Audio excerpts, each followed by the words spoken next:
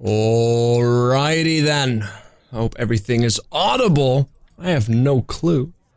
But good evening, good morning, good afternoon, depending on your time zone. Good to see your face again. Welcome to the Northern Winds, episode 16. If I'm not mistaken. If you are a returning viewer, welcome back. If you are new, well, you're in for a treat. But first and foremost, I think we should normally do announcements, but I don't actually have anything, now that I think about it. So we'll just directly go through the beautiful faces that you should be able to see on the screen right now. Hi guys, what's up? Hey, hello there. What up? What up? What's up, guys? There you go, beautiful. Alright. So, I guess, yeah, what are you guys feeling? Are you guys feeling just straight going into the ham party, or you guys feeling introductions first? I'm sorry, I'm stuck on ham party. What's a ham party? I think it's like a lemon party? Is that like a Dutch thing? Like, what's a ham party? It's like This sounds like a lot of fun. yeah. There's a lot of ham involved. I love ham. Actually, I don't even really like ham. I like the saying though. Yeah. But anyway, I could go on a tangent about ham right now and how I've been. I won't do it. I mean, Do you put that's maple? Do you exactly- put syrup on it? That's what Wolf wants. That's what a ham party is. You know, everybody meets up, says hi, and then you just start speaking about ham for So up to 4 hours. We I wake up leaning regret- against this large rock wall, cooking up some fine breakfast ham. Thank you for Bye. watching the Northern Winds episode 60. We'll catch you next week. No, regardless, let's restart. How are you guys doing? Welcome. Very Anyway, well. like let's do some quick introductions. Who you are, you know, what you do. Starting over at Mr. Stormwind. What's up, everybody? I'm Strongwalker, otherwise known as Ironchefbobbyflail. You could call me either or, but actually today you should probably call me Strongwalker because that's my name in the game. Can't wait for this. I've been working been reading and studying up on this as much as I can. Like my character, whole new backstory is like, just wait until it unfolds. Hopefully, I survive long enough for it to happen. But yeah, so this is gonna be a lot of fun today. I can't wait. I'm just ready to go. Like, I just want to make sure. Preface: I will be making sure that there will be somebody on watch at all times if anybody presses. So, Gosh darn dang it. Speaking of keeping watch, Mort, what's up? What's up, guys? I'm Swargula. I am the player of Mort. I'm excited to be useful. And I promise to watch all the things. If you vote me most attractive party member, I will watch all the things always. I got nothing. I don't know. No. Well, you know, speaking about attractive party members, Chitin, what is up? Yeah, I was going to say, isn't Mort like an old man? Elf. Or does he Elf. just sound like an old man? He's an elf. he's like a Is he an elf? He's like Middle a, aged. Yeah, I'm an elf. It's he just look- middle he aged. actually looked like fairly young. I would say like a young. Yeah. Elves always I don't- look young. I entirely based on the voice. I thought you were an old human man. Yeah, I've been That's trying what to. I went with. Because you're like, oh, it's lovely to see you. Like, you know, I just thought Like, like, the old man, like, ooh, this is great to do. yeah, like I So don't- much I for the mean- quick and concise introductions, right? Right, guys? Yeah, I'm Brad. Right? No one, don't worry about me. Let's move on to /whack.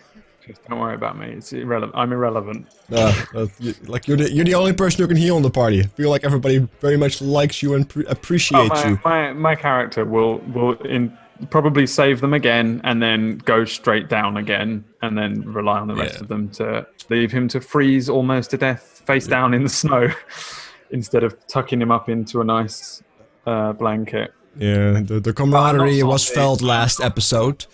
Yeah, no salt here. Exactly. And Mr. Wacksteven Ozzy. Hey guys, what's up? I'm Wacksteven. I'm still kind of sick, so I'm hoping that I don't deflem during the show. I'm hoping that the phlegm will hold out until after the show. That's the goal.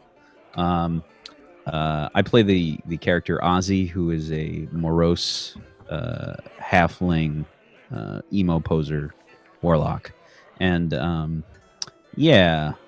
If I hope that he doesn't like do anything super stupid, but you never know. We'll find out. It's always Mort's fault anyway. Yeah, I think we all universally just agree with that. Yeah. More like Anyway. the League of Legends jungler. You can always like play Jarvan, yeah. I'm helping as he misses everything and literally contributes nothing to the Yeti fight. SS Mort. Why didn't you SS, bro?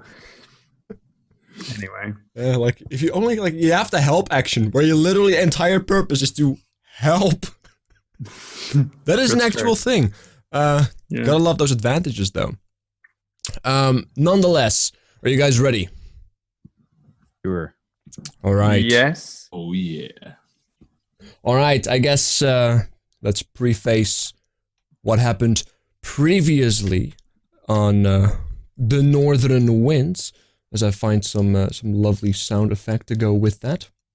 So as you guys know, our adventurers have had dubious experiences as long as I've been within the city of Amarok, the settlement here, the only known human settlement at this very moment. They decided, with a lack of actual simple jobs within the city itself, to take an opportunity to continue what the city originally was designed to do, and that is to go beyond what is known, to chart the land and experience what this world, this continent, this area has to offer.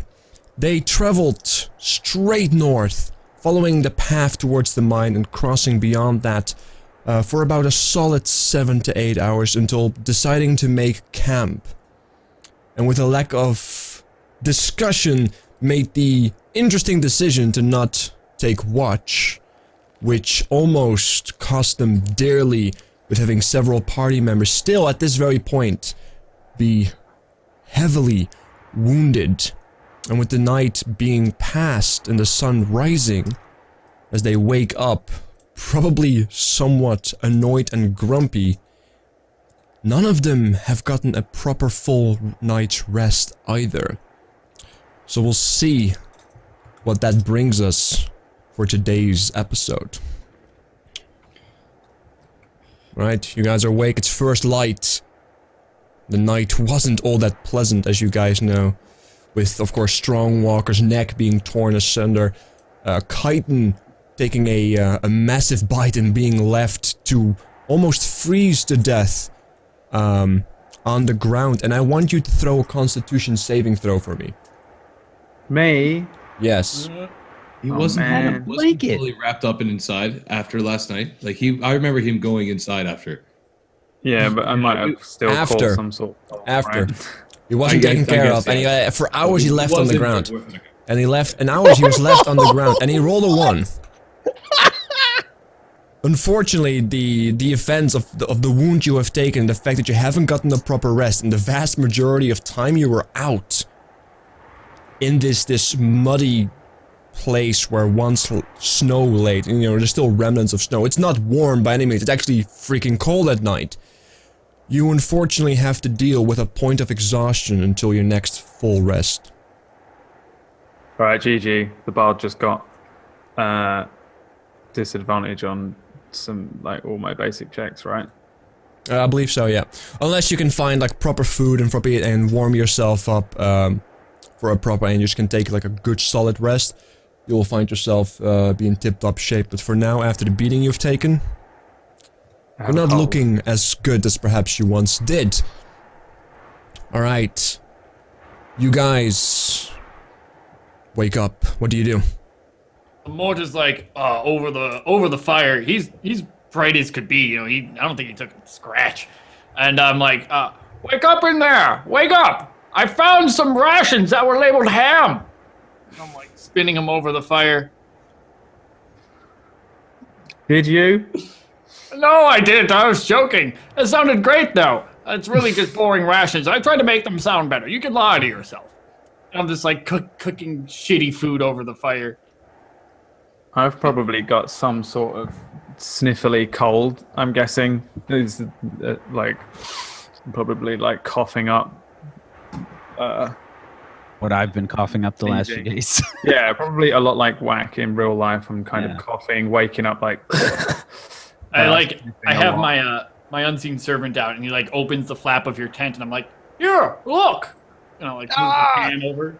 Mort, go away! Okay, I mean, I am, again, I'm probably just going to try and move my shoulder, feel the pain set in, kind of cough a little bit, and just begrudgingly head towards whatever this unseen servant is doing. Is he offering me food? He's just like holding open the flap of your tent. Oh, He shows okay. you the food from the fire, like in the pan. And I'm just like, In really? that case, I'd probably be like, who the fuck is this? That's Charles. That's it. He's he only can stick around for a short amount of time. But I like to use it. Go away! I'm closing the flap now. Like, Charles, come here. And Charles just like closes the flap. And I just kind of, are you all right, Chitin? You kind of look you look like garbage. I don't feel too good, to be fair there, Mort. I've seen better days, but I'll pack up my things. I think I can walk and travel since we have to track these things. Right. 7. Are you sure you can keep going? I mean, this is like your first actual injury, right? I have been hurt before. Don't worry, I'll be fine. I'll kind of put on a brave face. As they're sort of like talking back and forth, I kind of get myself up, and I'm like I wake up from the smell of the breakfast, basically. Like that's the first thing, the smell of the cooked food, and I'm hearing this conversation go back and forth, and I get up and I go over to Kite, and I kind of just like I guess Mort, are you kind of like standing like in the front of the tent, or are you just talking? No, I'm like out in the camp, like out around the fire. Okay. Oh yeah, you had like your familiar or something, like hold the flap open or something, Yeah. didn't you? Yeah. Okay. But yeah, so I go over and I just like lift up the corner of the flap and I look in at Chitin. Chitin, how are you feeling? I heard your cough. Doesn't sound good. I think I might have some sort of cold, but I think I'm all right. My shoulder's working. I can move. I just need to wake up and, walk it off. Mm-hmm. Are you sure you don't want some rest to get through this? I myself am not fully up to par. We could sit down and have some food and rest for a short while and regain our composure. Hopefully your fever or your cough will subside slightly. And with that, I kind of come close and like kind of place like the back of my hand on like his forehead or like his chest. So I'm just trying to check like his temperature, just because like I assume if he's coughing and feeling like this way, I'm sure he's like really like I guess warm. I suppose. I guess. Yeah, you can try. I'm trying to. Yeah, so you can do a medicine check. I suppose that falls within the limits of a medicine check. So go ahead. Okay. All right. Let me know what you get. Do these sheets let me check anything so that I can turn exhaustion on, or is that just a thing that we have to work Yeah, it's out? just a thing. As far as I'm aware, yeah, just to take it into consideration. But if there is something, let me know. Do it yourself. My sheet itself won't pop up. Period. That is strange. Yeah, I'll just reload it really quick. Yeah, this never happened before. Just give me a quick second. All right. I'm gonna roll medicine. Oh, there we go. Skills, medicine. All right. Yeah, like as you try to take his temperature and like kind of like look him up and down, he's looking rough. He doesn't look like he's dying, but he's just looking rough. Just looking rough. Okay. Well, if he's just looking rough, you definitely feel like you have a bit of something, but it's definitely nothing terrible. If you feel like you need some rest, just let us know and we can stop. So I do think that we all need to probably rest, but I also think if we spend too much time here, we're going to be in trouble because we made a lot of ruckus last night. I agree. There were wolves as well. If it's close, then they know we're here, so we should maybe move regardless. A slow morning might be the best way to go about it. Let Ozzy sleep in. He tends to like that sort of thing. Or guy is fringe or whatever he does in the mornings.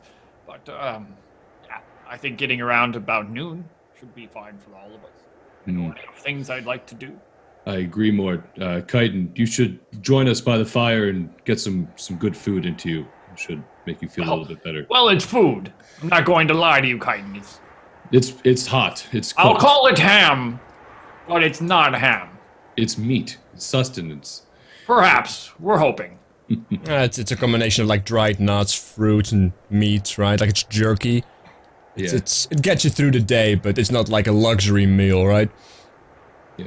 All right. Yeah, well, I'll eat one of my rations by the fire and just kind of try and wake up, because you always feel worse in that first hour when you wake up when you're ill, right? Yeah. All right. That passes, you a little bit better. So. Well, it's about first light, right? So it's about 7 a.m. You guys want to wait until noon? Yeah, I guess so. All right. We'll wait until noon. All right, everybody write off your rations. All those who decide to eat a ration, which is much needed, or else you will, start to suffer other nasty things like hunger and dehydration, especially after the night you guys had. Well, Ozzy's sleeping in, so all right. Oh, yeah, you continue. You just continue sleeping. All right. Let me see something real quick. All right. Right, yeah, like it becomes noon, Ozzy. Like you have gotten like another solid 4 or 5 hours of sleep, and with all the hours of sleep beforehand, before all the ruckus, I think you pretty much are in good shape. And as a warlock, you always are in a good shape, even with a simple short rest, I believe, in terms of spell usage. So you're fine. Like you're full health. You're still a little bit sore. Don't get me wrong. You're still a little Do I bit get like my hit dice back? yeah. You get. I will give you all the benefits of a full rest. Okay. Let's see, Strongwalker and Chitin. You guys can use your hit die to heal if you desire to do so. I remember I had used both of my hit die at the end of last episode. I'm at 25 to 27, so I don't know if there's a possibility. Like, I don't think I should be able to get another hit die. So, but I'm like pretty much fully healed. So, like you can, if you have hit dice left, you can always decide to use them if you want to. You don't get anything back. I had used 2 during my between. Yeah, they have none left, right? And then the first full rest you will get 1 back because you get half your level back with each full rest. And Chitin. Make another Constitution saving. Okay. I was going to say I used 1 of my hit dice, so I'll probably use the other one, but I'll do a con save. All right, make a con save for me first. Oh, that's a lot better. Yeah, due to the fact that you have just tried to stay warm and like eat up a little bit, like I'll remove the exhaustion, and like there was no events happening. There were wolves roaming around, but you guys seem to have gotten extremely lucky, and they seem to have found different interests, or the fact that there was a fire made them essentially not get to you guys. So you guys seem to be in relatively good shape, as far as you can be after the night you've had. So it's noon. You can see. Do I get my spells back? No, you do not. You do not have your full rest. Okay. Alright, so yeah, the cold sets in, the wind sets in, the sun, even at its highest point, or one of its highest points right now, it's still extremely chilly, like, especially with the strong wind, that almost seems funneled within these high hills, that seem to grow bigger and bigger the further you go into land. You know, taking the size of small mountains at this point. It's just not it's tough weather to be in, it's not comfortable. But with your strong furs, you guys should be able to resist. But how do you guys continue at noon? Well, I'll just finish packing. Like, I'll just be finishing up putting my iron pot that I used from making tea, I guess, for everybody while we were resting, putting that in my pack, and I'm going to turn to the group. Have you finished packing up? We should head out from here. Yeah, I will have packed up all of the bits, so long as Ozzy's awake. Yeah, Ozzy's like... with the tent. Ozzy would definitely be like slow to wake, like he'd be like, you know, he probably has bedhead, so it's probably something like this. You know, and he's just sort of like stumbling along and getting the gear together. And he's like, I'm okay. Ozzy, do you need a hand packing?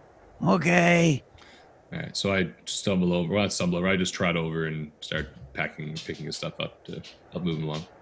Everybody's packed like maybe a half hour later.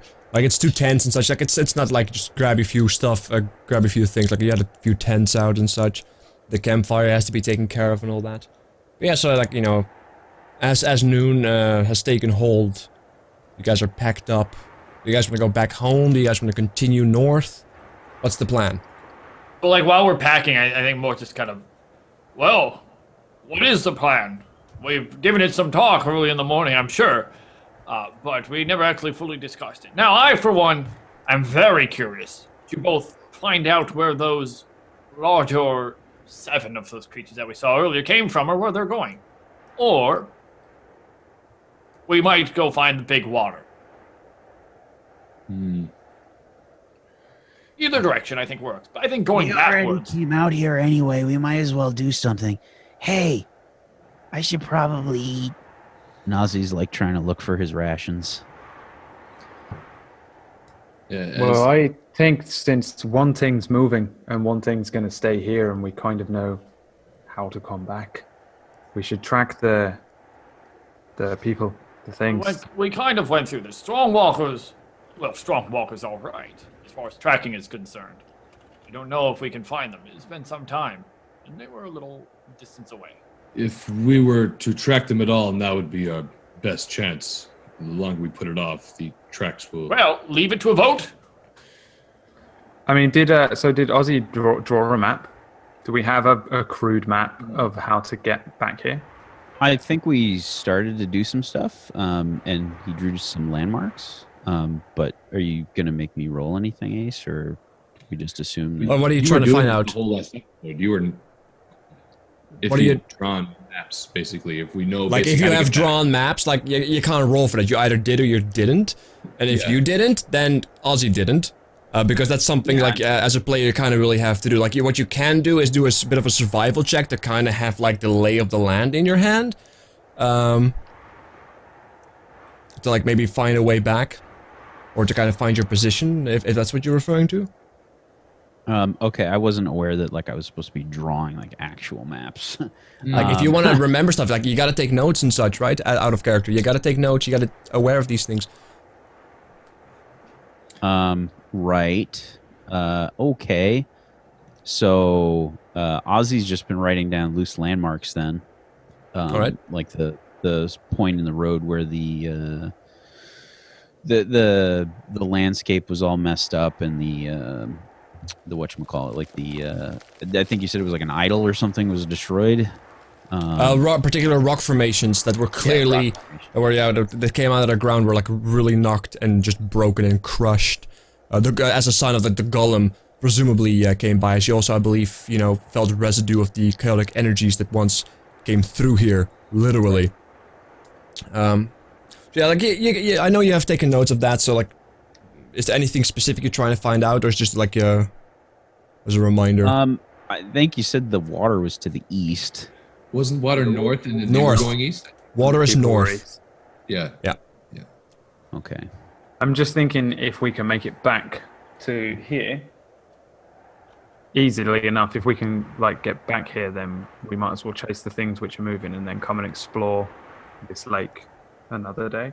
I mean, it's a lake, I guess I say. It's not going nowhere. We can go find these people, not find the people, or come back. But no matter what, we can go back and tell people there's a lake. I don't mean to be that guy, but I believe they're considered oceans.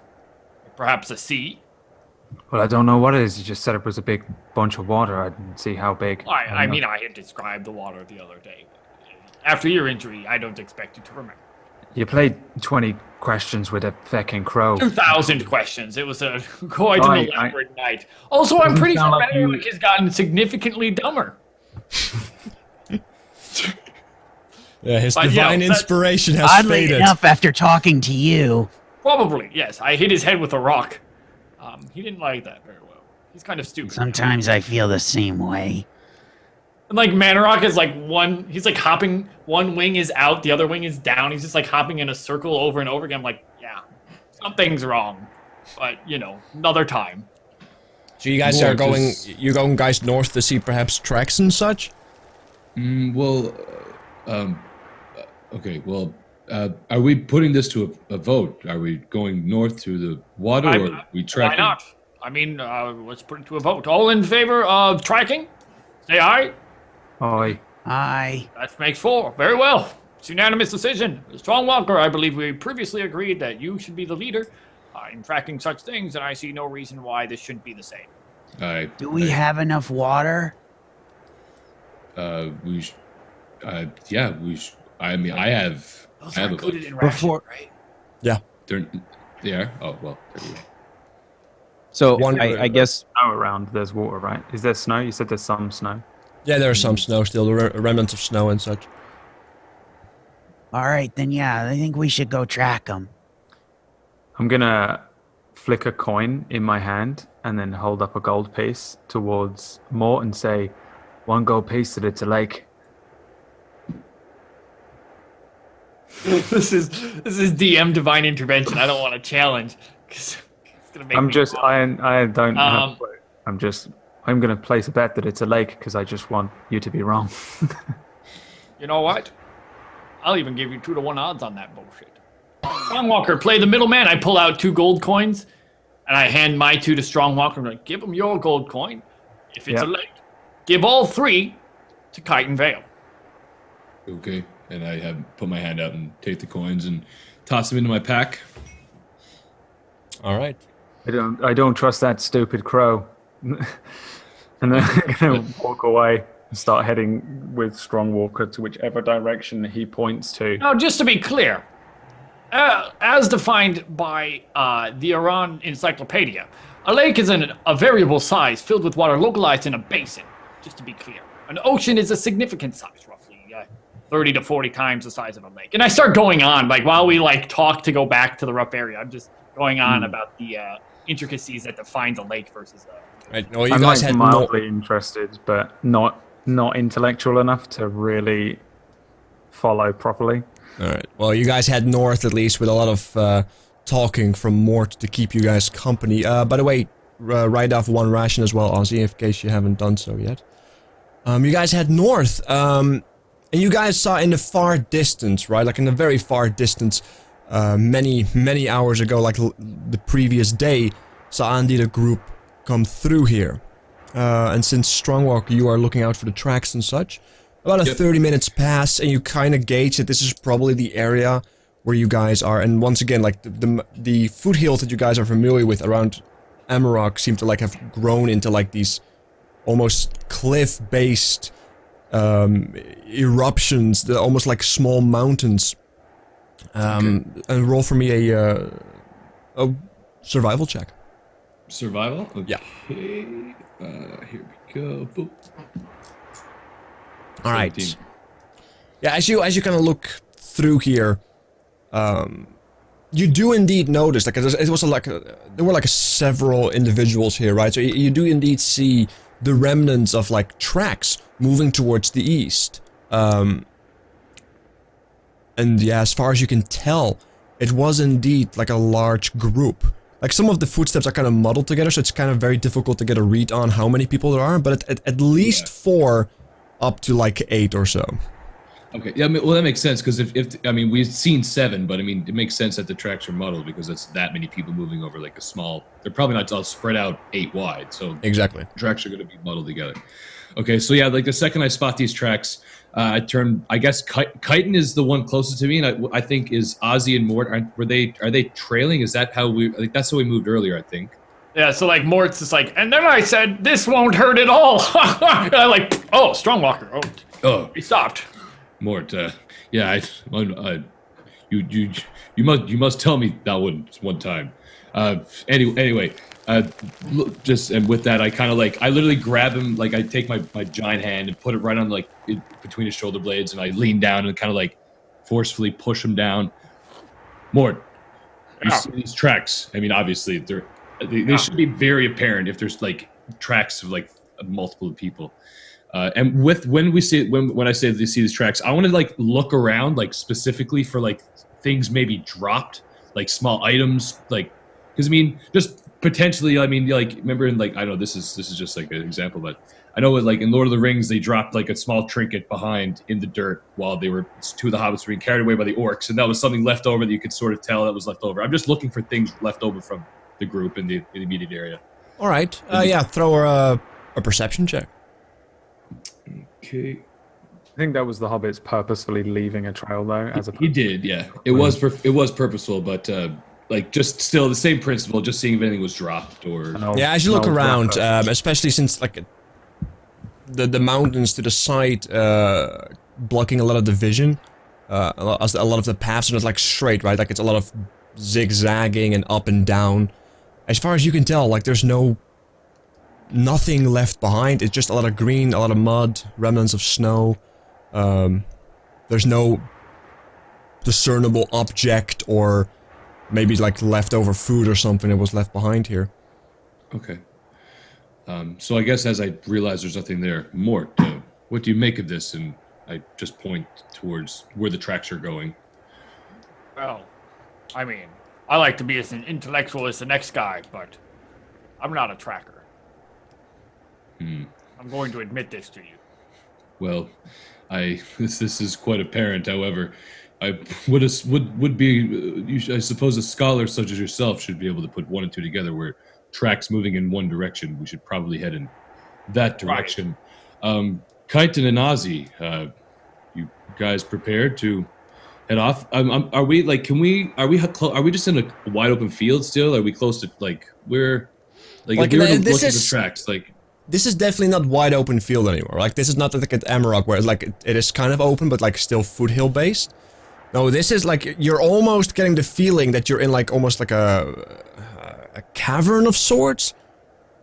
With like very large mountain formation almost on the sides, and you're like kind of walking through there. Like this definitely feels like it's like a path through the mountains.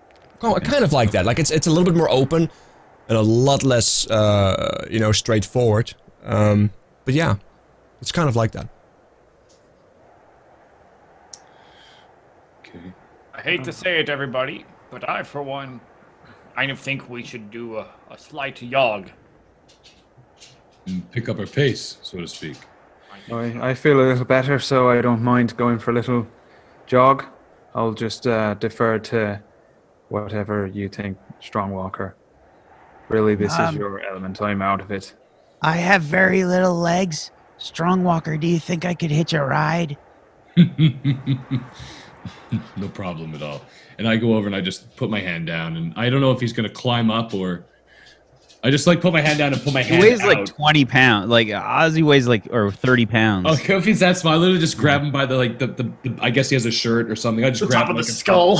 I could, but I could grab by like the as much material as I can grab behind his neck, and just kind of like pick him up and just kind of like plop him on my shoulder. And there should be enough space between my shoulder and the pack right behind me where he should just like have no sweat, just staying there, not having to move at all. So all right. Secure. All right.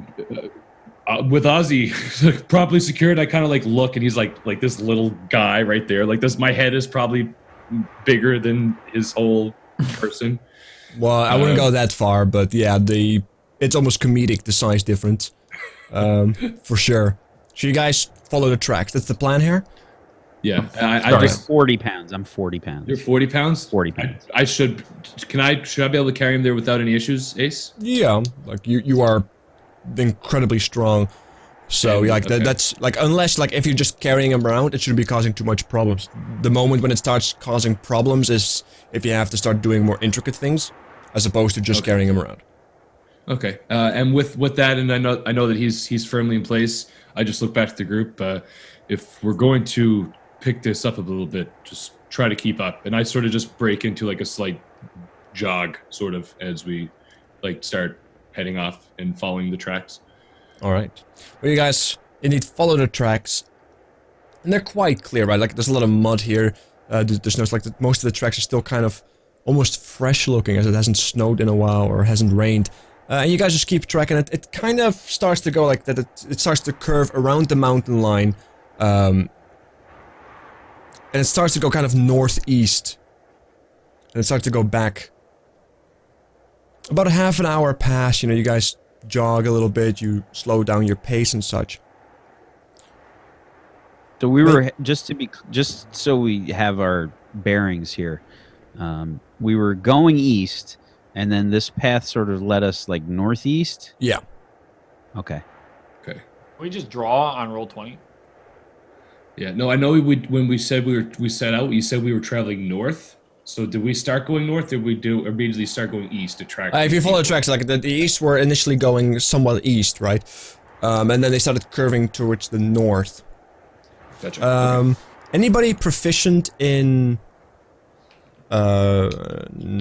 survival? Yep. Or investigation? Or investigation? I'm just survival. I know what you guys have. I think I'm investigation. No, I'm not. Right, if you are proficient in any of those, give me a roll. 18. All right. Like, as you start to kind of curve around the mountains, and there's multiple paths going up and such, you starting to get the idea that this, whatever this was not like just a group of creatures that came through here, they had a particular purpose, because if they just wanted to go through here to the east, they would have gone up the mountains already, because there were multiple paths. They seem to almost very reminiscent of like maybe scouting or a patrol, as opposed to just travelers. So you're saying, okay, so like basically I'm discerning all this from the tracks that are left over. So I'm like, the way I'm like, so are you telling me that their tracks are just going in one specific way, or because you're telling me there's different paths, are they going up, trying different paths and then doubling back? Or no, they're avoiding. It looks like they're not taking those paths specifically. One specific. So yes. Like they know, they have a destination, they know where they're going, right? Exactly. That's what they're doing.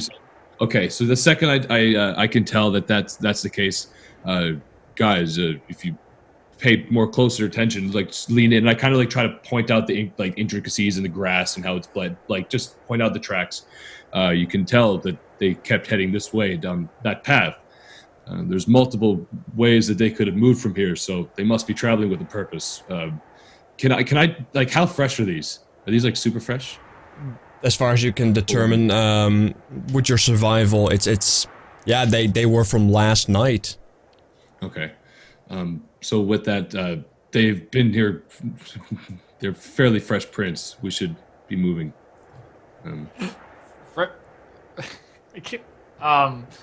Mort, I feel great. But yes, where are they going? Are they going off the path? I mean, this run has something brisk. This is nice. The air here is wonderful. It's nothing like Iran.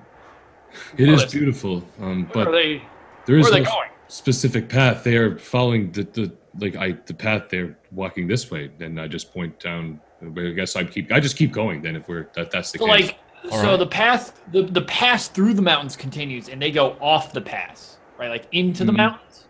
They're not going into the mountains. No, they don't go to the mountains. There's like multiple ways they could go. They could go up a couple of ways. They just kept going a different way. So I wanna road less taken this. I wanna like look at both and be like, well, is this one like dark and gloomy and super evil, and this one wonderful looking? I just kind of like want to investigate. Does this pass that they neglected look super shady? Yeah, go give me an investigation check. I am not proficient, but I will roll it anyway. Yeah. As you look at the paths, like they look like normal paths. They're a little bit narrow as far as you can see, because they're mountain paths. They're not like carved out, specific made to crosshair paths, right? They're just nature's take on whatever happened in the past. They don't look particularly sketchy or dangerous. No, they just lead up to the top, to the higher mountain places.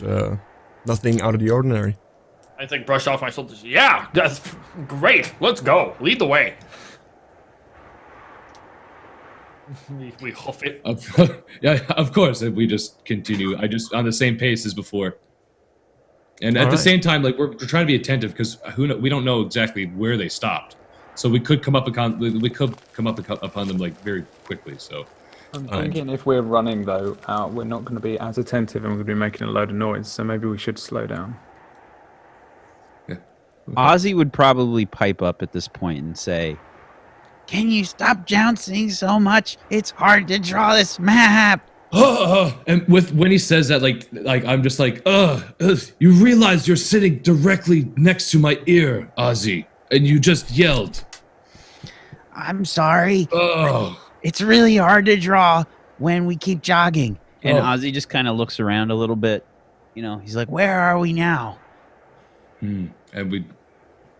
You guys have just followed the tracks, and you know, like, especially with Chitin saying like slow down, and you agree with it that you want to be a little bit more attentive.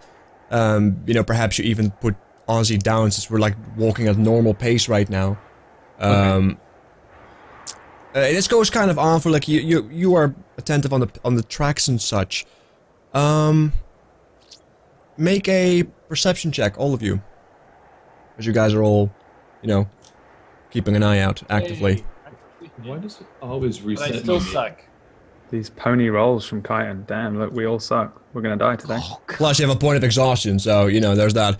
I thought I got rid of my exhaustion. You're right. Didn't Sorry. you get rid of it? Yeah, you're right. Oh, I man. apologize. No, like this is just the after effect, the trauma of your exhaustion You're still recovering. Don't worry I'm about not it. fully healed, but I'm not exhausted. I still have to change Davrik's name apparently. But I did. Wait, did Bobby? I think it's actually your name on roll 20. That's still Davrik. So you may want to switch that up. Yeah, I do it in your settings. There's a little tab. Yeah, go to the sprocket, my settings. Oh, the sprocket. And then Anyway, we'll get to that in just a second. As you guys look, Strongwalker, like, you are looking around and you are noticing that you just can't get a good, clear view of anything because there's just too many rock formations in the way. And even with your, like, 7'11" height, you don't see anything disconcerting or anything out of the ordinary. Okay. The only thing that you do notice is that there's more trees happening here. You haven't actually seen like forestry in a while. Like it's all shrubbery and rock formations that have overgrown with like the grass and the rich soil. But you start to see trees. Some of them chopped down, some of them broken. But you are seeing trees. Chopped down? You said some Yeah. trees are chopped down. Chopped. Okay. Big trees chopped down, or like bits off of the trees, like branches. Oh, like timber chopped. As in That just changes everything. I've been building up my own little thing, and I guess do I notice it as well, or just him? He notices that some trees have been chopped down. you're just like you can't really see anything a whole lot. I would say that especially when Strongwalker, it makes everybody attentive of it. You do indeed suddenly have the realization that there are indeed trees that are just cut. Just curiously, on these trees, like once we see them, I guess we all kind of start focusing on them. Are they like freshly cut? Are they just old stumps? Like I kind of like what I wanted to discern that to some extent. Yeah, as you walk up to them, like there's some of them like on the mountains that actually grow out of the rock almost. Okay. Make a nature check. Okay.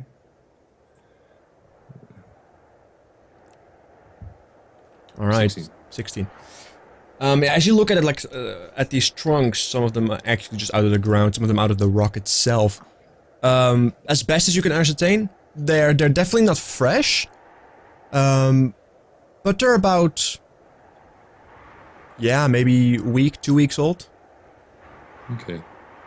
I assume are the guys like over next to me, like in looking at these things or at these stumps? Yeah, I think Mort is extremely curious, and he's pulled out like his mortician's tool set even to like take out the like magnifying glass and investigate the cuts on the tree. Yeah, so I guess as he's like in looking at it, Mort, these cuts are fairly fresh within the past few weeks. These are definitely not trees that have been fallen from the city. So, well, the real question here that could mean intelligence or not, is the cleanness of the cut. You see, Strongwalker. Now tell me, are these cuts clean, or has this tree just been ripped in half? So with that, I guess I'm gonna get down on my knees and kind of look at this stump along with him, and I want to look at this. Or is it easy to discern, or do we need to roll? Well, you can definitely tell that they are chopped. There's multiple ones that some of them have been chopped. They're all, and they said they're all have been chopped. Okay. They seem to be cut fairly cleanly. So some form of intelligence at least. Intelligent enough to make some sort of tool. Or steal one. The two of you are being quite quiet as of late. Has the running and the sitting on the shouldering taken its toll? How's your shoulder? My shoulder's okay, I suppose, but I was just leaving it to you. It seems you're going down the same sort of train of thought. I thought maybe the 7 people might be tracking something, which is why they're going kind of off course a little bit. But if there's trees chopped down, maybe they've got their own sort of stronghold, dwelling, residency. They could be making a camp of some kind like we did. How big is a tree, Ace? Yeah, There's like on the trees round, are all in these- various sizes. It's very difficult to figure out how big a tree was when it's How chopped big down. is this one? Like at the base? Like is it... a specific tree. Give me an investigation check. Okay. So I pull out even like a measuring tape, and like start measuring it just to see. And But the thing is, if they were making a camp, then why did they make it 2 weeks ago? They just going in circles, but you said they were going in a specific route, so it's like more likely that they're. This is a permanent settlement, especially the way the tracks have led specifically to this one. But you guys neglect that the two are even connected at all. The tree and the group scouting that we're tracking might be completely disconnected. It's True. possible They might that actually it's be not. opposites or enemies. Possibly, but it's. I hate So, to like- say it, but Mort makes a good point. Oh, What do so you think? how around or so is the tree? How What I'm around? looking How for, around? Ace, is What's like, the circumference of the tree? what I'm looking for, Ace, is if they cut it, they would, if it's too big of a tree to carry, like by a person, they would need like a cart or a horse. Thus deeming more. Like then I could infer that there's a stable. Then they have like horse abilities. Then they husbandry. That infers a whole lot more about a civilization if they can transport the tree than just carrying it with them. even though you're like trying to like figure it out, it's difficult to figure out how big the tree is, especially since some of these trees came out of the rock, which is already like a strange phenomenon, like in normal nature, that an entire tree comes out of a rock formation, and like you are like kind of stumped by the entire thing. Yeah. And I go, "Huh. Weird things, these trees. They quite grow in random areas. I'm stumped. Get it? It's a Welcome. great joke, right?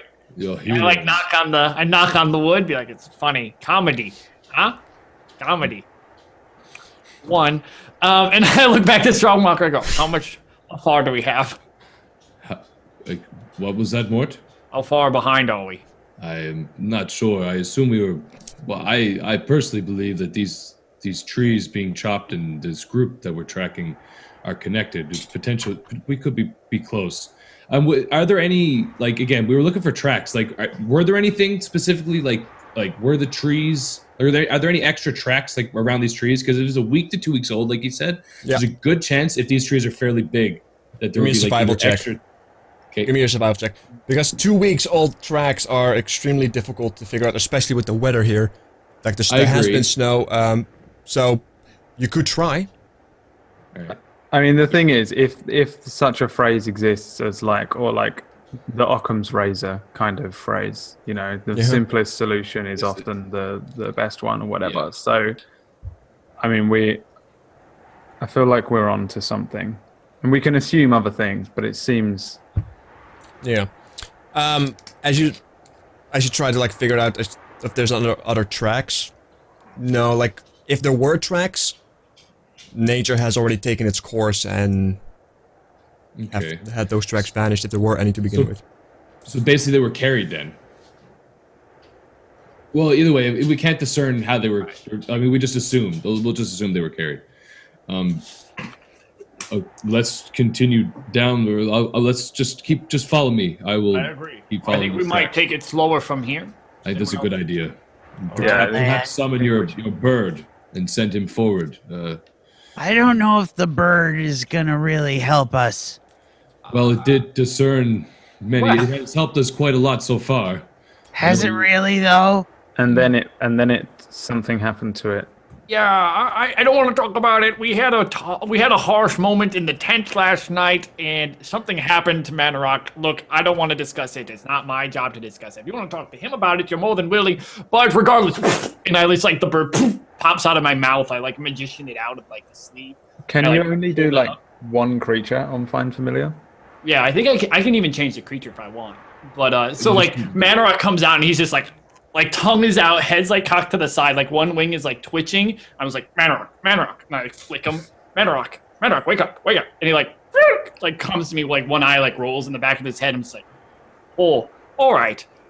Can you fly? Right, okay.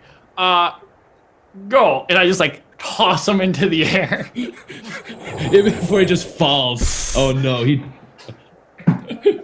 Hey, like how high did you throw him? I mean, I just kind of like give him like a little. It's gonna take full damage. Yeah, it's like it's just like, and it kind of rolls off because like it's not like flat ground, like it kind of rolls over itself and then just kind of like stays unconscious, followed by a. My own flavor text made my raven an idiot. All right. So I just like poke him. I'm just like, yep. Your bird does not seem as useful as it did before. What nature, like, how are you connect? How do you summon this bird? Is this a creature of magic, or is it connected to some sort of spirit? I've asked you once before, but it's a magical creature that gets connected to spellcasters. I see. Certain spellcasters that learn that kind of specialty of magic. Manarok is, well, he's something. I like poke him with the finger and he just disappears again. I'm like, I'm gonna try it again. maybe try treating with him a little bit more respect. He might get some better. I mean, we're best friends. We just had a bit of a tiff. I feel that relationship may be quite one-sided if you took a step back. I mean, look, we were trying to play 2,000 questions. I was trying to get more information about the forest. He got mad. I may or may not have hit him with a rock. Now he's stupid. But regardless, I poop him out again of my mouth, and he like pops up on my hand. Like, Manarok. Oh. Okay. This time, you're going to just fly around, and if you see something, anything that moves, call.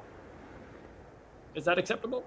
So what happens if we accidentally run into these people, or we see a settlement? Do we kind of approach, or do we go back, or?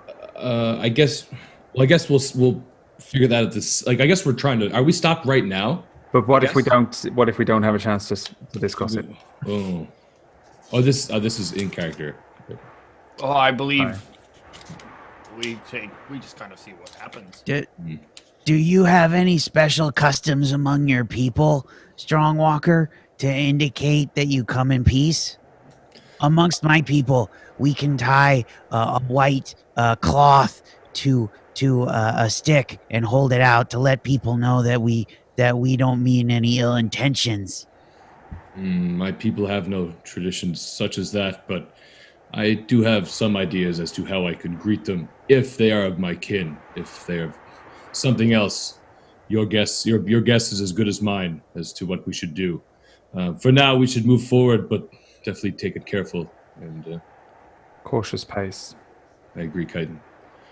Let's be careful. I guess with that, we're still sneaking up. Around how much time has passed? Like while all this we've been going through, because we left about like noon. It's June, yeah. Is it still around noon? Like you guys left about like noon 30-ish, give or take. So it's like somewhere between 1-2 p.m. Okay. All right. So yeah, I guess we're just still trotting along. All right, you guys walk on. You keep following the tracks. Make a perception check. All of you. Just okay. Yeah. Because you guys are all attentive, looking around your surroundings, right? Yeah. My God, Titan, pull it together, mate. Jesus. Those rules. All right. But you guys move past these. Like it takes a good chunk of time to get past these rock formations and following these tracks. And they seem to go north, and they seem to like scroll a kind of back towards the west. And yeah, you guys look forward, and you guys even walk up perhaps on one of these higher rock formations to get like a bit of a stronger perspective. And in the very far distance, you guys are starting to see like very low-hanging clouds, a mist, like a very misty-like area with what appears to be a greenish lake. A dark greenish lake. At least waters. Greenish lake. And this is which direction? North. You guys would be... That's still north, but northwest more. Northeast. Is this something we all see? Yeah. Okay. Ozzy, have you ever seen a green lake before? I don't know. Have I? Roll Should I a... roll for that? Yeah, just... Give me a general just investigation check. Okay. Sorry, an intelligence check. Intelligence check? Okay. Mhm. Crit that shit. The Green Lakes. First crit. Like yeah, like Well, the you first have. green lake I saw had a lot to do with the algae cover that was spread across it. It was very interesting because, well, algae is in itself very interesting. You see, it's sort of it helps feed things, and also it can help break down different things. And Ozzy starts to like trail off like He onto just keeps yeah. rambling. Ozzy, that's wonderful. I might ask you more on the algae later. Any other Green Lakes that you've come across? What do I know about this one? Like this is like a dark greenish lake from like it's a very far distance, right? That you guys are looking at. As far as dark green goes, no, but yeah, like you have seen green lakes before, green within water, which has to do usually with with the algae and such. And that's pretty So is much this, like, all you would know. unnatural green. Like it's No, like, it's just should be, dark like, is it, green. like- It's just Okay. darkish green. Like, Okay. if you guys want to inspect, you guys have to move closer to the water, because you guys are at this point, you guys are like 30 minutes, maybe even like, if you guys Okay, started looking It's from hard to tell from this distance, Strongwalker.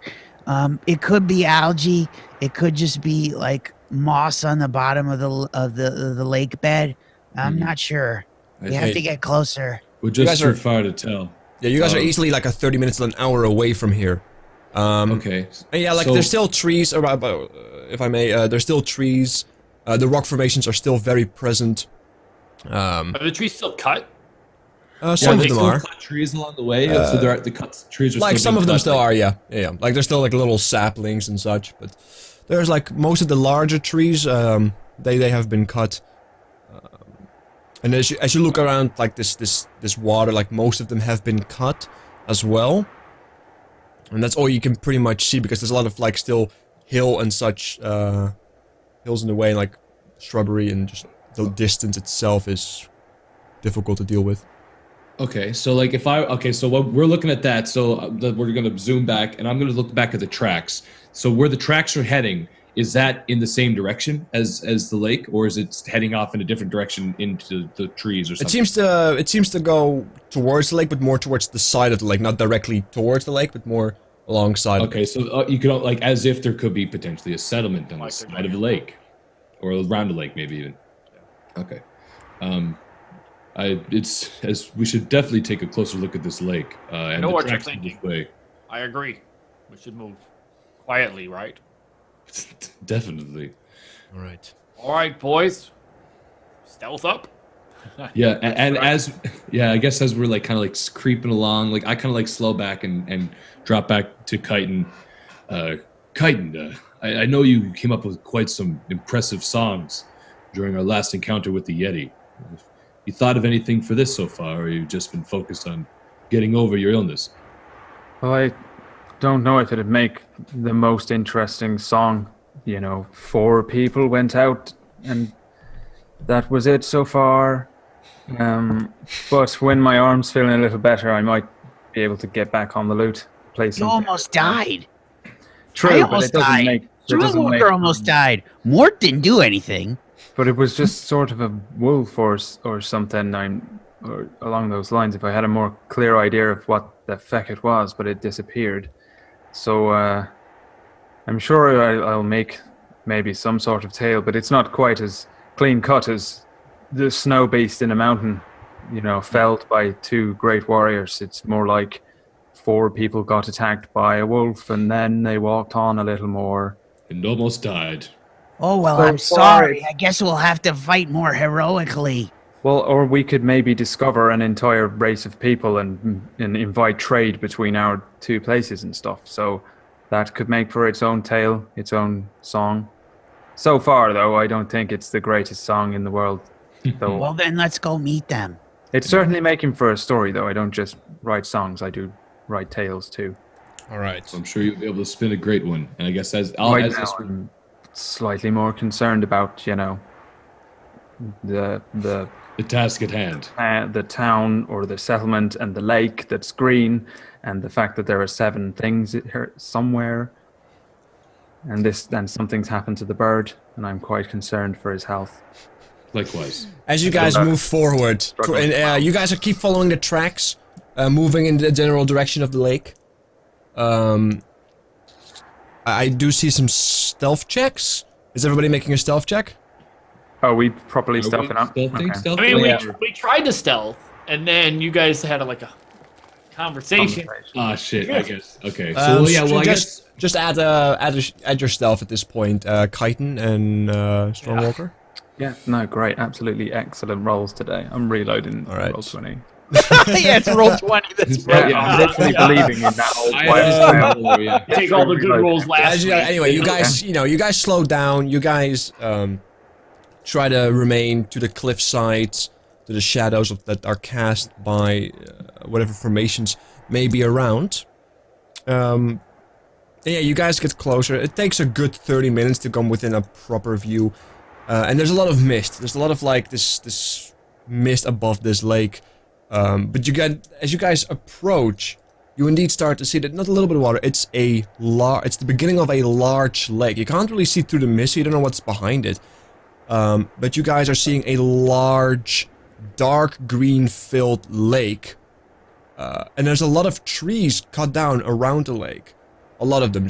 There's no proper trees left standing. Everything is pretty much leveled. And I want you guys to all make a perception check.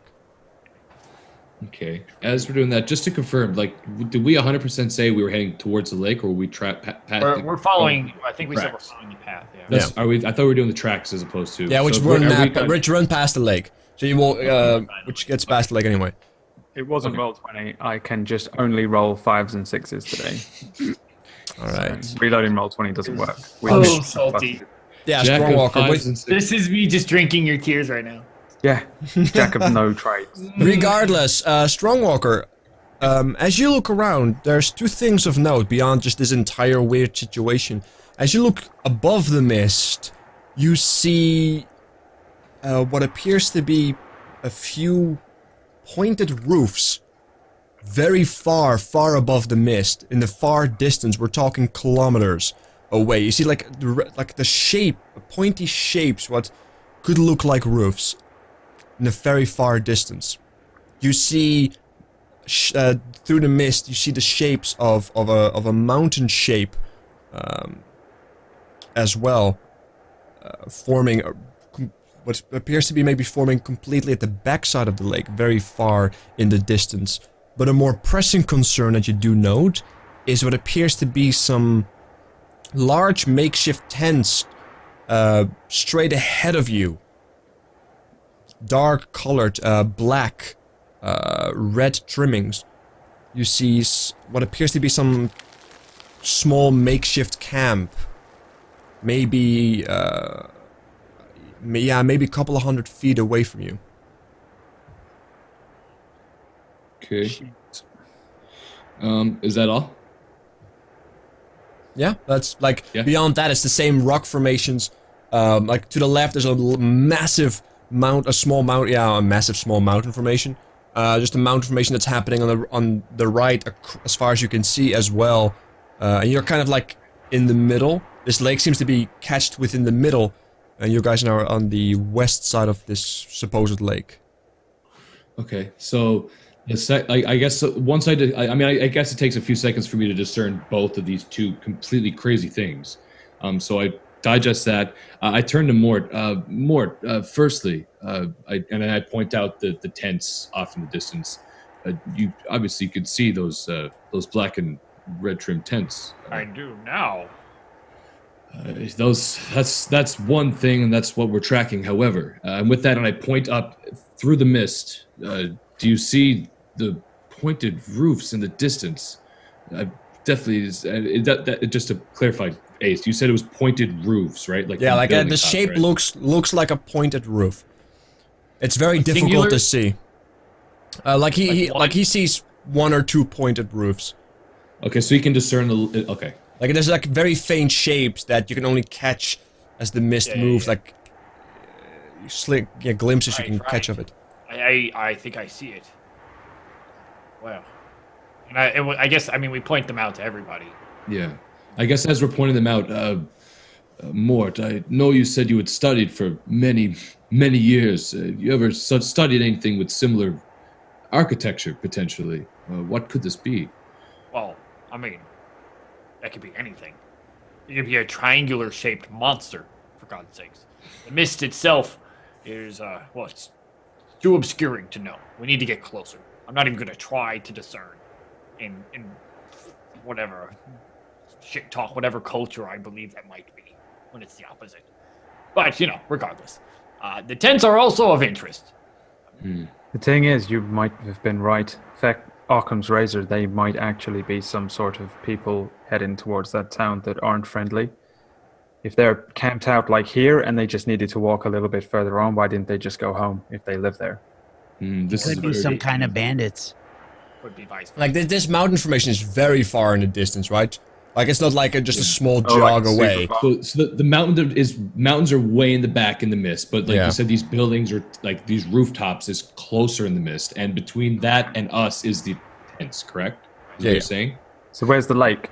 The lake is to to the the right, you this- said? Yeah, it's to the. You are now west of the lake, and this lake, as far as you can see, itself is like its width is already a couple of kilometers wide. Okay, well we can see the other side of it, but it's a massive Yeah, lake. you can see the other side, but it's not like you can, throw to the other side. Like it's huge. Okay. it seems to be. If this is any indication, it seems to be a very large lake. I propose that we approach the camp, the tents, and we try to observe them from a distance and get the sight on them before they get on us. Also, Kyton, this lake doesn't count. No, it's okay. But at least you know what a lake is. And Of course I know what the lake is. It resides in a basin. Technically, every body of water lies in a basin. Oh, you know of the great moving titans below the ground that forms basins. What? That's what I thought.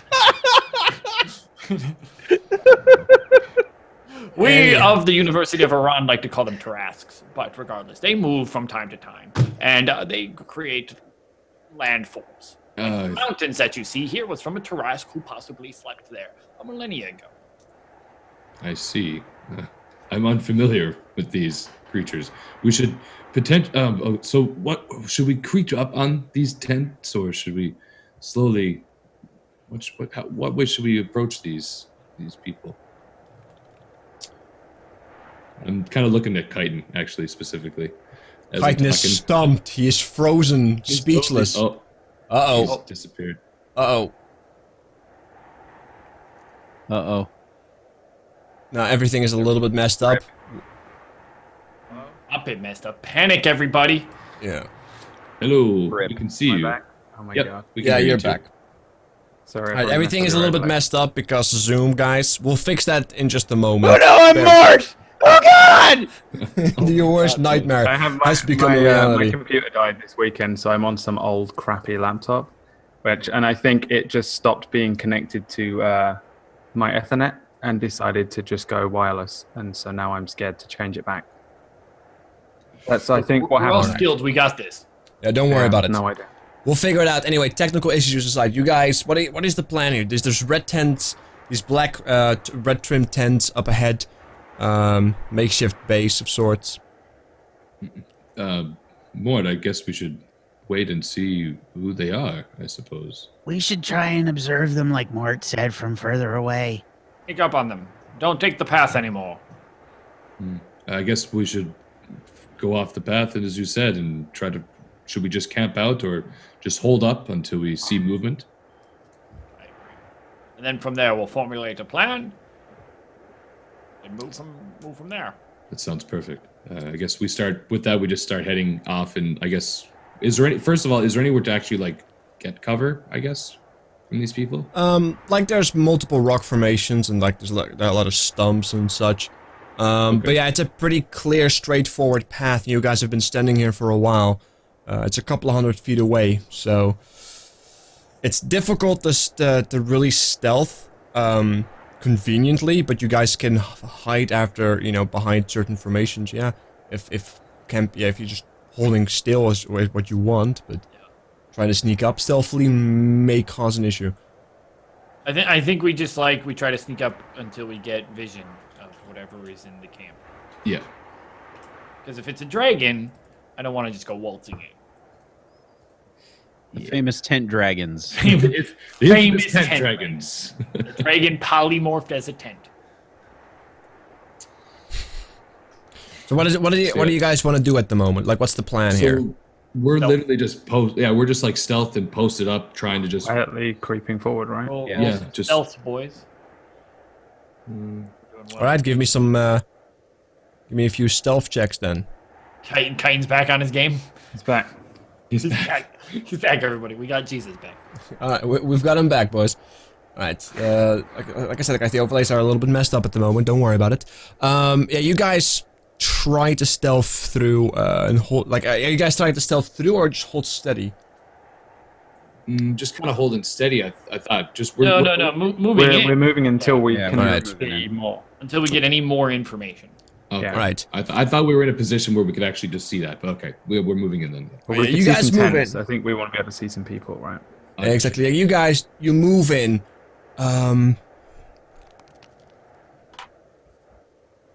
You guys move in seemingly unnoticed. You get closer and closer, and give me a perception check. All of you. Oh, Titan. Back down. All right, yeah, Strongwalk. As you are taking the lead, you do see immediately a couple of things of note as you are looking specifically towards the camp itself. You do see two massive iron steel cages that seem to be housing two large animals that certainly don't seem to be happy. And there is indeed definite movement. There are, as far as you can tell, there's like 3 humanoid creatures sitting around what appears to be a fire. They are, they're wearing armor, blue, Okay. but yeah, in the same color that they are. The tents are like they're black. They're just a red trim. And Okay. give me a religion check. All of us or just me? Just you, because you're the only one who sees it. Damn it. Oh, no idea. Wow. Oh, that roll. All right, yeah, like there's symbols on them, and you know they look impressive, but you don't know what they mean or anything either. But yeah, like you do see a few humanoid creatures in the far distance. I see. Okay, so from this distance, first of all, can I see at all like what type of race these humanoids are? Like, are they larger? Are they like potentially Goliaths? Because like you could at least discern like. But they're not. You'd be able to tell, yeah, like you'd be able Like to tell humans as you from look at them, they are definitely not creatures that you are familiar with. Most likely, they're definitely not Goliath. Okay. They seem to have. Let me check my notes real quick. Yeah, they seem to have like a faint red skin. A faint red skin. Yeah. At least the humanoid creatures that you can see, they seem to have like a dull reddish skin. dull reddish skin. Do Maybe even tieflings slight. exist in Maybe. this world? They do, right? Yeah, I Right? think so. I Tieflings? Yeah. Yeah. It's not a tiefling then. Like you don't know. Like he's the only one who can see it right now because he's the only one who's able to say it, and like he is. Yeah, give me an intel. What kind of check would that be? The discerning race. Yeah, give me a nature check, I guess. nature. Yeah, I'll allow it. All right. As you look at them and kind of observe them, without being caught, you know, as you look at them, like, and they kind of turn around as they're eating. They seem to be eating like they're maybe having an extended brunch or lunch, whatever it may is. You can now see that you're dealing with hobgoblins. Maybe Hobgoblins. maybe a race that you have fought before that tried to get on your mountain back in Iran, or perhaps you've heard stories of the martial prowess of these creatures, but their distinct reddish skin seems to be clearly giving away that they're hobgoblins. Okay, so I guess the second that I can discern that they're actually hobgoblins, and I guess I'm the only one who sees this, I turn to the group. They're hobgoblins. I've never actually seen them in person. I've heard them described to me, but have any of you seen or dealt with them before? Can I do a check? Because if I know what they are, could I pinch off of that? Could I check to see if I actually know more actual information about the race? Like instead of actually looking it up in the book, I don't want to look it up. I just want to see if I know anything based off of. You can try. Yeah, give me. Do we all just make intelligence checks? As he tries to like, you know, as he just everybody that, yeah, give me just a general intelligence check. I'd say. All right. Yeah, apparently everybody knows about hobgoblins. They're quite the well-known race. They are very much an arms race. They like they're tyrants. They like to fight. They are very tactical, very smart. You know, they like to ambush, lay traps. You know, to... Yeah, what else could you possibly discern about it? They're dangerous, and they hurt. However, Mort, as well as Chitin, the moment you guys are aware that these are hobgoblins, there's this sense of, like, nervousness that kicks in that is a little bit beyond normal. Because all of you know that elves, or even creatures that look elves, they are a big no to hobgoblins. They will attack on sight, and they will not rest until they have died or the elves have died. They are even so aggressive towards this kind that even if it's a tactical error, even if it's almost like a suicide mission, they will still attack without, you know, with extreme prejudice. All right. Feck this. We need to go around and hope that village isn't hobgoblin, but we should just... What happens if they see us? We should fucking eat us. we should, yeah. We could definitely make our way around and still double back on the other side of the lake to find this town. We should be able to get around Do you these guys. think that town's going to be a hobgoblin town? Well, potentially with Do we know enough about? armor. Was that Ozzy? Sorry. Do we know enough about hobgoblins to know if they make towns? They don't make towns. They make bases, strongholds. You know, fucking keeps of fortified keeps. They're also known to, like, you know, take over existing buildings and just fortify them with their own creations, like crude steel plates and whatnot. Yeah, and they kind of 50-50. yeah, and they like to very simply, very much also, like, you know, trap the place up, block things, put fences everywhere. They're very, very dangerous folk. Did you spot a leader, Strongwalker? One hobgoblin that stood out? What? I honestly, Ace, when you described, you just said 3 people in armor with red and black, and I don't think you said there was any, like, specific... No, like, they all kind of look the same. The only thing you have seen were the tents, the 3 humanoid hobgoblins around the fire, as well as the 2, you know, vicious-looking creatures in the cage, which you now also know are works, dire works even. They look quite large and quite hungry. Mort, I did not see any leaders. However, we did track more than 3 on the way here. There could be more in the tents. A leader could potentially be. Plus, hobgoblins like to make traps. And the things in the cage. Also, on top of that, now might be a good time to let you all know my spells aren't ready for something like this. If we were to go in and try to deceive the hobgoblins, yes, I could do something like that, but also it would fail and I would die. All in favor of going around the other side of the lake? All right, it's settled. Unanimous vote. Good old democracy. Alright, give me another stealth check then as you guys walk back. Make me another stealth check.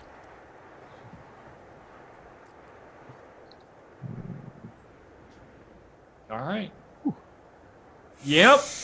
Oh my god. He really Well done. doesn't want to have to Yeah. deal with hobgoblins. With, No, like, exactly. half You guys health, are no able- spells. You guys are able to like walk around the lake, seemingly undisturbed. Like in the mist may very well be helping as well as you guys, slowly and cautiously make your way to the other side of the lake, the east side of the lake. And as you guys walk past it, you do indeed see that the water is dark green. And yeah, as you walk to the other side, it seems to be seemingly uncamped, if you will. Okay, Ozzy's gonna look closer at the lake, just to see if he can figure out what the green tinge to the lake is coming from. Is it covered in algae? You want to go up to the water and check it out? Yeah, well, just whatever distance I feel like I could discern what's going on from the lake. You're a lot closer now. Like as you look to the water, give me just a general nature check. As you look at it, like it looks, it just looks like very dark green water. As far as you can discern, like it's probably a good guess that it's some kind of algae or something that just have colored weirdly. It's a new area as well. Strong Walker, remember how I was telling you before about the algae? Well, yeah, it's sort of, I think that this lake here is a good example of some of the algae that I was talking about. It just rests on top. And Ozzy just started drones on and on. And I'm just nodding my head as like I'm interested, and he is interested. I'm actually interested, so not just an act. All right. But we're just I don't actually know things about algae, so I'm not Yeah, gonna try. yeah, you go on like you tell me. the very basics of algae. But yeah, like you just look at it, you don't, poke a stick in it or something. All right. Well, you guys just move on at this point forward, kind of stay low to we the want to ground. do the same thing around the other side of the lake. Yeah, to, all right. to the buildings. Yes. Likely the fortress of hobgoblins. All right. Well, as you guys close, like and maybe as you guys close in, like as you guys are trying to walk through it, you now, it took almost maybe like a solid 30 minutes, perhaps even longer, just to get to the other side of the lake. Right? You guys were at the beginning, and it took almost like an hour or even to get to the other side of the lake. You kind of start to get the feeling of the vastness of this lake that is here. And as you guys walk for another 30 or somewhat minutes, slow down because you guys are trying to be stealthy, right? Try not to be detected with anything that could possibly be here or even be seen through the mist. It's a very real possibility. I want you guys to all make a perception check. Oh my god. Ooh. Oh, I have to re-roll that because. Yep, you're a halfling. Halfling. Reroll. Do I re-roll or do you just take the right one? I'll just reroll, mate. 17, There we beautiful. Alright, Ozzy and Mort, especially Mort, what do your elven eyes see? Well, they see quite a bit. In fact, as you are looking through the mist, you can now, you catch a glimpse, the both of you, through the mist, of what is ahead of you. You can see, in this moment of quite literal clarity, you can see this massive mountain formation that kind of arcs around the end of the lake, almost like a large U-shape, a rock formation that must be 1,000, 2,000 feet high. Becoming a small mountain. It seems to start at this side, almost like at the half of the lake, and just becomes like this cliff-based formation that becomes higher and higher. And on this cliff-based formation, you see remnants of buildings. Some of them just split into two, broken off, and just vanished. And this architecture, especially for you, Mort, strikes home. It has very solid, smooth stone at its foundation. It has where the building itself is primarily made out of wood, and the roofs are pointed and laid with these dark gray, almost blue-like shingles, where the actual overall architecture seems to be wooded, curved woods and very fine patterns in windows. You can see that this is Elven architecture. As you look at it, you don't even have to, like, you just recognize this is straight up Elven architecture. So it's been, the settlement of Elven architecture has been split in half by like a spine of. Now some buildings seem to have this is something only Mort can see. Some buildings seem to have, broken down, destroyed, burned even. However, there's a few distinct buildings, especially the bigger one that you can see that lies kind of on the top around the center, seems to have just split in half. The other half nowhere to be seen. Which is incredibly weird. But the more interesting thing that both you and Ozzy can see is that the vast majority of buildings, as well as the potential path that you guys can see, that only you guys can see, that goes up, that goes through these cliff-based formations that are leveled on top of each other, seem to have been fortified. There are fences, crude metal plating on the buildings, walls have been created out of just barricaded wood. There have been these crude ballistas have been placed on the outer overlooking loft almost, where the cliff kind of arcs over the lake, almost like a watch post. There seems to have been some kind of metal construction of a large siege weapon. As dark smoke still smolders from some of the places that seem to have experienced severe fires. Well, that doesn't look good. No, it does not. And Mort gets super solemn and turns around towards the group. Huddle up. It's time we have a conversation. And in the dirt or in the grass or whatever, Mort takes he takes his staff and he starts drawing out the layout of the city as best as he saw it. Mm-hmm. And everything running through it, and he goes, "Friends, the city was Elven. I don't expect you to be as invested in this as I am, but I very much so want to see what those hobgoblins have done to a city of my people. You may not know this, coming from Iran, but I come from a very poor family of elves. And our elven people in Iran itself were destitute, were poor, indentured slaves, nothing more. I would very much so like to see this." I think we should investigate. However, I do not know if we alone can defeat or sway the hobgoblins in any. There is no combat here, Strongwalker. Absolutely not. I feel we should There is investigate. stealth and subterfuge. That sounds I good. mean, for the three of you, get any closer than you wish. I will not put your lives in danger. However, I have every intent on going inside.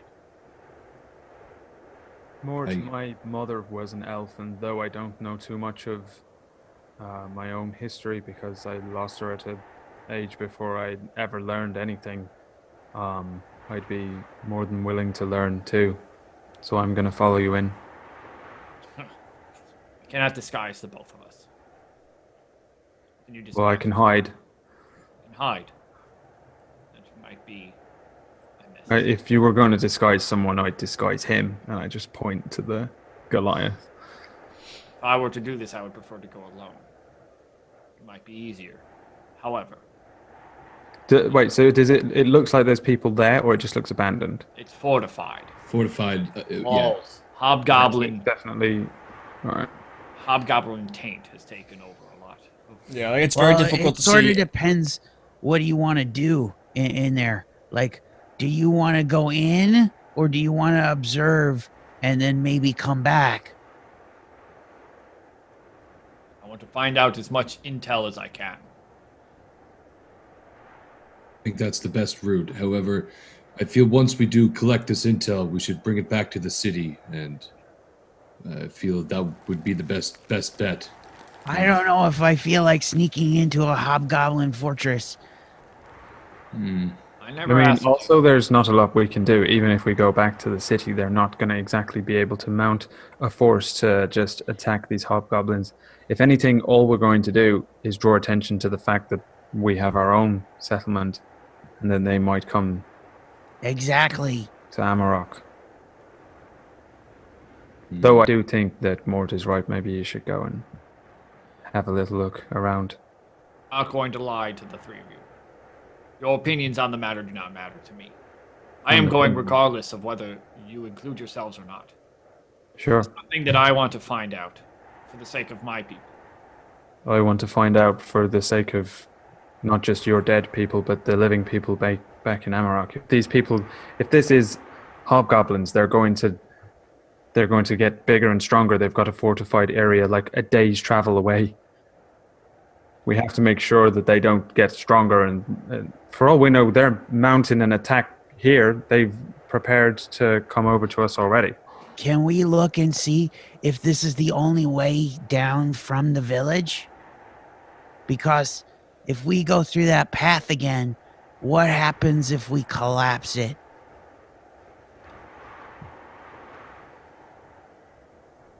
What if there's more elves in there still? There could be. It depends. Ace, don't want to- how ruinous did Elven work? A ruinous? It doesn't look too ruinous. It definitely looks like it has taken a beating, but it's not like the place has gotten laid waste to it. Right. So especially it was a recent development when it changed from Elven to Hobgoblin. yeah, like you can see like all the construction that has been made is extremely crude. All like the steel plates and such that have been found like in any indicator, and as you guys look around and such, you can still see like movement high up in the mountain through the mist. Yeah, it must have happened recently, at least. Like, because the smoke is still smoldering. This is not like something that happened like years ago. I propose a plan. We spend the night here. Hidden away. Don't be seen. On the morrow, I will have my spells selected to better deal with the hobgoblins in that tent camp. From there, we deal with the hobgoblins. We ambush them, set a trap. They'll come to us. They hate us. Well, they hate me, at the very least. Then, we disguise. At least I'll disguise. And use those hobgoblins. Sorry. So Ozzy says, like, as you say disguise, like Ozzy reaches into his pockets and he like pulls out like his hands become like makeup Swiss Army knives. You know what I mean? like it's just like like eyeliner, like lipstick, you know, like all different kinds of stuff, like you know, like needle and thread and shit, like because Ozzy is actually very good at disguising, and he's got a proficiency with his disguise kit, so he just whips this out and he says, I think maybe I can help. I don't mean to snub you, boy. I have a spell for that. I don't need a makeup kit. Does it disguise your smell? And I pull out a vial of perfume and hand it to you. Insulting, but yes. I just mean that hobgoblins might be able to smell that you're an elf. I don't know. I've never been That elf. I smell good might have been a nice tailing at the end of that sentence, yes. I just mean Compliment. smell like a person or a thing. Regardless, I think this is the plan that I'm putting forth. Now, to do this would cost some of your time, effort, and you will be put into battle. I do not expect you to do this, of course. I think doing a vote on the matter of ambushing that tent camp on the morrow is the best thing. You all know my vote is for ambush. The rest of you. I think if we lose the ambush in any way and one of them leaves, they're going straight to the city or whatever, Right. and you lose any I agree. hope of I'll sneaking. concede that point to you. Should we lose the ambush, we run. But then they'll know. This is the thing. If you just sneak in and sneak out, they'll never know that we were here, regardless of what you find out. Sneaking in could be easier done with that tent camp. If we also fight those hobgoblins from the camp, we can maybe take their clothes and it might be easier to get inside. Take their identities as well. Yeah. Take one. I don't know how you're going to explain that he's a fucking hobgoblin. I'm going to point at the giant 7'8" Doesn't have to Goliath. come. As he points I'm- at me, I point. The same goes for Ozzy. I'm the only person who needs to go inside that camp. Frankly put, the three of you would endanger me. I didn't say I was going in. He's not going in. Very well. On the initial matter, ambushing the tent camp. Should we fail, we run Okay. away.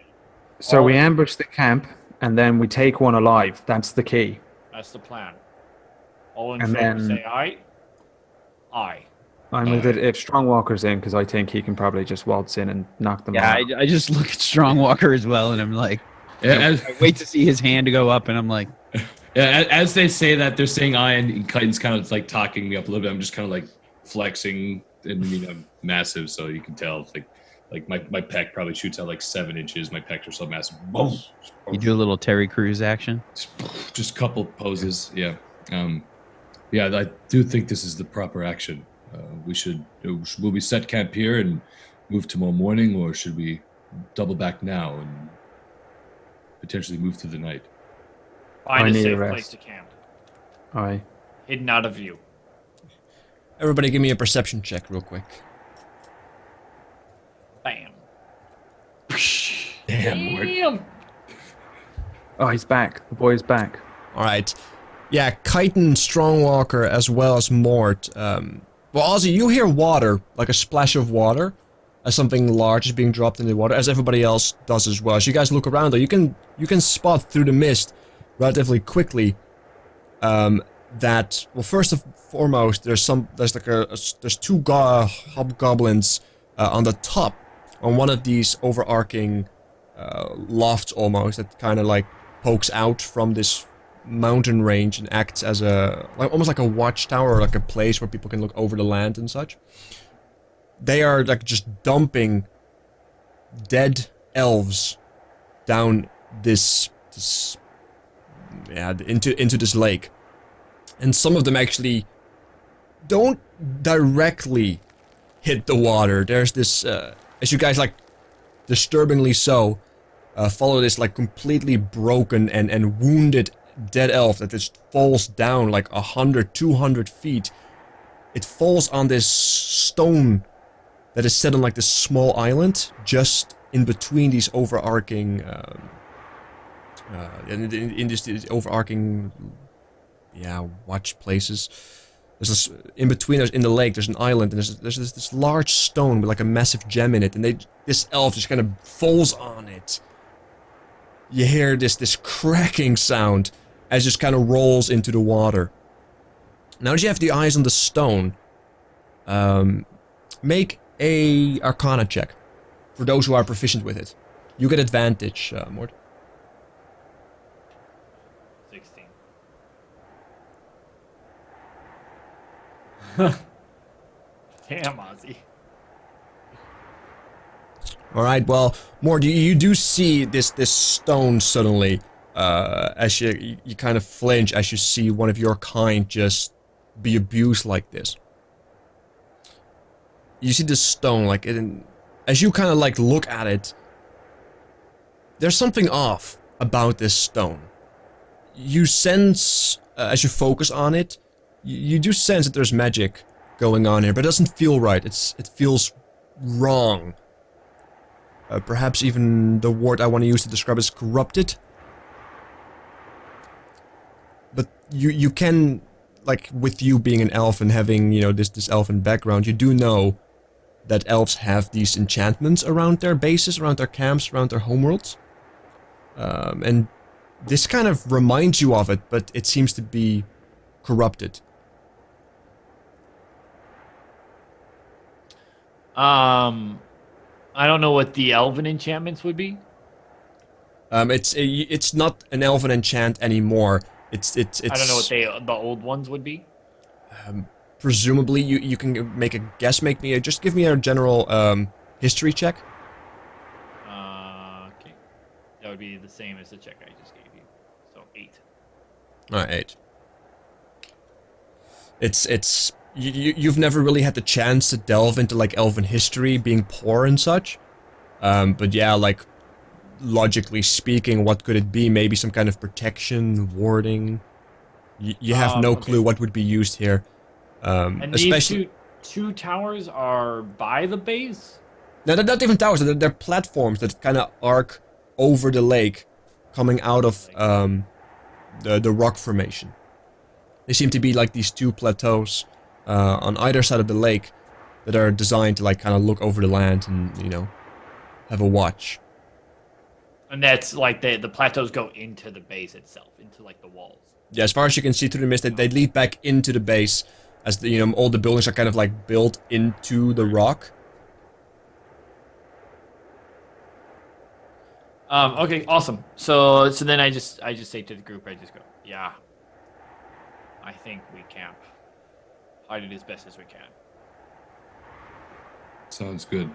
Okay. We potentially without out of line of sight if there's any patrol around the lake.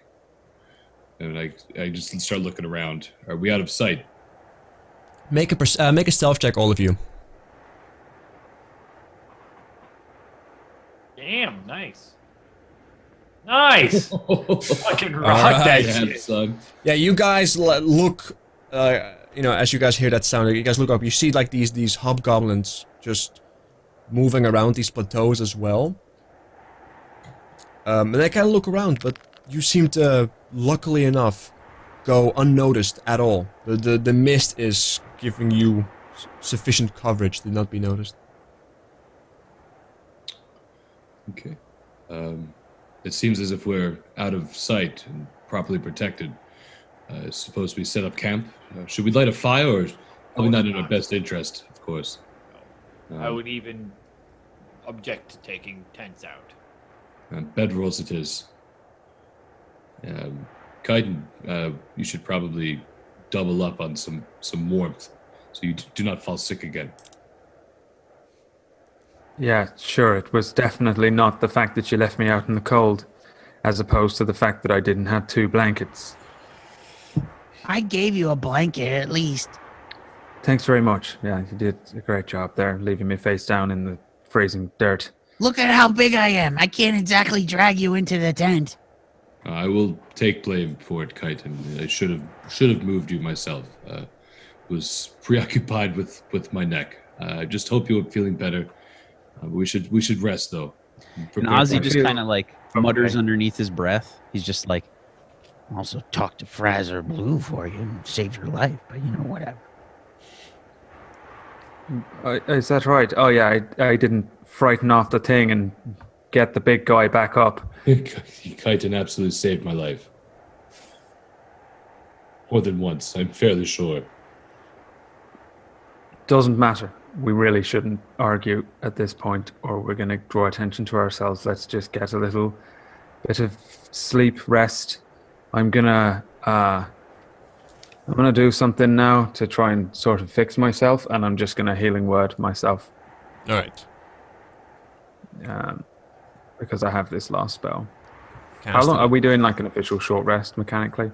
We're doing short or long rest? What do you guys want to do? Like, you guys are now still next to the water, maybe like, not even like a quarter of the distance of the actual size of the lake, right? It's very difficult to gauge how big the lake actually is as long as this mist is still going. That is giving you coverage as well as it's also hiding most of it.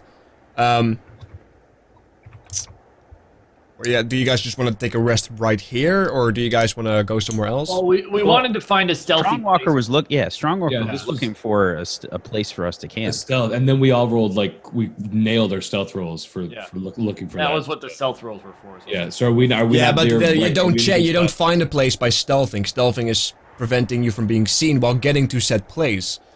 And Okay. Well, we'll keep the stealth checks. The stealth checks are sufficient. Don't worry about that. But give me a survival check. Okay. Or a Just perception me check. or whatever you want. everybody or. I mean, either way, I'm gonna healing word myself. Ace. Yeah, give me a healing word it real doesn't- quickly. I just in case we get attacked in the night, I want to be at full HP regardless. Right, and of give me whether a I get- perception. Bobby, give me a perception check real quickly. Okay. I'm proficient in both, so only an 8. Beautiful. 9 HP, beautiful. You're feeling a lot better, by the way, Kite. Like, that healing word was, did the trick. Strongwalker, as you look around, like, there's a lot of rock formations. There's nothing that speaks to you that that really, you know, is the perfect place to camp. Alright, so you nothing better than where we're at right now, maybe, I guess? No, like, there's nothing in the direct vicinity, especially not... what you would know is that they can actually just watch over it, and if this mist fades, you're in the open. Yeah. Like... okay. Well, once I sort of figure all that out, it doesn't seem as if there's really anywhere else for us to go and be protected. We should stay here for the night. Maybe leave early in the morning. Make a way around. Hopefully the mist is still hold. Someone will have to... I got the most sleep, so why don't I wait, and I'll keep an eye on the mist, and if the mist starts to fade, then I'll have to wake you guys up. Sounds like a good idea. You'd also be the least likely to get spotted, too, just due to how small you are, Ozzy. Oh, definitely. And so Ozzy says, "What's that over there?" And he points like over Strongwalker's shoulder. Yeah, I'm looking. And like sure. Ozzy like quickly whoosh, like whips out the disguise kit, and he just like tries to make himself like look like a rock. So I'm looking off, and then I turn back in a like 20-30 seconds. Does he look like a rock? It looks like a halfling trying to be a rock. Like painting my cheek, like. He's just got like grey powder. Yeah, just got grey all over his face. He looks like a grey halfling at the moment. Weirdness aside, this is the place where you want to get, you know, where you guys want to camp out? All right. Yeah, after I look around and notice that there's not really anywhere else to go, I take my pack down and put it up against a rock and grab my bedroll and just lay it down. You guys are still next to the water at this point, right? You guys haven't moved. You guys have just been talking here. Next to the water, but aren't we still covered? Aren't we still like right now good to... The mists were sort of around us, but like I don't know if we have a great idea of how, you know, what the coverage is looking like. But right now, the only reason why you guys haven't been spotted yet is because the mist is thick enough to like obscure and make it extremely difficult for you guys to be seen this far away from the place. Okay. But you guys haven't honestly, there's not really a good place for us to camp. Even if we do it here, I don't know how long this mist will last. That's true. Maybe we just camp here, and as long as you keep watch on the mist. Well, if the overhang is right there, they can just go to take a piss off the side there, and if they take a piss, I mean, you're a pretty big guy. They might hit you. Well, this overhead is like quite far away, right? Like it's quite far away. Maybe he's gifted. Like we're talking about an hour away, but they have the high ground, and if that mist right now is the in between, so. Yeah, he might look over in this direction or something. So I don't know. Maybe we should just try to attack those other hobgoblins now. I'm not ready for it. I feel we should rest beforehand. Wait, hang on. Ace, so there's a lake, there's loads of chopped trees around it. Yes. That's it. And on one side there's the cliff with the city. Yeah, like there's as far as you can see, there's as far as you guys best have been able to determine with all the looking around and such, there's a massive lake, vast kilometers long, that leads into the city almost, into the rock formation, to the place where you guys first saw it, right? It's like kilometers long, perhaps somewhere between 6 to 10 kilometers long. The wide of itself is about maybe 3 kilometers wide, like almost like an oval shape. And at the north end of the lake, there's a rock formation that kind of curves around the lake. A large mountain, like a small mountain that has been erected from this place, and where the buildings are built in the top of the mountain, with trees around it and such. Most of them, indeed, also being chopped down. So, is there a way we can? It's sort of hard for us to picture like how the overhangs are positioned to get a view on us. Does the path go straight from the overhang? Like if we just back up down the path, are we still just like straight on, like in view of the overhangs? Like, If you're staying in this area, then yeah, like you guys will be spotted, because okay, they can like look. I mean, I've been like trying to keep an eye on things for the map and stuff, like the whole way. Have there been any twists in the path so we could just get out of a line of sight or anything? There are paths in back that you can take back or even to the side. That's kind of lead away from line of sight. You can definitely do that. But there's nothing really perfect to really set up like a camp and just hang out for a bit. There's not like a canopy of trees anywhere. No, they all have been chopped. If you want to like properly set up camp and be safe, you're gonna have to either move properly behind a rock formation or backtrack. I think maybe we need to get out of this area if we want to camp then, because they can still see us really easy. Yeah. I agree. We should definitely double back, look for something with some more cover. Okay. Because it's not nighttime or anything. We still got time. Yeah, it's still early. The sun's still, yeah. So, yeah. So I guess we're heading. Is there anywhere like specifically that we can see that has like, somewhere to hide out? Yeah, or? because that's the thing. We're not like that dumb. We would know if there's an area of rocks. Well, Yeah. Brad. Well, Like there's plenty of like rock formations, but if you're looking for something specifically to completely hide all of you for like an extended amount of time, the only place you guys would know is backtracking it, because you guys haven't seen the other place yet. You can look for it, but at that point you have to go over mountains and through mountains and still be in sight of that place, which is something you can try. no.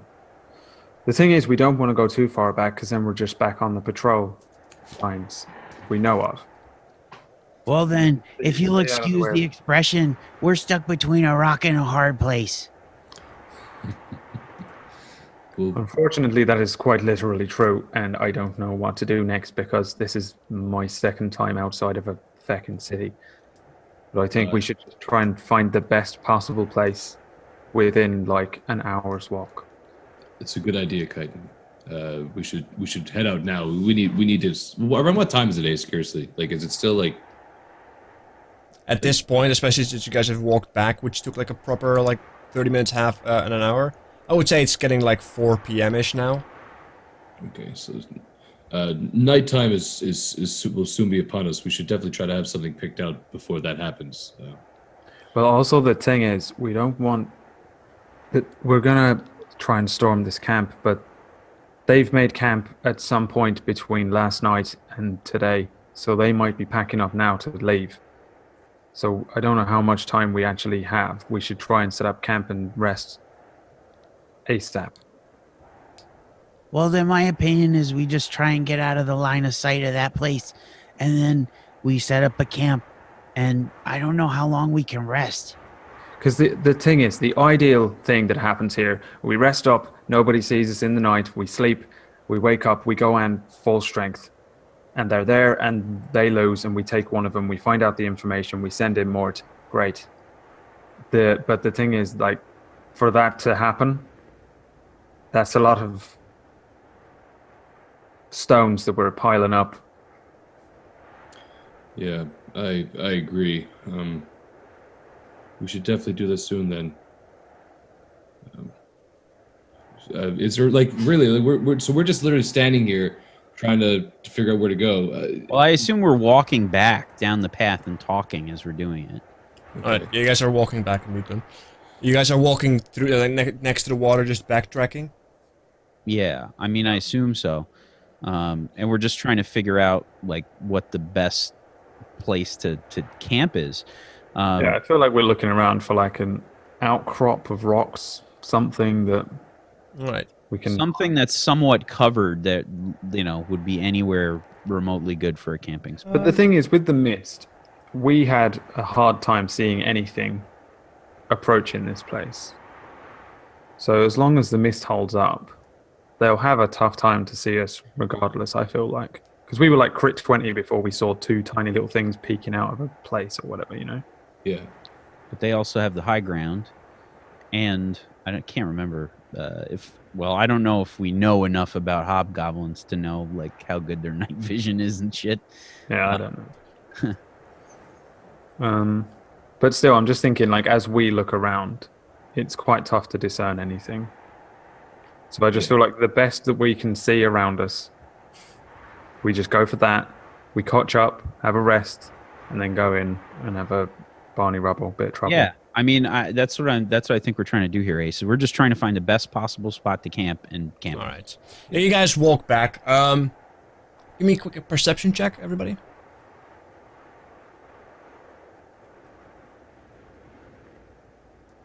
Chitin only works at full health. That's what I'm thinking. That's what I'm working out here. Yeah. Okay. Higher is health. I just have to make a quick check real quick for something. Okay, let me roll for dragons. Dragon. No, We got 5 of them incoming. The green at the bottom of the lake was, in fact, a green dragon. no, actually, no. However, Ozzy, as you walk and you're kind of like talking around what's going on and what you guys are planning, like the camping, you take you walk, you place your foot, and you hear a click, which is followed by an extremely sharp pain that courses through your leg. And I want you to perhaps make a wisdom saving throw to see if you can keep your mouth shut. Yes, I get to re-roll that. Yes, you do. You do.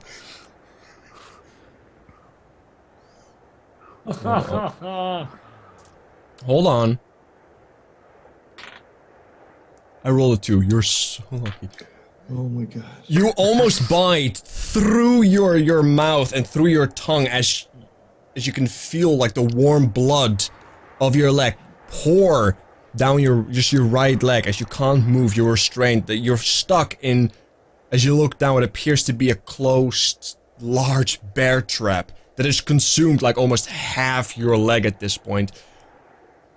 And you take a total of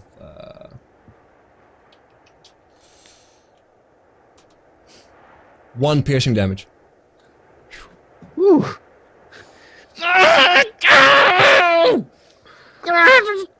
It's like mage hand, like mage hand is Yeah, as he mage hands it, like I'm just gonna come over. I'm just gonna try to literally pry the trap. I mean, like the trap is literally clamped to his leg, right? Still, right? I assume.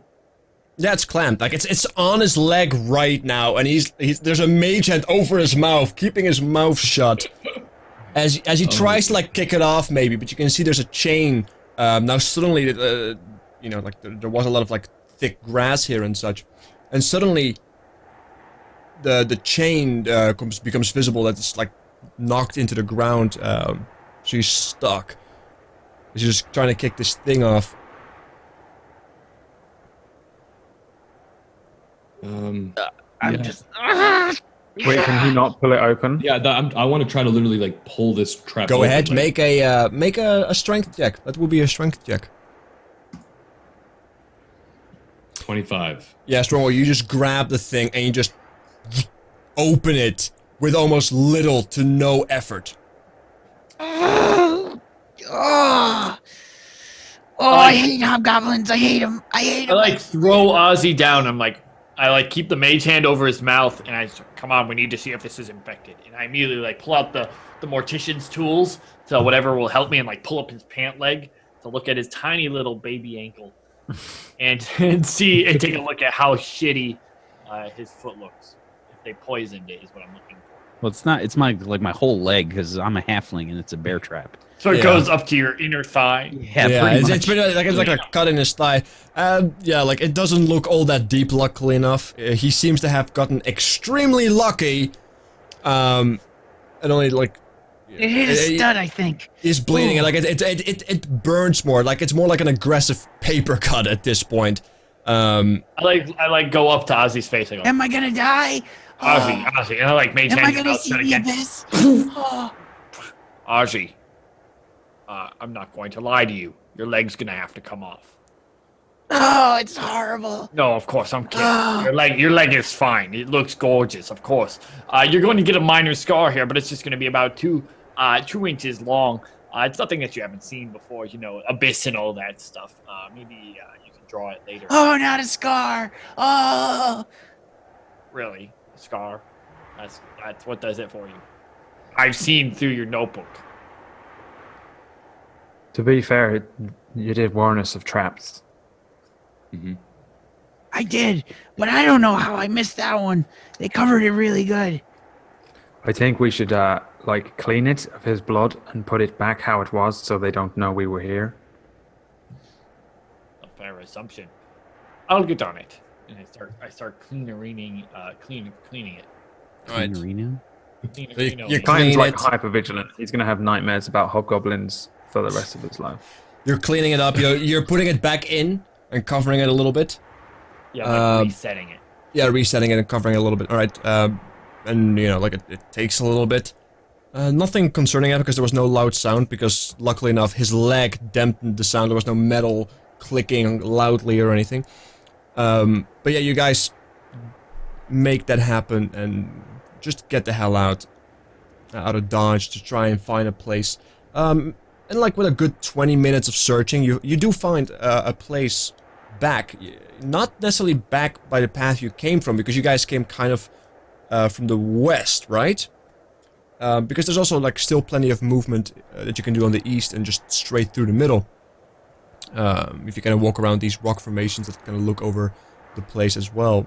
You find yourself behind like a similar rock formation. This rock formation like has the top knocked off. This is one of those places where, very similar to what you have seen Ozzy before, where presumably the golem came by, where this rock formation is kind of like broken down, like it's just crushed, as if a large siege engine was past it and just had a vicious fucking fight with this piece of rock. However, this piece of rock fell down in such a way that it kind of like created this alcove between the piece where it once was connected to and the piece that fell off. And just like a lot of large rocks scattered around. Kind of creating this very improvised alcove, which you guys can probably use to cover.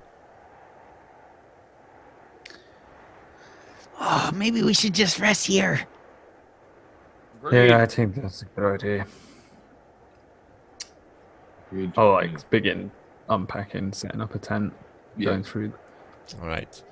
As you guys unpack, we will take our own break as well. We'll be right back, ladies and gentlemen. Hope you guys are having a great time.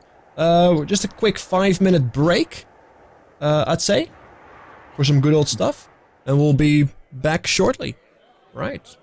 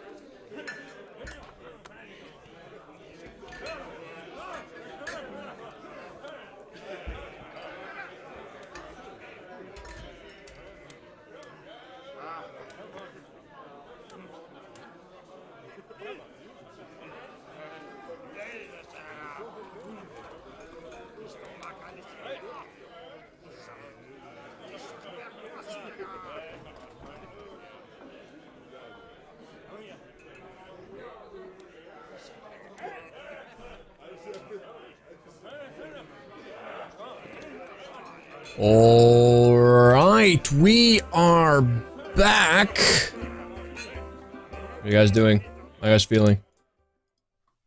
2 thumbs up. Pretty damn okay, average. How are you? satisfactory. How are you feeling, Swargula? Yeah, how are you doing, Sam? Look, I have never been better.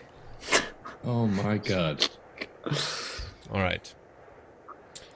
Right, I don't He's know what gonna- happened before during the the end of break. this stream, he's going to be sick and he's going to cry. Okay, No, I'm and his good. character's gonna die. What? I mean, my character's gonna die. Foreshadowing. Regardless, all right, you guys. Let's get back into it. You guys have decided to camp in this kind of like the shielded off section due to this piece of rock formation kind of like being destroyed, collapsed in on itself, and you're forming this barrier. You guys do still have a bit of a view. You can see in the very far distance, like you can see the shape of the mountain that kind of goes up. But you should be good here. Like, you should be good here. If you don't, like, stoke a light too strongly and keep in mind, you know, the basic rules of survival and camping, you guys should be good. Well, I think since you've hurt your leg, maybe I should take the first watch and then we'll go with the original plan. And so, like, Ozzy's just kind of like, he's making motions like the leg is really painful. So he's sort of like hobbling over to Chitin, and he just kind of whispers, It's actually not that bad. I know it's like a paper cut, but I've just used literally a magical spell to heal myself and I feel pretty good. I think that you should rest. Okay, if you say so. And then I'll crawl into our tent. And All right. go. I guess I'll offer a watch. Maybe we should plan that. I'll take second watch then. Maybe. I'll take it from there. I can take the next 2. All right. Okay. I will be passed out. All right. So it's gonna be Ozzy, Chitin, Mort, Strongwalker. No, Mort. Yeah, more. Yeah, I'm not can watching just at all. meditate. Yeah, I'll Mort. meditate. All right, Mort. All right. He only does 4 hours. All right. Like it's about, you know, 5, somewhere between 5 and 6 p.m. The sun is slowly setting. And you guys indeed start this watch. So everybody's kind of passed out at the beginning. Like "Well, everybody's passed out. I'm on watch. I just Yeah, like wanna be Ozzy is clear. awake. Ozzy is awake, but the rest is passed out. All right. Yeah, are the both tents set up, or what's the deal? Bo, yeah, it's up to you guys. Like, Did you guys set up the tents? Like, I'm actually like at like just looking at the camp. Like, is it set up? I don't have tents, so. I mean, I set up my tent, which me and Ozzy have been sharing. Okay. Yeah, I just let my bedroll down next to the tent, and I'm just lying down outside, just out in the open. against a rock, most we'll likely. try and get the tents as Yeah. close to this sort of outcrop thing. Yeah. So that they look like Okay. maybe throw some snow over them or some, I don't know, something. Dirt, whatever. Like, you try to hide it as best as you can. Not that you really get an idea that it really would work, but, you know, it's the effort that really counts. I mean, I get they're probably like tan color or something, right? Yeah, like they're the typical nature color, so like throwing dirt on it at this distance probably wouldn't do as much. I don't know what color a medieval tent looks like, you know. It's probably just like It's dark brown. burlap, It probably. really would depend. Honestly, it would depend on what the thing was made of. Yeah, and these are cheap tents, right? So it's probably gonna be like some kind of sack-like material. It's probably burlap or canvas. Yeah, that's. So yeah, so they're like tan kind of skin colored. Yeah, if you're semantics white. aside, the first watch starts seemingly uneventful. You know, like you do see as the sun sets and it becomes darker, you start to see that the mist does kind of fade. It does fade, and you start to see tiny light sources coming from the mountain. And like moving light sources as well. Okay. As your watch, which is about 2 hours, is seemingly uneventful. Okay. Yeah, I sort of hop down from my little perch that I'd set up, and walk back towards the tent and go to, I guess, to get chitin. There's nothing else you do during your watch. You just make sure nobody Yeah, gets. I mean, I'm just kind of looking around. I guess I'd be drawing the map. All right. Like I'd be while I'm sitting there, I'd just be drawing the map. All right. You note some things down, like you note down perhaps the lake, which is large. So it's a fairly large lake. And you kind of like note down the U shape of the mountains. Perhaps the location of that weird stone where we saw that elven figure. That stone was in the lake.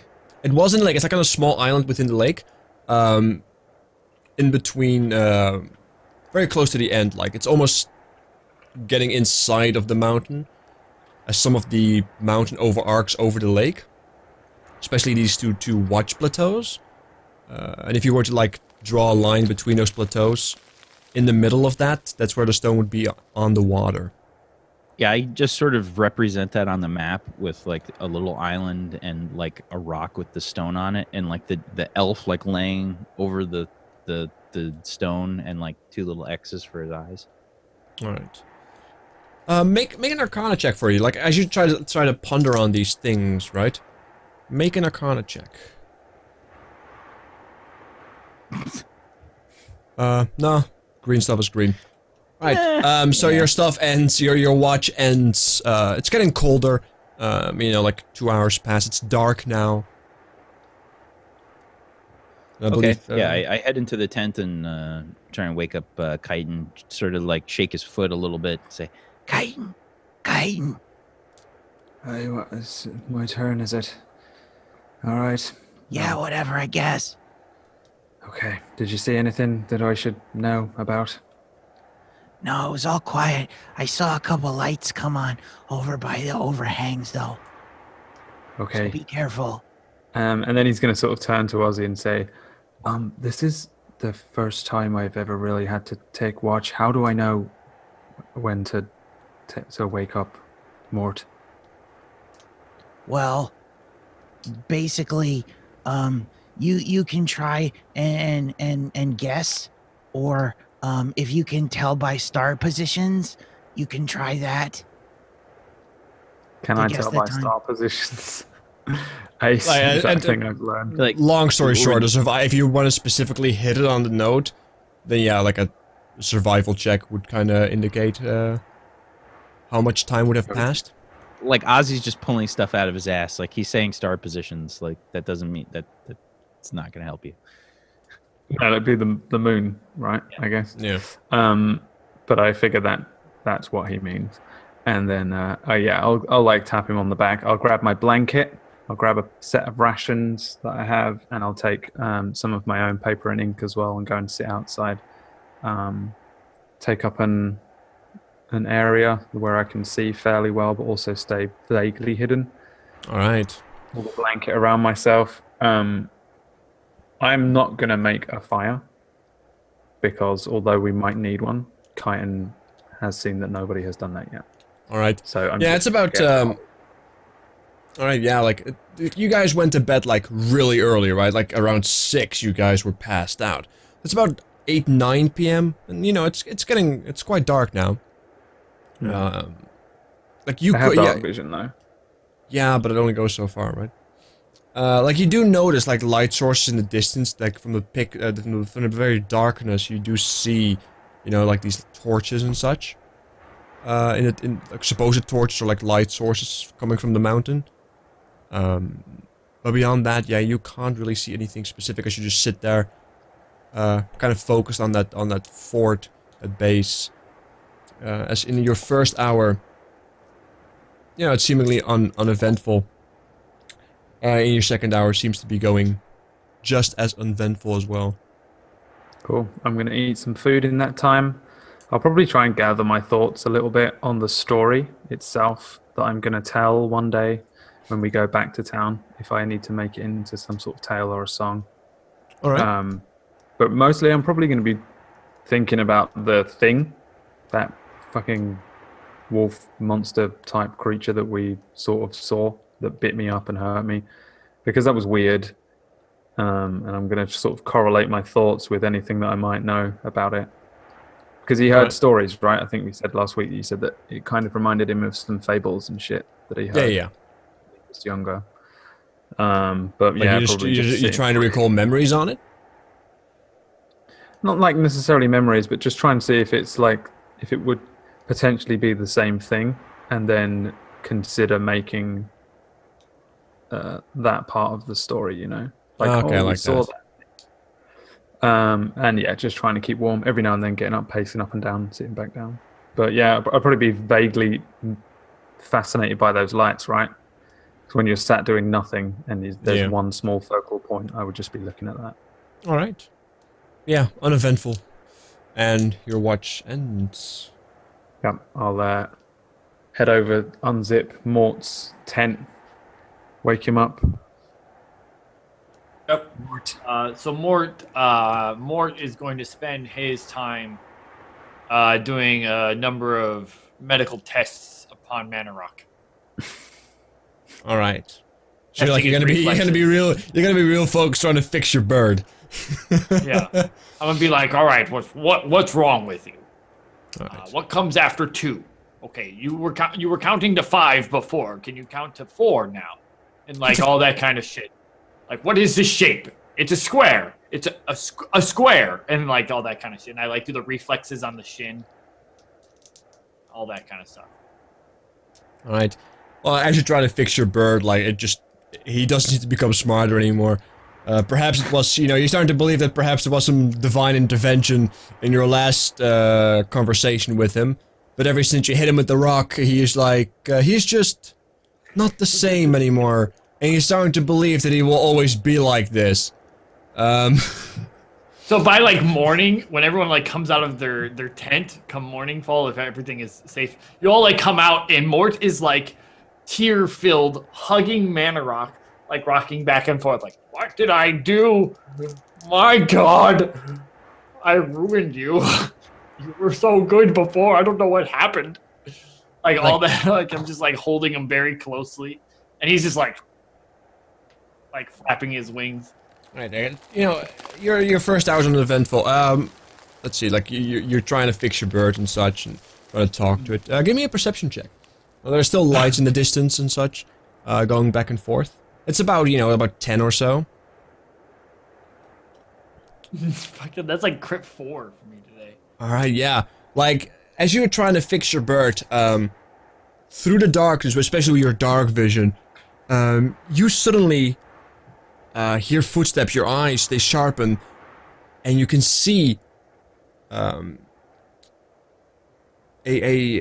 group of individuals, maybe a couple, maybe 100 or 200 feet away, just kind of walking.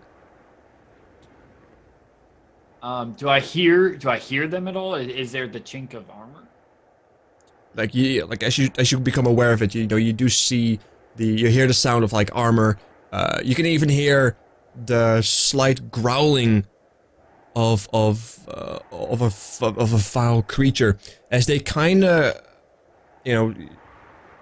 come around from the rock formations, and you can see the torches that they have with them. Like one of them is holding a torch that's radiant and kind of like illuminates the place, which is the first thing actually that caught your eye after the sound was picked up by your lovely elven ears. What do you do? Mort has not had the time to change his spells, so as soon as I hear them, I like whisper over into the next nearest bedroll, like one by one, like whispering straight into their brain, just going, "Wake up! They're here! They found us!" And then, like as soon as I've whispered all 3 of them, I stand up, and I'm going to cast Disguise Self to disguise myself as a female version of Strongwalker. Right. Okay. Yeah, you disguise yourself as a female version of Strongwalker. Wow. Yeah, that was worth it. Don't turn into a hobgoblin. Just turn into a Goliath woman. I mean, I would have turned into a hobgoblin if I spoke Goblin, but I don't. So you use message to I use message. We're all awake. I'm already like crawling out.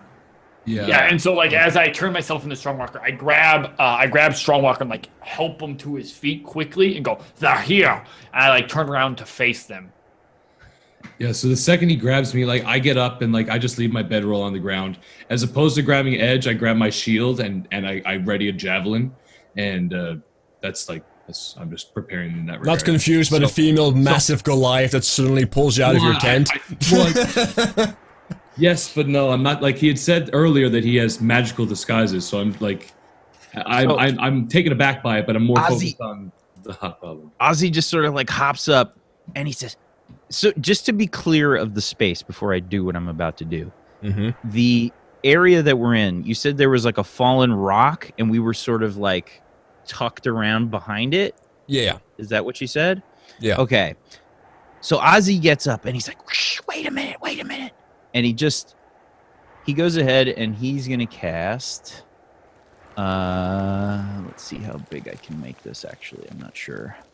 I wanted to use Minor Illusion.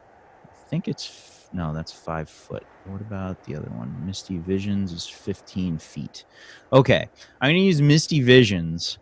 Okay. And I'm going to create a rock in front of us so that it looks like the rocks just continue on around back towards the mountain. Oh, that's what you're trying to like circle yourself. I'm just making the rocks go all the way around. So we're just like encircled by these rocks. So it's like a pile of rocks. All right, Misty Visions, you said, right? Oh, which spell was it again? It's a 15-foot cube. Hold on, I'll actually just cast it. It's a cantrip. It's silent image, but my warlock bullshit. Yeah, like I need to know what the expel was based off. It's an illusion. Let's see. Okay. All right. Yeah, like you create this massive rock in front of you. It's not completely able to like cover you completely, like encircle you, so you guys are completely safe because it's only 15 foot, right? But it is able to like completely block you from view for the moment. Right, I'm only trying to like keep this like so it looks like we're encircled, so it's not like an obvious camping spot, you know? All right, and you guys are all just awake, trying to be stealthy. And I'm like motioning to everyone, like shh. Right. Are we in it? And it's like you've cast it. Yeah, you guys are. Like, so just the rock is over top. Okay. Yeah. So we just look like a rock. Yeah. I thought I pictured as if you put it in front of us, so we're literally encased in this like a rock illusion. Yeah. Like this rock illusion is just like around us. Yeah. Okay. I don't know how big our space was, so it's just like it just looks like, you know. Yeah, give me everybody give me a stealth check with advantage, due to the rock. The rock's here. Can you split that one? No. I just hate what the rock has done. Damn it. Like it's with advantage, right? Yeah. Oh yeah. I assume you're just taking the larger roll there. I'm always taking the large rolls. Yeah. Where's your spell check? Your stealth check, Ozzy? It's right below. I'm the first one. You got a 14. Oh, sorry. Yeah, it didn't show your name because it's still the same page. Sorry. It scrolled back too fast for me. Yeah, 14. All right. Hold on. Yeah, as you guys can hear, like the spell's cast, you guys see the inside of like a rock. You kind of see through it, as Ozzy is maintaining the spell. Trying to hide everybody. You see suddenly, like you see these 3 hobgoblins come up. Those with dark vision at least can see. Actually, everybody can see because they're holding a torch. They're somewhat illuminated. You see 3 hobgoblins pop up. However, in front of them are 2 of those vile creatures you guys have seen before, and they're sniffing around. They're searching for something.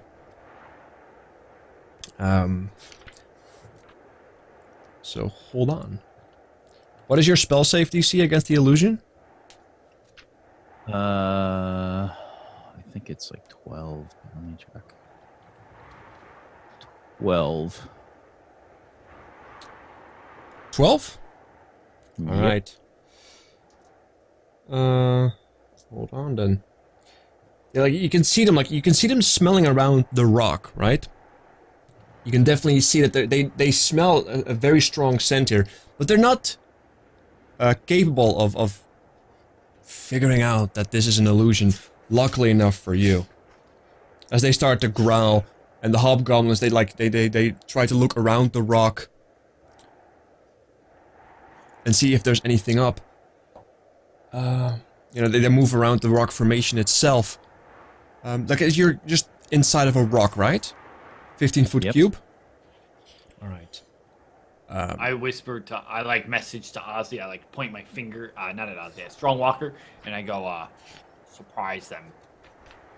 Yeah, can we communicate back and forth like mentally? Can't, Yeah, you can yeah. Send me a simple message back. Do you mean right now? I look to Ozzy and I mouth. Really quickly, like which one do you want me to attack? Wolf or?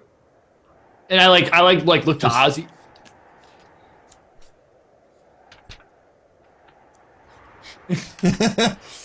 I message Strongwalker again. Go. All right. So the second I heard "go," I immediately burst into a rage, and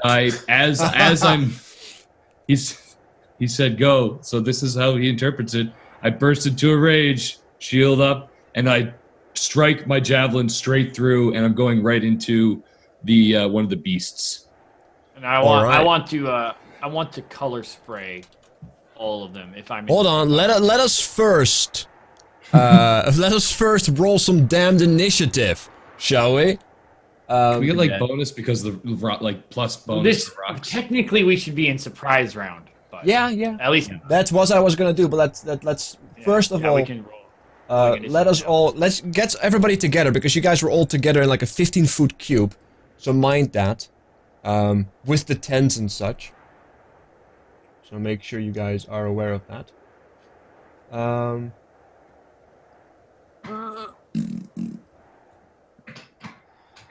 right. Ooh, I'm a plague doctor now. That's cool. And you guys were put against the rock, right? Somewhere near the rock.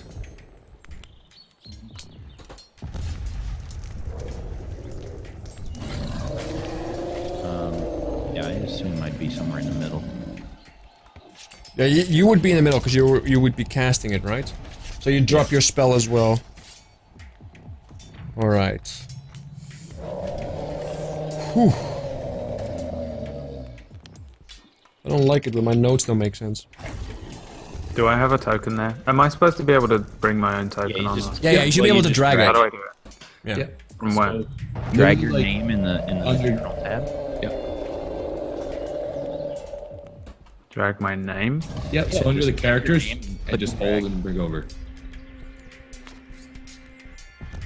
Wait, what? On So the you know- journal tab at the top right, find your name, Titan Veil. Yeah, just yeah. click your name, left click, and just drag it in. Oh. Okay. See, I don't use Roll20 properly. That's what I've been saying every week. All these things Yeah, that but I you just- use it every week, but you haven't been using it every week. I literally use like /R for everything. I don't use these character sheets or nothing. That's why. Boom. Nice.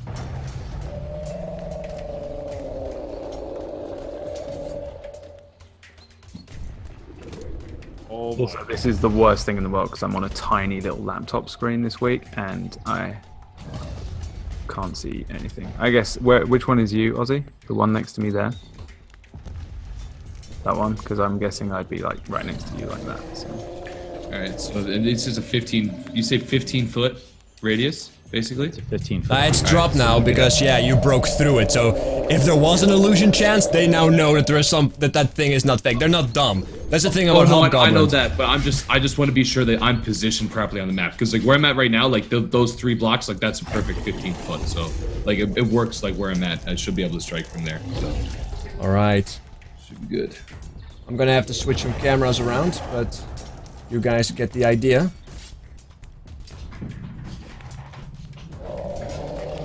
Alright. We have Strongwalker over there. Titan over there. Beautiful. Alright.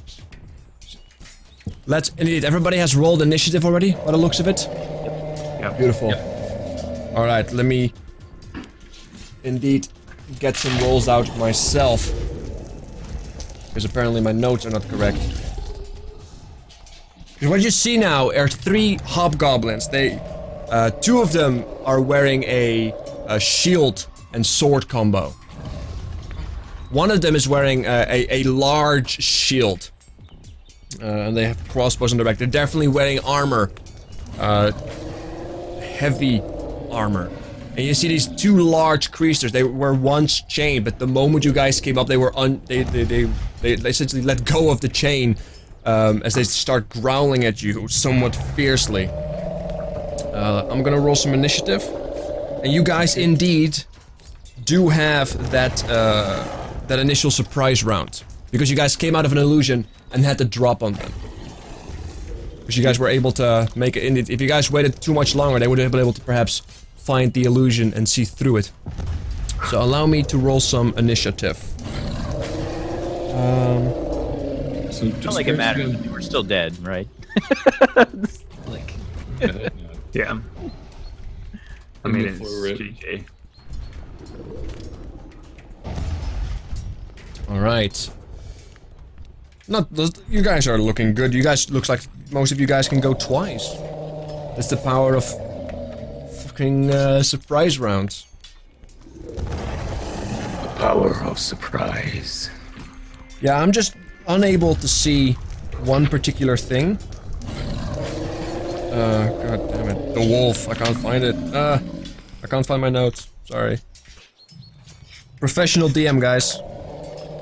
Erecting civilizations in a weekend. Unsubbed. I'm unsubbing. Unsubbing? You're unsubbing?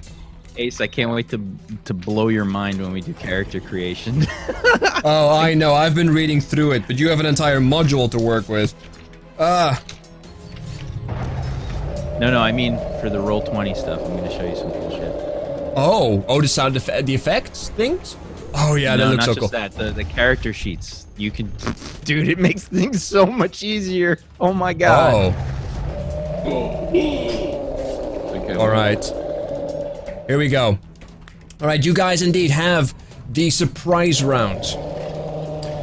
So, indeed,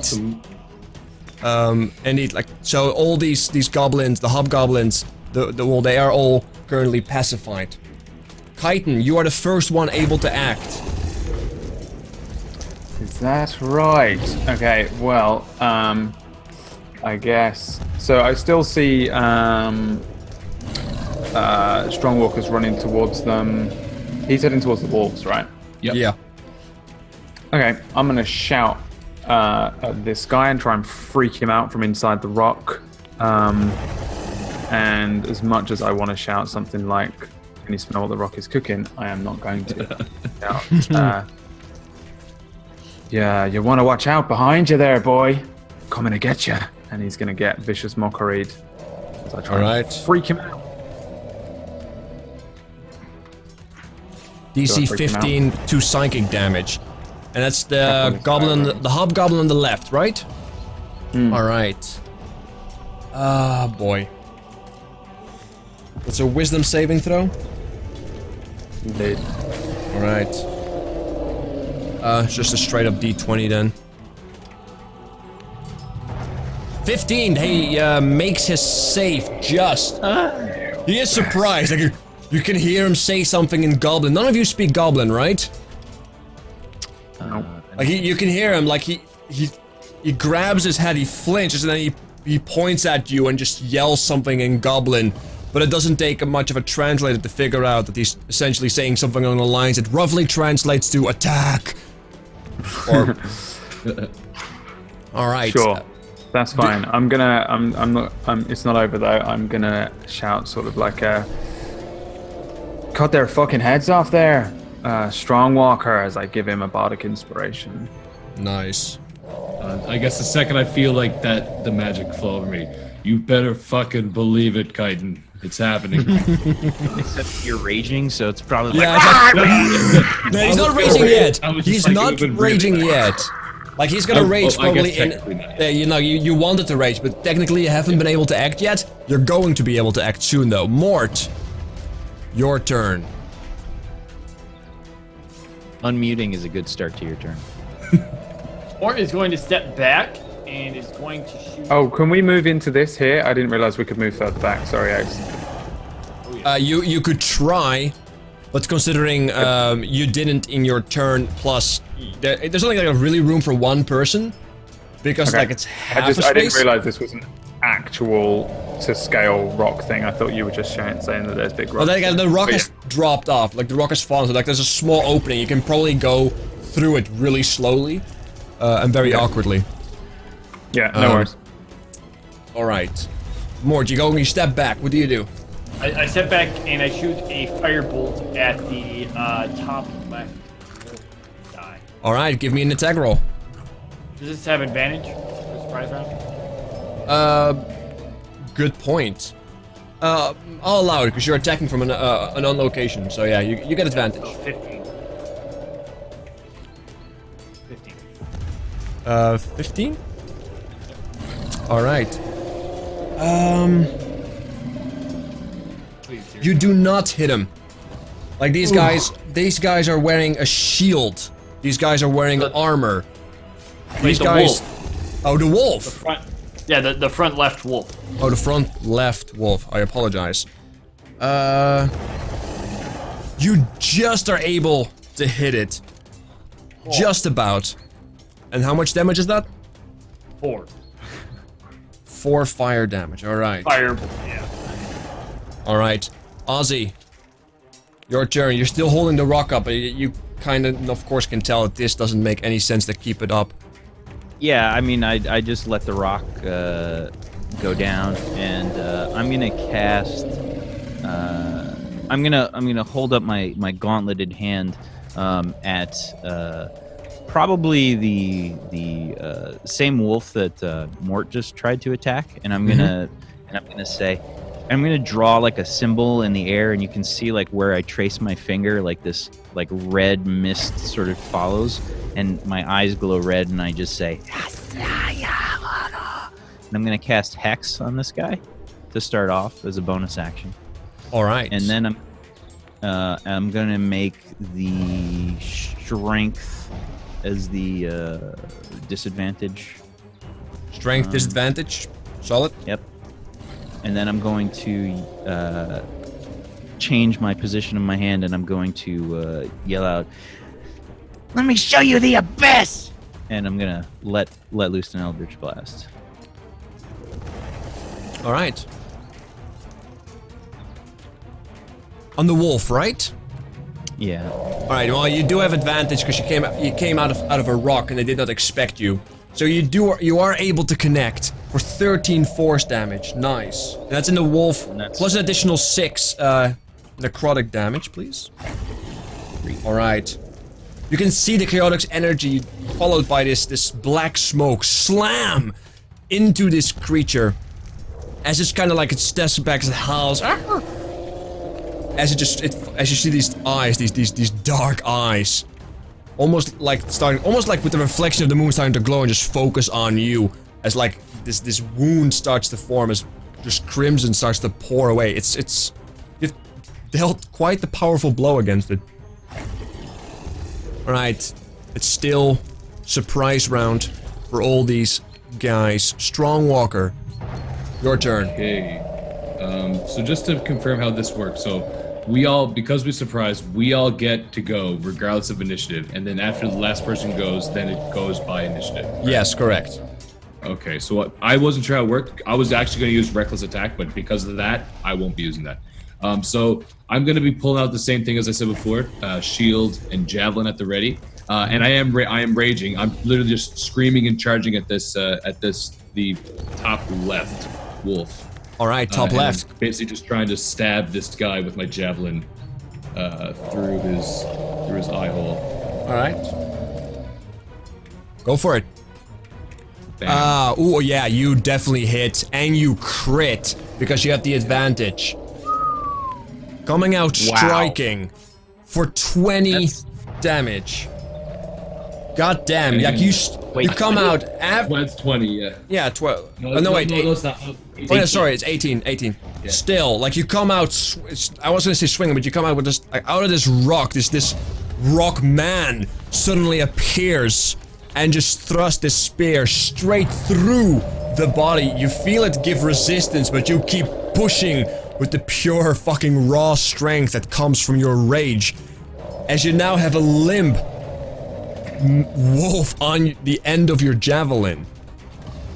So like, yeah, like that's awesome. I'm not gonna do anything else after that, but like that, basically every strike, like I just want to like reiterate how he does it. Like picture 300, like every strike that very like that's exactly it. So just straight through the beast, and then I can tell it's dead. Like it just goes limp. I just pull the javelin right back out, and I'm just prepared, shield raised, and it's just still raging. All right. My turn there. Right. This creature now jumps on you with your shield. Like you took essentially his mate out. He just jumps on you viciously and takes a bite. As well, let's see, because your AC is now what 17. exactly? 17 with my shield. All right. Hold on, one moment. Rip Davrik. Missed that 21. Yeah, really. Fuck, man. Can you imagine? Let's see. All right.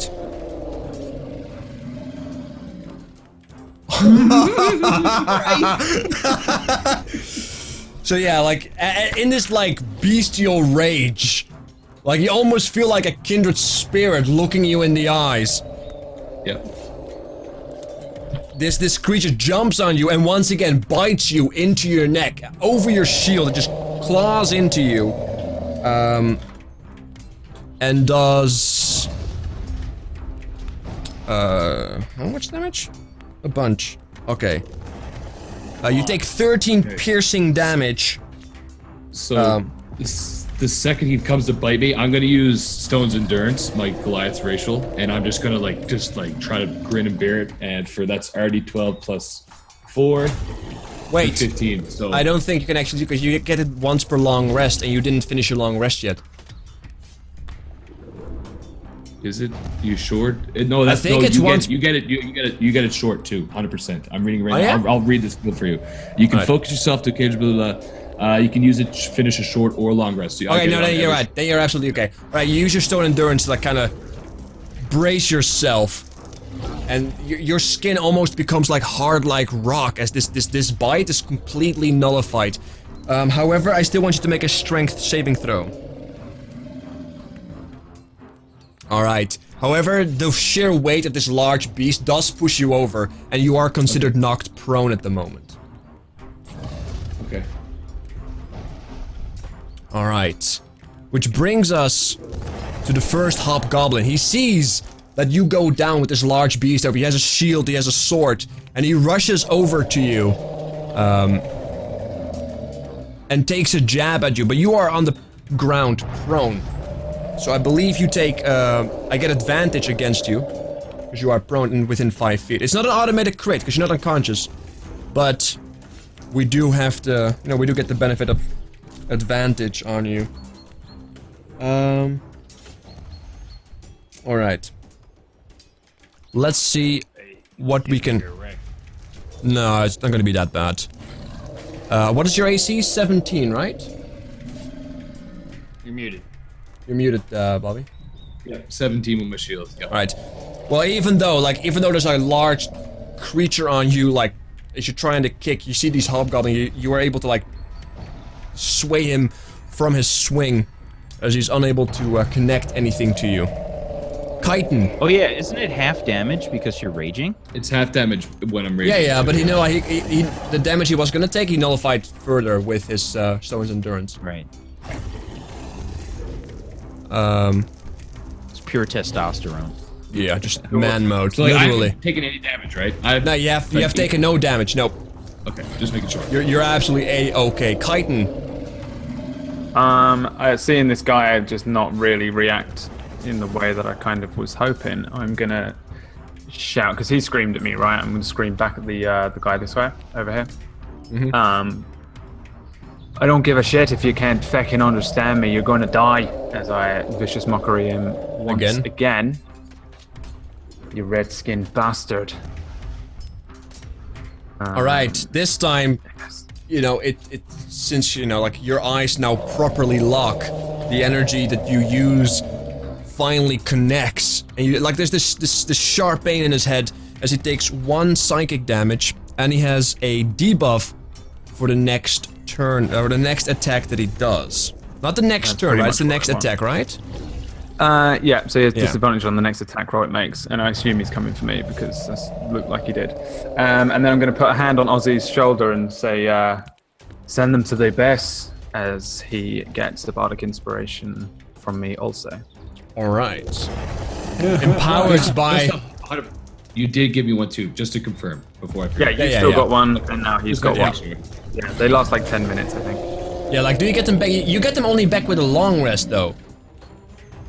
Yeah, but I didn't use any last time, because I went down. Yeah. I used a healing word. Oh, yeah, I think you used a few, though. That's whatever. No. No, I didn't use any bardic inspirations last week. Okay, like, at least you have used 2 of them right now. Mort, your turn. Mort's going to look at the last Dire Warg or whatever it is, and hold out his staff and shoot the firebolt from it. All right, yeah, the darkness is the only thing that's going to be attacked at the moment, as you completely whiff it.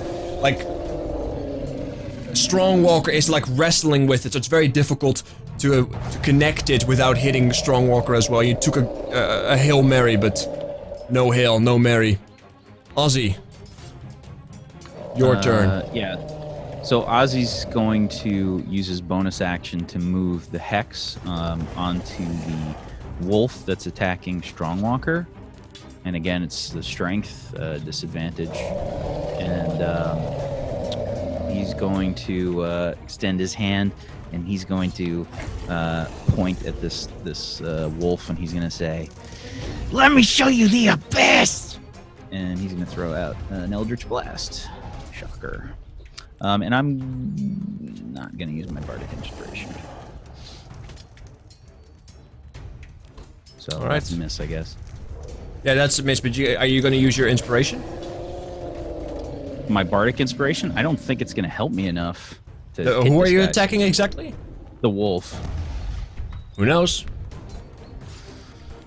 Who knows? You don't know that. Like, are you going to use it? Like, it's up to you. No, I'm not. Okay.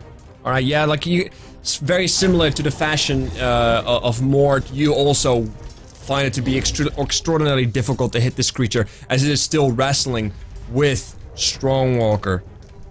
All right. This creature. There's one dead dire wolf. There's one hobgoblin in the back. Which one of them has the torch, by the way? The one in the back has the torch. Okay. However, they don't seem to be too bothered by the darkness. They seem to strike even out, like, the torch doesn't go in so far, right? They seem to be working with dim light, if just not completely dark, and they don't seem to be bothered too by it. They are not stopped by it by any means. I'm not asking for any particular reason, like we shouldn't kill that one yet, or anything. Anyway, that one has like a large blade in his hand, as well as the torch, and he jumps over. Well, he tries to jump casually over the one over the direwolf, as he takes a swing at the Goliath, who is still prone. So he okay, so he just jumped over the guy, the beast. Yeah. It's difficult terrain, but he has enough movement speed to make it. I got you. And you are still prone. Yep. That connects. Do I get a crit? No. All right. So that does connect. And that's half damage. Yep. He does indeed have half damage. He's using a large. He's using it with one hand. So 1d8. All right. and you take a total of 4 slashing damage, which is half. You take 2 slashing damage, as you can feel like a cut of a blade in one of your arms. The other one that has been locked eyes with Chitin, as you give him a disadvantage.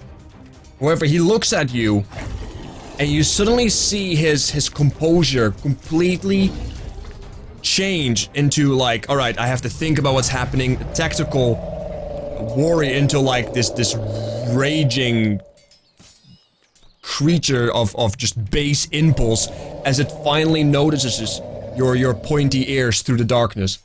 He just rushes at you. Yeah, he actually moves through the barbarian space, so you get an attack of opportunity if you want on him. Bobby? Okay. Does he? Doesn't he have to stop? I know that we really need this attack of opportunity, but I feel like he has to stop in your space and move out of it. Move through it. That's like a 3.5 thing, right? Not through your space. He has to stop in his threat range, do something, and then leave it again. Yeah, but he leaves his threat range because he directly goes for you. So he leaves the threat range.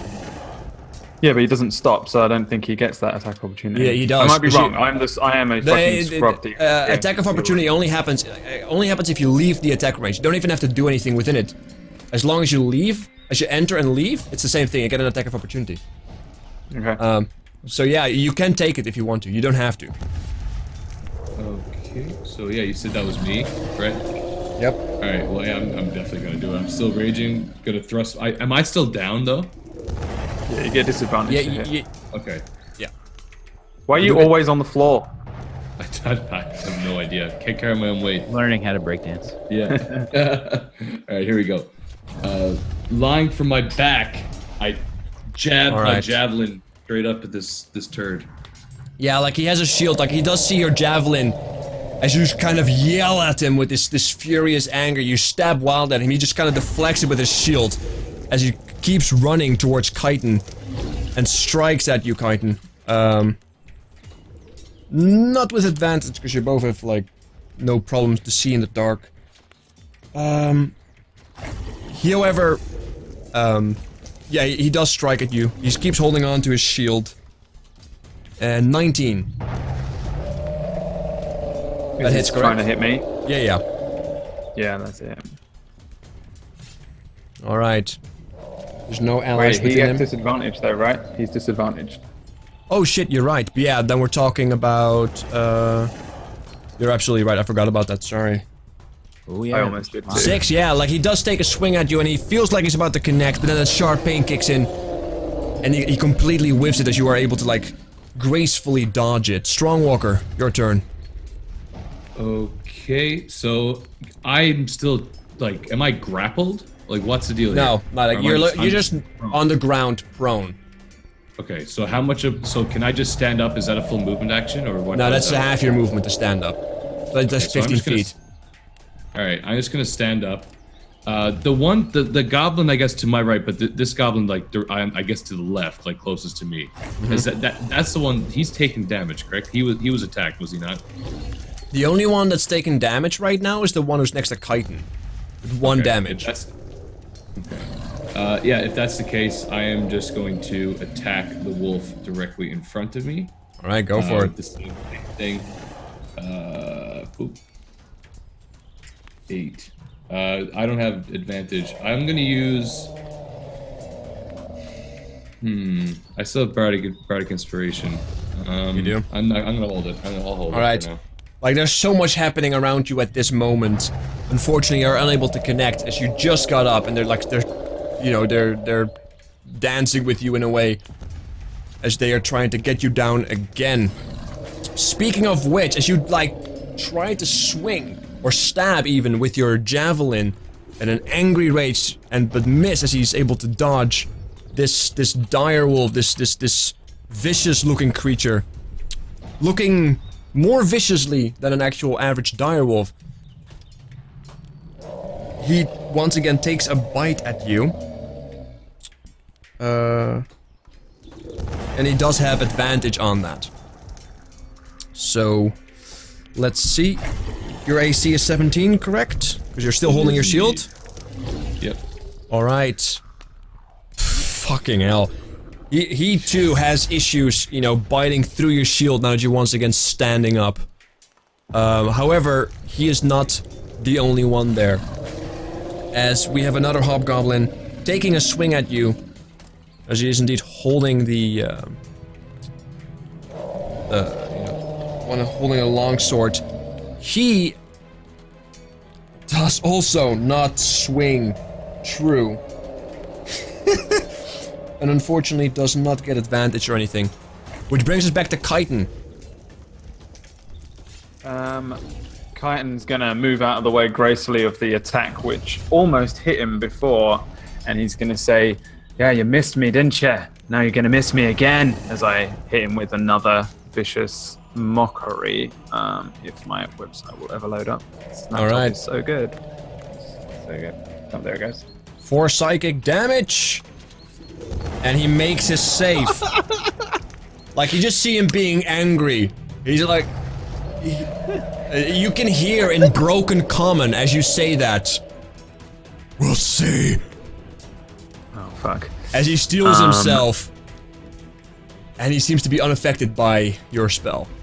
Which is extremely uncommon for you. I'm gonna turn around and look over my shoulder and be like, "Hey, you're a fucking elf too, help me." And I'm gonna give a bardic inspiration to You say it in Mort. common?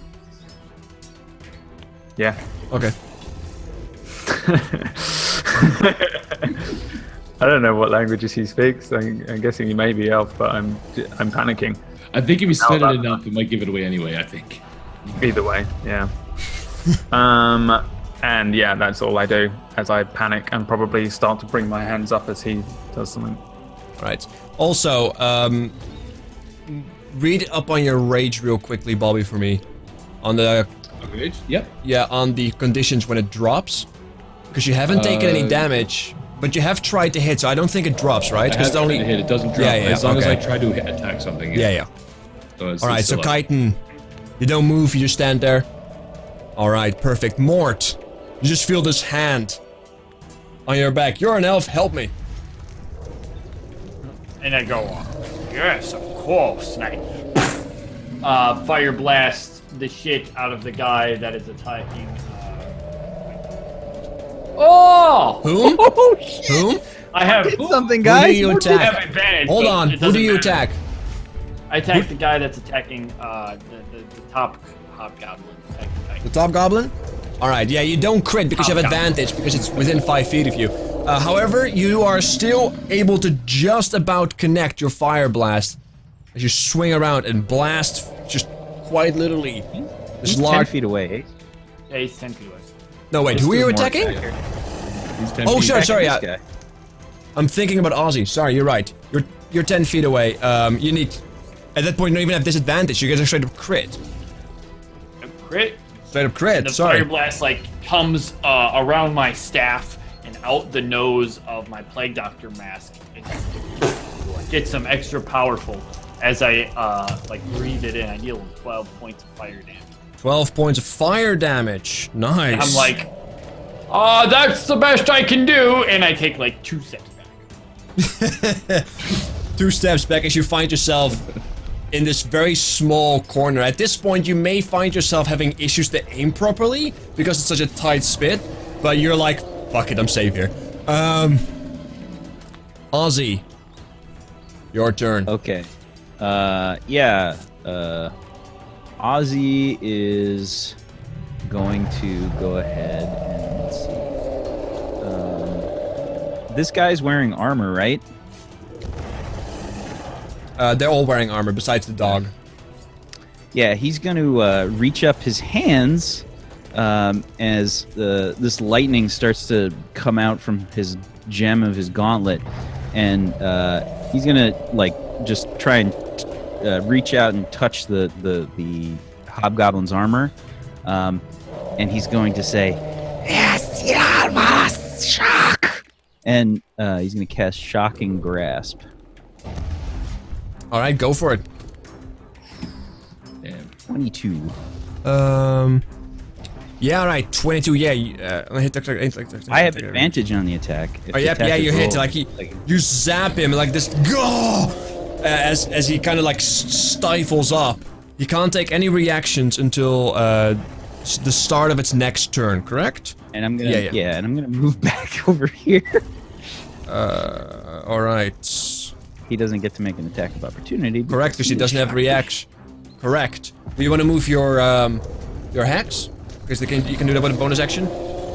I'm gonna leave it on the wolf. Which is dead? The wolf on Strongwalker? I moved it last turn to the other wolf. Oh, did you say that? Oh, I did not hear that. Yeah, I Sorry. did. My apologies. Alright, in that case, it is indeed on him. Which brings us to the goblin next to Goliath. Like, you just said, you know, you're also an elf. That guy's still alive? Holy shit. Yeah, they're all still kicking. However, you just, you know, like you can hear this dude scream out once again after the shock, right? You don't hear what he says. He says something in Goblin. However, you do notice immediately, Chitin, that the dude behind, next to the Barbarian, next to Strongwalker, pushes Strongwalker kind of out of the side, moves past him, not outside of threat range, and it's not like a push like a athletics jacket, like he just kind of moves diagonal. Yeah, he just kind of like he runs around you and immediately drops his torch onto the ground and comes swinging with two hands on his weapon, yelling. All right. 17. That hits? Yeah. All right. Yeah. So you're gonna take, let's see, you're gonna take a bunch of damage, so hold on. First of all, you take, 7 slashing damage. But because goblins, they work well together, they found ways to find a martial advantage against creatures if they are fighting together. And you take an additional, an additional 6 slashing damage. I'm super messed up, but I'm still standing. Alright. This creature that just got zapped with a shield and a longsword takes a swing at you as well. Oh my god. 17. Yeah. But however, like it's No not... AC. My AC might as well be 0. and you take 5 slashing damage. Oh my god. And he falls to the ground again. 2 weeks in a row. Alright, yeah, you just drop down. Drop these two guys. Elf killers. Never Alright. play an elf. Northern winds, everyone. Alright, however, Oh, yeah. the creature that just took out now has decided to go and hunt down Ozzy at this point, so he runs towards Ozzy. Strongwalker, your turn. Okay, so the one directly behind me, that's the one with the two-handed weapon, correct? Yeah, like he just dropped his torch. Like right now, the light source is coming from here, and he's holding a longsword with 2 weapons. Okay, so I did. All right, so he had a sword and shield, but then he dropped it. Now he had a sword and a torch. I got you. Okay. All right, yeah, I am going to just spin in position because I'm not actually going to move with my shield and javelin raised, and I'm going to just spin around and I'm going to attack the goblin with the sword. Okay. Right behind me. Which one? The one behind you? I'm gonna yeah, the one I've just faced. Just Okay. wanted to face him here. So Right, go for that it. guy right there. Go for it. Make it happen. Unfortunately, you can still feel the weight of this wolf trying to jump on you and such, as you are unable to connect properly as you has to turn around and swing. But unfortunately, your wild swing does not connect. This giant wolf that has been struggling with you continues to struggle with you as it jumps now on your back and tries to go for your throat again. That dog. 11 does not connect. However, it has advantage because he has friends around him, so he can do another one. 22. I believe that does hits. connect. All right. Yep. Alright. You take a total of, well, it would be 7, which is half, is 3. You need 3 piercing damage. As you can fight this bite in the back of your shoulder. And also make a DC a strength saving throw. However, you have advantage because you're still raging. So 22. you're fine. Like you feel the weight of this wolf trying to tear you down, but you are not having any of it this time. You're a fucking Goliath. You're not going down. Plus, the wolf has disadvantage on that, I think. Yeah, also. No, he doesn't make a check. It's just a DC that they have to do. Yeah. Okay. Because he hit an attack, so it's not like that. Like, if he had to do a strength check, then yeah, he would have disadvantage, but okay. Alright, so this other creature, this other hobgoblin, is still trying to attack you with sword and shield in hand. 11, and is unable to swing at you. Even though you have a massive form, you are surprisingly difficult to hit. Even from behind. Chitin, make your first death saving throw. Alright, here we go. Crit 20. Let's do it. Let's have a crit 20, please. Fuck you. Alright, that's one fail. Mort, you see... Cough up a little bit of blood. Yeah, like as blood pours down you, as you've taken multiple slashes to your torso. Again, you are not having a good day outside of the field. Mort, as you peek through this tight cavern, you see Chitin go down. You see hobgoblins running past you. Strongwalker is dealing with multiple creatures. You know, wrestling with them, not a biggie. What do you do? Mort, stamps his staff on the ground, just... All right, and like runs out of the little cavern to here. All right. And he casts Color Spray, which is a 15-foot cone, which will affect all 3 of them. I roll, it's basically like sleep. I roll 60-10. Does it also affect the barbarian? Yeah, does it affect me too? No. I do not think so. I believe so, because you hit him in the... How many hit points of creatures? Okay, so let's start with the roll. It affects 31 hit points worth of creatures, starting with the lowest hit point total. Okay. Starting with no, the reverse of that. Starting with the highest hit point. That's below 31. I think that is actually, I'm afraid, the Goliath. Well, that's not good. What was? Because I believe like, how much health do you have, Bobby? Currently, right now, Yeah.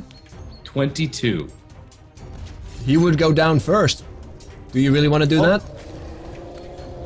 Definitely not. I'll allow you to withdraw this because you were. But yeah.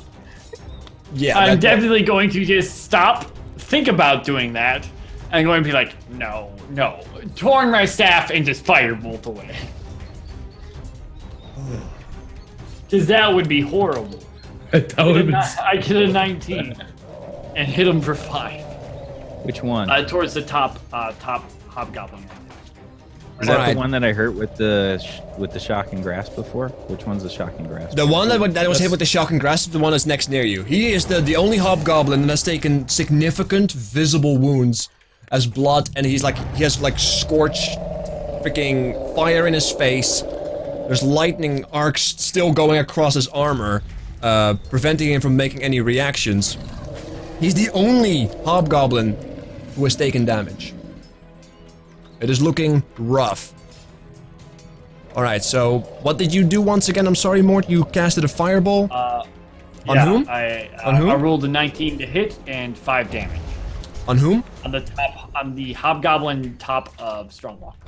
On the top of Strongwalker, alright. 5 fire damage. Yeah, it does connect. I see that's the first damage that finally hits him as this flesh kind of is burned and scorched. Ozzy, your turn. Okay, so the guy right next to me is the guy that I shock and grasped before. Correct. Yeah, Ozzy's going to see this hobgoblin come flying at him. Yeah! And he's gonna like hold up his hands like in a no kind of position, and he's gonna reach out and it's shock, and He's gonna use another shocking grasp at this guy. All right, go for it. If I can find the fucking spell. Okay. it's You get way down advantage here. as well Okay. because he's wearing armor. All right, Okay, so 12, and I'm gonna use my bardic inspiration. all right, go for it. Roll another d6, which gets a 15. Unfortunately, he is unable. You're unable to connect to himself. Like you see his shield being superimposed, and the energies they arc around his shield, but they don't seem to affect him at all. Okay. Wait. Yeah, and I guess I'm gonna. He still can't take reactions, so you can still run. Yeah. I'm thinking where I want to do that. I'm gonna run over. Probably like. I guess I'd run like over. Right past Mort. Yeah, 25 right there.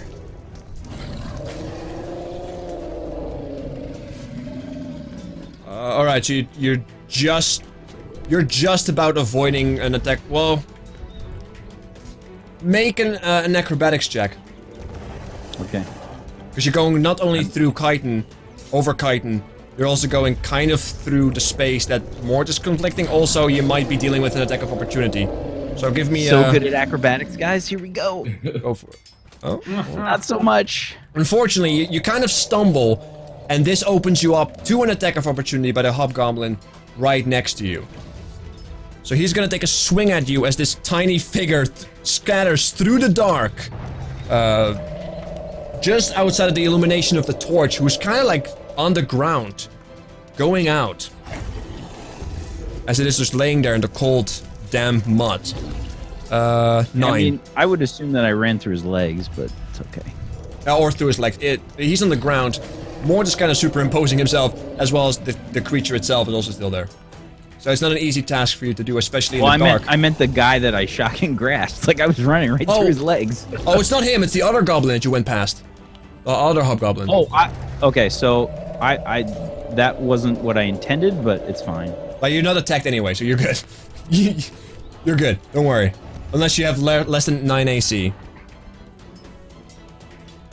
No. Okay, good. Surprisingly, I'm okay. All It's right. actually close, but All right. So he just took a fireball. This particular hobgoblin just took a fireball to the face.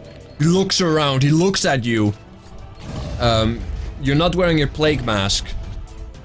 You haven't had time to put it up, so he too now sees you come out of the freaking this little tunnel that was created, this little passageway, and he looks at you, and his composure completely switches to furious fucking anger as he just runs at you and starts swinging at you with his long sword across, hopefully, your face. However, this does mean that the barbarian gets an attack of opportunity.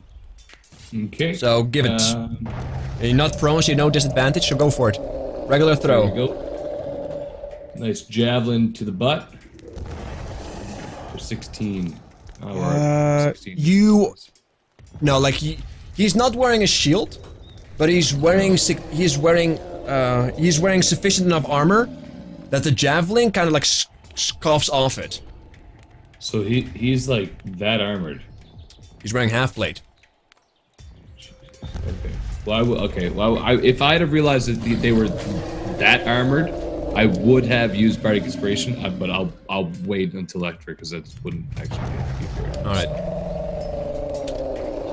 Right, so you find the javelin scuffing off his armor as he takes a swing at Mort. That's not good. 6. Yes, that's Right. totally. Unable to connect though, but now you have a hobgoblin that is... He's just set to kill you at this point.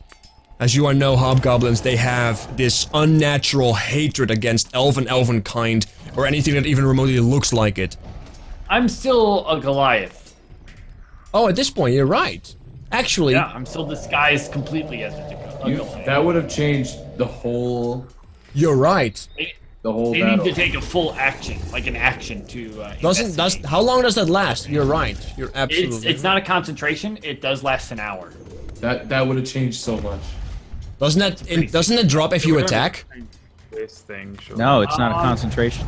No, but like, doesn't it drop when you attack because it's I a don't fake think thing? so.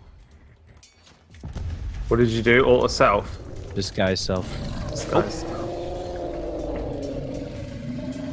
No, it doesn't. You can still attack as it. All right, in that case, you're right. No attacks made. Creatures actually have to investigate to notice. Yeah, they Alright. have to spend an action. All right. As well with good. No, in that case, it's just fine. Then nothing happened. My apologies. And we'll just go on to the next one. That's my bad. I thought it just dropped. There must be a disguise spell that drops when you do. There's a actually- lot of illusion spells that do that. There's Yeah. a loose spell. My bad. I am but human. Moving on though, to the creature that Ozzy ran past. He finally finds back enough strength and motor skills to get his reactions back, as it is his turn, as the arcs have stopped and ceased to exist. As he turns around now, and the first creature he sees is Mort, that just came out of the cavern and started shooting fireballs. A beacon of light, and hopefully a beacon of plight. 5. No, he swings at you, but you are able to just... Yes! That elfin grace in a Goliath, This is the female Goliath luckiest. form. Yeah, I call yeah. myself Lady Walker. A strong walker, however, dealing with multiple enemies and seemingly being just fine with this. Okay. Your turn. All right.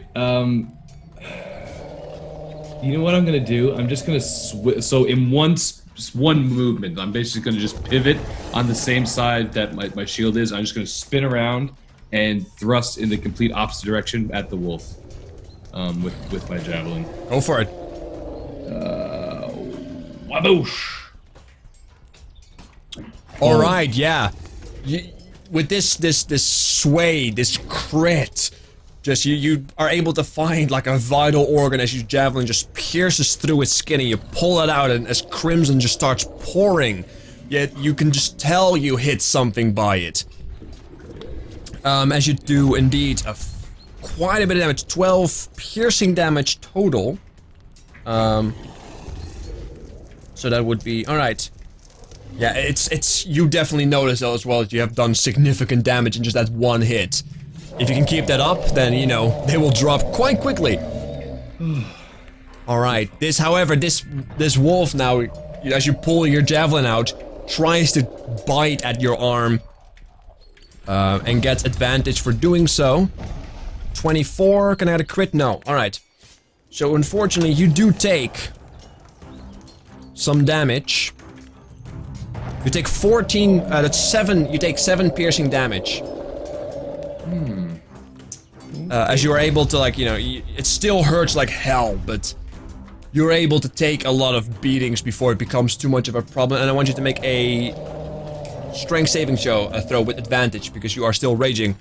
Yep, and you can feel it trying to drag you down, but once again, like the rock itself, you are not fucking moving. Alright, the creature, however, next to you now swings at you. Seeing the opening it has, 12. Unfortunately, he's unable to connect. Your shield still blocking him, keeping him at bay. Chitin, make your death saving throw. Oh my god, another 8? Are you kidding me? That's 2 failed saving throws. Yeah, you don't have bardic inspiration, so you can't use that for that. Alright, Mort, you see blood being coughed up. Chitin looking absolutely fucking bad. Like, he is so close to death's door, he is like switching first name basis with Kalimvor himself. What do you do? Mort, unfortunately, can't do anything. Can he? Maybe he can. No, he can't. Mort is going to... man. Mort's gonna disengage. 5, 10, 15, 20, 25, 30. Mort's gonna disengage way over there. Alright. Like, I'm out! Alright, Mort gets out. Ozzy, you see Mort run. You see Chitin being near death's door. This is a tough decision. Okay. Ozzy's gonna run up. Ozzy's. I know. Ozzy's gonna run up to Chitin, and he's going to quickly like reach down and like poke Chitin like in the ribs like real quickly, and he's like, and he's gonna cast Spare the Dying on him, and then he's going to move back again. Get out this way. All right, Chitin, you are now stabilized. You don't get any hit points, but your body will not further deteriorate unless, you know, the hobgoblins decide that they want shish kebab. Something's gonna happen to me if I keep getting Spare the Dying by this warlock's demonic fucking powers. Every week I get Spare the Dying by abyssal evil. All right, this hobgoblin, takes a swing at the Goliath. 18. Oh, that's a hit. All right, so first, the normal weapon damage. A cut of 2 slashing damage across your back. Yep. However, as you feel like it's about to be over, he pushes the blade further in and you take another 5 slashing damage. Okay. Alright. This creature right now sees Ozzy jump to Chitin and walk back. He sees Mort, this female Goliath form, run the hell out of here. So this one decides to give pursuit to Ozzy, as he has cornered himself. Well, he hasn't cornered himself, but he's the one running towards in the general direction of a fort. He runs and takes a swing at him. 23. Jesus fucking Christ! However, there's nobody near you, so it's not too bad. As you take. Yeah. Okay. It's not too bad. Come on. You take 6 slashing damage. 6 slashing damage. As you're also the one who has been shocking him. He's seeking vengeance in the form of blood. Strongwalker, your turn. Strongwalker? Yep. I keep muting myself so I don't interrupt. Anyway, I'm gonna keep attacking the wolf right in front of me. Go for it. Yep. Boom. Yeah, you strike. Yeah, this wolf has become sluggish, slower. You stab him for 11 damage. He's looking really fucking rough at this point. He's looking really rough. He starts to growl at you. He once again takes a bite, or decides to take a bite at you. This is a mindless creature. You have been hurting it. It's just fighting back. 15. It does, however, is unable to connect with you, as you still have your shield. You're keeping at bay with your javelin. You're good. This other creature, this other hobgoblin, takes a swing at you, is still unable to connect. Your wooden shield, it's showing splinters, but it's a trusty and worthy friend. A tool worth keeping, as it's keeping you literally alive. Ha! Chitin! Unfortunately, your soul has been spared. Your body is not further deteriorating, but unfortunately, there's nobody who can able to assist you right now. So, you know, you see the doors of Valhalla open, and then kind of close again. Sorry. Whoopsie. Mort. It's like blue hand with like these horrible fingernails, like grabs you and pulls you back from this beautiful door. Can I step over bodies? How do we treat that? Difficult terrain. Difficult terrain. Okay. I'm going to 1, 2, 3, 4, 5 to there, and I am going to color spray these 2. The creature and the hobgoblin on the side. All right. Yep, it's a 15-foot cone. All right, go for it. 31. And what it happens? Starts with the most. With damage one, yeah. Hit points, yeah. Whoever has the most hit points, I'll catch that one first. Definitely. Under 31, and they get treated as poison for 1 round. All right, They have and disadvantage on attacks, and attacks against them have advantage. oh, okay. And so it affects. So if one has like 20 hit points, then my number from 31 goes down to 11. And if the next has like 10 hit points, it affects both of them.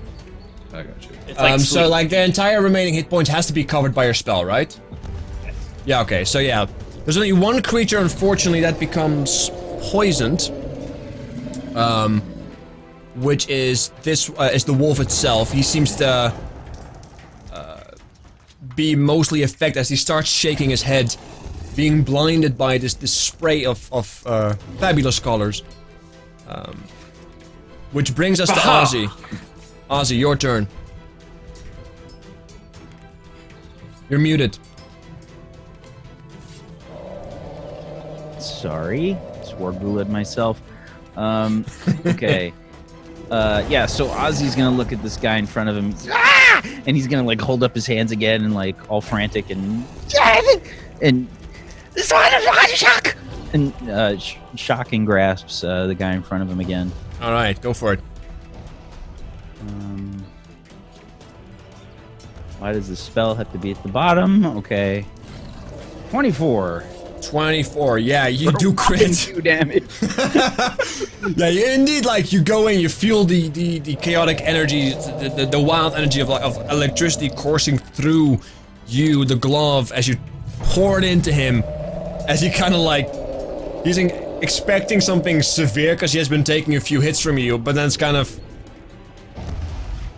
yeah, it doesn't seem to hurt too much. However, he still doesn't take any reactions right now, right? So you can run for it. Yeah. So I'm gonna run this way. Alright, as you see him flinch, you can see that he's quite beaten up. Like there's scars, like burn scars in his face. He is on his last legs as well. It doesn't take much more to perhaps drop him. Alright. Which brings us to the creature behind the Goliath. He takes a swing. Which...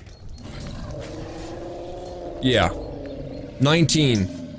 Oh, that was the creature without a torch, so he is going to use 2 hands.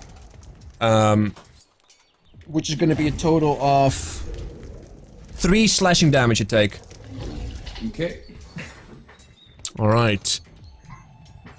The creature that was just zapped by Ozzy is still giving pursuit as he takes another swing at Ozzy. He is just so pissed off with you right now. You have been zapping and running. He is angry with you. As he takes a swing at you for 21. Jesus! Oh, yeah, that's it. God. And you take 3 slashing damage. Okay. Right. Strong Walker. Okay, so the only thing that's affected by that sleep spray or that crazy color spray is the wolf in front of me, correct? Is that right? Ace? Oh, sorry, I was reading up on something. By the way, Mort, it wouldn't have changed anything because the Goliath would still be the lowest HP. Okay. So that's what I had actually calculated. Still lowest HP, so it doesn't change anything. Anyway, oh, sorry again, Strong Walker, what did you say? So the wolf in front of me, that was the one that was targeted with the effect, correct? From Yes, he's shaking his head. Somewhat distracted. Okay, so as he's shaking his head, I try to take aim and strike him right in the brain. Alright. 19. Yeah, and you strike true. You can see his fur stained with blood. There's multiple wounds. At this point, he's definitely on his last legs.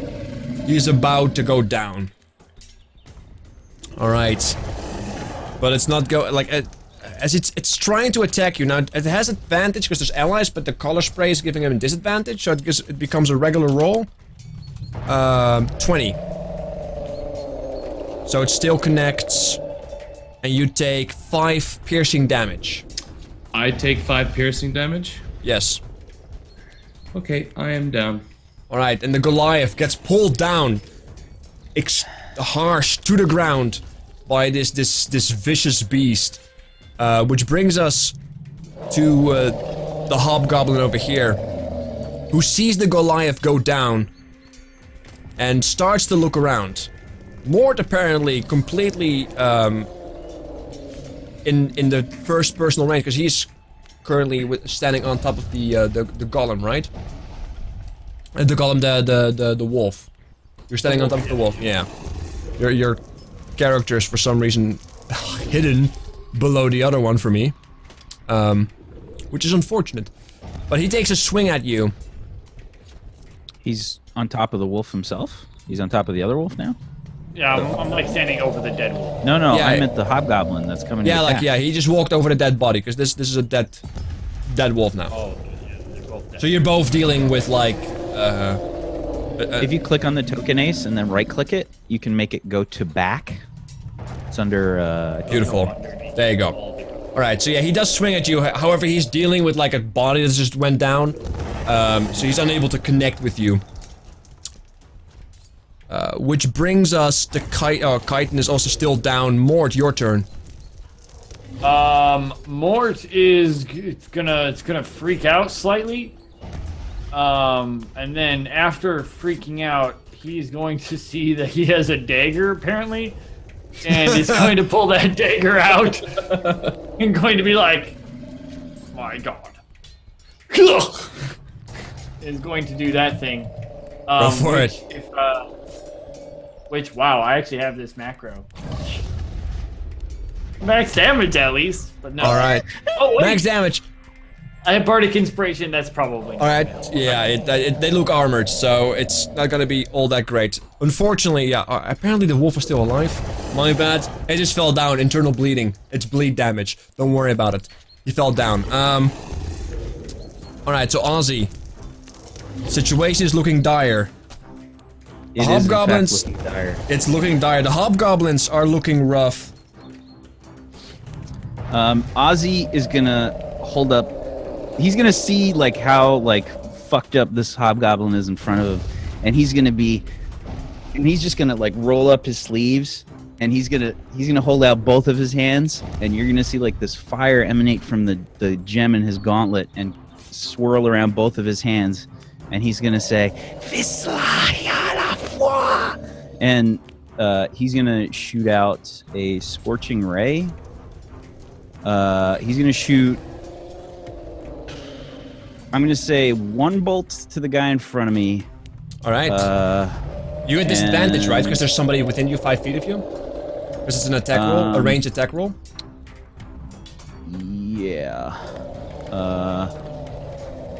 Yeah. Actually, Wait, is he still shocked? I believe he's still shocked, right? I think it's... Yeah, because you I don't critted him, know. he's I still think stuck. I So think what you it's get- till his next turn. Yeah, I'm what not you sure can if it's do... his next turn or mine. No, you go before him. So what you can do is move 5 feet away from him so you can actually hit everything without disadvantage. Truth, it is the start of his next turn. Yes. So that is correct. Okay, yeah. So I'm going to cast Scorching Ray. The first bolt's on the guy in front of me. The other two, I'm going to shoot at. Well, I'm going to move back first. All right. Like to here, and then I'm going to cast Scorching Ray at this guy for the first bolt, and then 2 at this guy. All right, go for it. 20 with 8 damage on the All first right. guy. Yep. Nice. 2 bolts for the second one. That's probably a miss. And the third one's probably a miss. Yeah, like the first one, however, just straight up goes through him as he falls to his knee. Like there's this slight glimpse of like a hole in his body as he kind of falls down. The other two, you completely miss. As the light fades, you start to realize that you are quite far away from the torch as well, as it almost is going out, as it has been laying on the ground. However, you have been able to kill one of these foul creatures. There's So I 2 get my alive. temp HP. Yep. Okay, yeah. And then, yeah, as I cast it at the other one, I yell, Those are warning shots! Alright. The other one, however, they still seem like this female Goliath. And hobgoblins, they like a challenge. Especially when it comes down to their martial prowess. So he starts going up to him, he's like, yes, and takes a swing at you.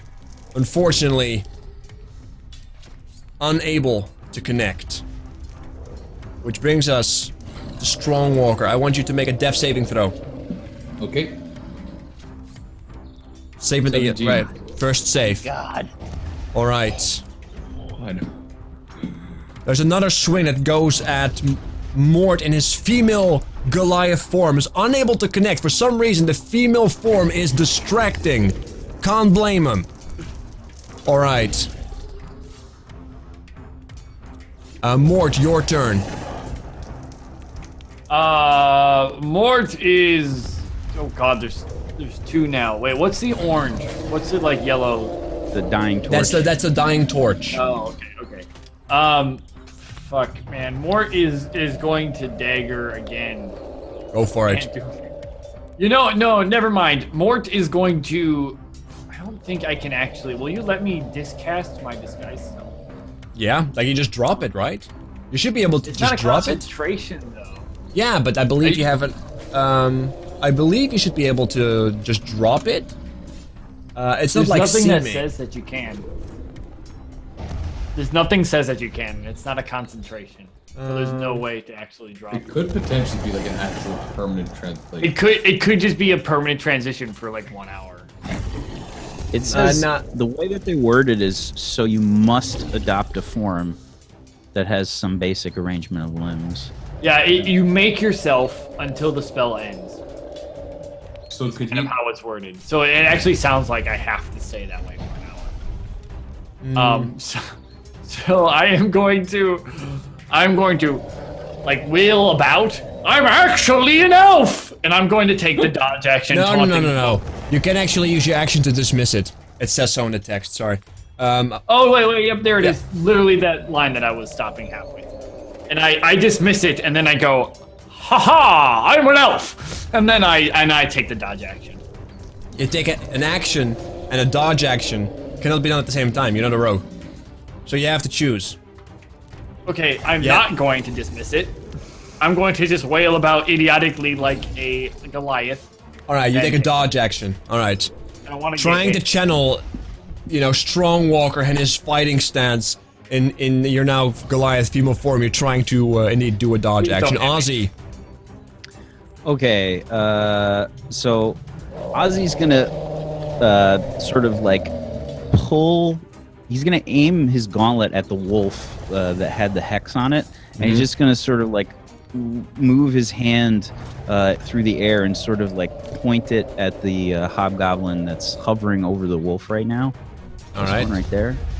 So he's gonna use that as a bonus action to move the hex, All right. and then he's gonna cast. He's gonna hold up his hand and says, "Let me show you the abyss!" As he breathes heavily. All right. 21, 13. You so that's a connect bonus. and give me an additional 1d6 as well. That is a noticeable blow. Nice. 17 damage. Yeah, you can definitely see that he takes a massive impact. Like, it's noticeable. As this dark energy just ripples across him, sucking the life out of him. With this dark necrotic damage. He kind of looks at you, surprised. As it is not his turn. Alright. Once again, this creature starts taking a swing at Mort. 15 does not hit, right? It has this 15 does. Yeah. Okay, so it doesn't hit at all. 5 doesn't hit. Alright, your gracefulness as an elf is saving your life right now. Strongwalker, make for me a death saving throw. Okay. Oh, strong watch. One fail. Oh, I don't feel safe at this point. Hey, critical fail? What? That would never happen. Alright, this creature that was once took a massive hit from Ozzy. He kind of raises his shield and takes a swing at Mort once again. But with disadvantage, I believe. Oh, no! That's a bad start. Okay. Oh, okay. It's better than a crit. I'm gonna die regardless. I have like 0 health. 6 Nice health. Prince. Just 6? 6, yeah. Yeah, I'm up. I'm still good. Yeah, you're good I then. mean, barely, but I'm still good. All right, which makes it your turn, Mort. Oh my god. Strong Walker is down. Ozzy's up. Chitin's down. Oh my god. We have 2 of these things to go through. Yep. They're More. looking damaged though. Which one's like the most damage? I can't say that. Like, it's very difficult to gauge, right? However, okay. like after there was a massive impact to the one on your on the right, who is definitely showing signs of being somewhat uncomfortable. That's gonna be the one that I'm going to make a dagger. All right. I'm just gonna stab wildly. All right. Unfortunately, your wild stabbing is wild, for sure. It might be a distraction. Ozzy, your turn. Okay, Ozzy is going to hold up his hand, and he's breathing really heavy, and he's like, I'm gonna show you the abyss again! 24! Nice. All right, give me a d6 necrotic damage. Yes! He still stands. But he falls to his knee. After that, chaotic energy ripples across him, and this necrotic damage tears at his skin, at his very essence of life. He is closer to death's door than, you know, somebody at 2 HP would be.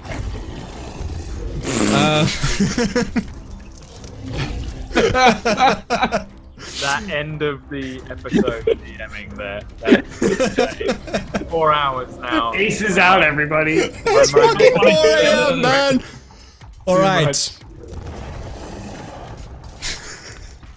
Another swing happens at Mort. Unfortunately, he is unable to strike. Yes. Strongwalker, give me a death saving throw. I really don't want to. You kinda have to. Are you at? Oh. Oh! Alright, this At least now it dude, doesn't matter if I get a 1 or not. So the one who just took a massive hit, puts his sword, tries to stand up, puts his sword in the sand and just raises his shield, protecting himself, taking the dodge action. As he actually starts to move away from you. About here. You get an attack of opportunity if you want. Or, oh, dodge. They take a dodge action. Okay, so more. Mort, you get an attack of opportunity if you want. I mean, yeah. I'm gonna make a dagger. I'm gonna like stab wildly and unproficiently with my dagger. All right. Unfortunately, you felt good about your initial swing, but as he is able to raise his shield, it just deflects. Unfortunately. Damn. Which brings us back to Ozzy.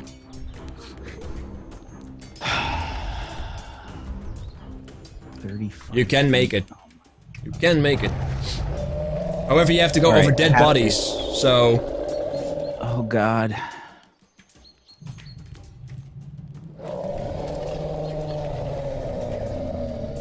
I gotta try.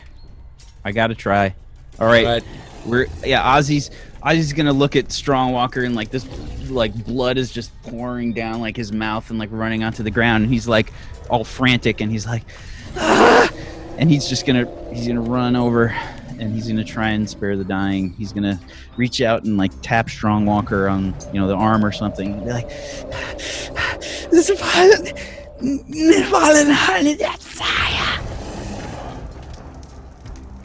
Cast the dying eye, spare the dying eye?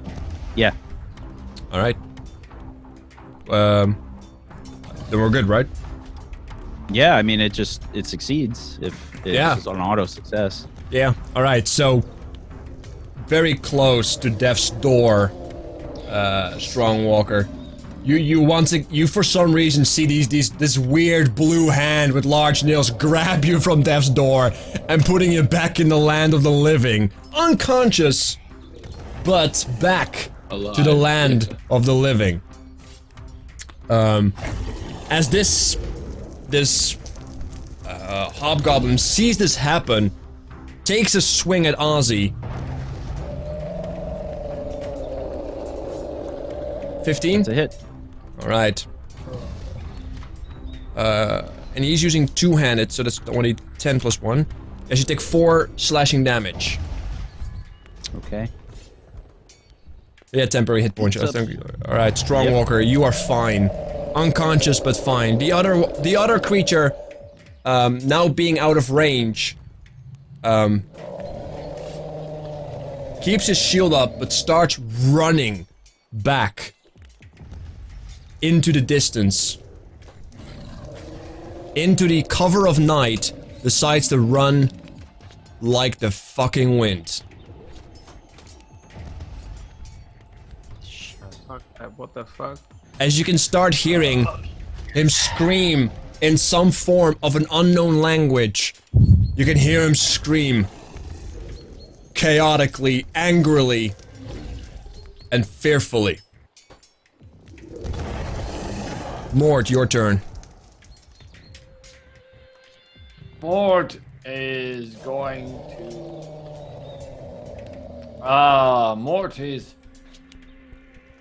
Mort's going to color spray. He turns one last time and ha-ha! And like a spray of color comes out. All right. This one. Affecting. Hopefully he has less than 19 hit points. Wow, what a shitty roll. He does not. Like, he seems to be... You use your spell and he's like... He shakes it off, he wipes it off, I suppose.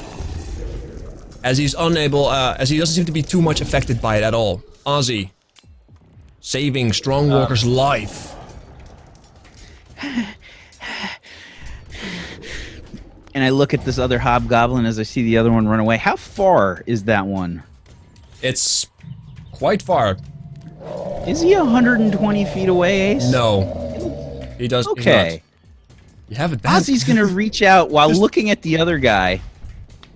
He's gonna look at the other hobgoblin. All right. And he's gonna extend his gauntleted hand, and he's gonna say,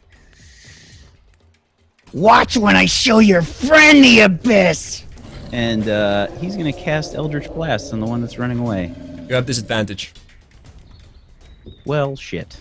Yeah. Because you're doing an attack roll, a ranged attack roll within 5 feet of an enemy, which does impose disadvantage. As the chaotic energy like kind of fades into the night, you see like a faint glow of the chaotic energies as it just goes into the night. And also, even if you didn't have it, he's too far outside and you don't have dark vision as a halfling, right? Yeah. So you're kind of like taking a Hail Mary, hoping that the demonic hand will guide it. He did not. As So I yell, "Ha! I got him!" As this creature in front of you just looks at you angrily, doesn't even say anything. He just stabs you, or at least tries to. As I get an unrecognized command. Pretty easy to stab. It's 13. Sorry, that's 13. 13. That's a stab. Yeah. Is that easy? Yeah, that's pretty easy. It's pretty easy. Yeah. All right, which gives it a 1d10 plus 1. As you take 10 slashing damage. Of course I do. Risk. Okay. Let's see. Okay. All right. The other creature running another 60 feet away, now being over like 150 away from you, feet away from you guys. The creature stabbed you. Mort, your turn. Man, Mort's got nothing left. He's all spelled out and goes, "I'm all spelled out," and then he like goes for the last stab, I guess. All right. 17. Just hits. Just about hits. Beautiful. like covering my eyes as it like goes into his body. I'm like, ah! Yeah, you nick him hard like, as blood starts flowing. And is he's this large female Goliath? It's extra Yeah, like- hilarious. very unwieldy. Talking about unwieldy, Ozzy. Hi. So Ozzy's like breathing heavy, and he looks at this guy, and he's like, "Oh, really? Well, fine." And he just, he holds up his hands, and he just yells, "It's all a shock!" And he's gonna cast Shock and Grasp on this guy. Go for it. He's also got armor as well, right? Yeah, This yeah, guy yeah. in front of me. They have advantage. 23. And you hit. Alright, And he's I'm starting to going look... back the fuck away. Yeah, you back up. He's starting to look quite rough. As he tries to hit you, but like this zapping feeling, this painful strike that stops him in his tracks. As he composes himself, and then takes a slash at Mort, as he just received also a nasty dagger into him. 10. All right. He too then decides to back the fuck up. Retreating. You're gonna attack of opportunity, Mort, with your dagger. Hell yeah. Mort again, like, it's like daggers out. Unfortunately, you are unable to connect. The other hobgoblin running further away. You can hear the sound of his voice becoming softer but more echoey. At this point, anybody in this entire vicinity might have heard him. He is screaming at the top of his lungs. And as you guys look at the distance, you can see activity, more torches going on in the far distance, and especially gathering over the 2 lookouts that they have on that mountain that once belonged, presumably, to elven kind. Mort, it's your turn. Mort is going to fireball the shit out of it. Go for it. Boom! Hey! Alright, you connect. 4 fire damage. Alright. It hurts. Ozzy. Okay, so the guy that's running away, Ozzy's got like one hand on his knee, and he's just, and like the red glow fills his eye, and he holds up his gauntlet one more time as his hand shakily is extended, and he says,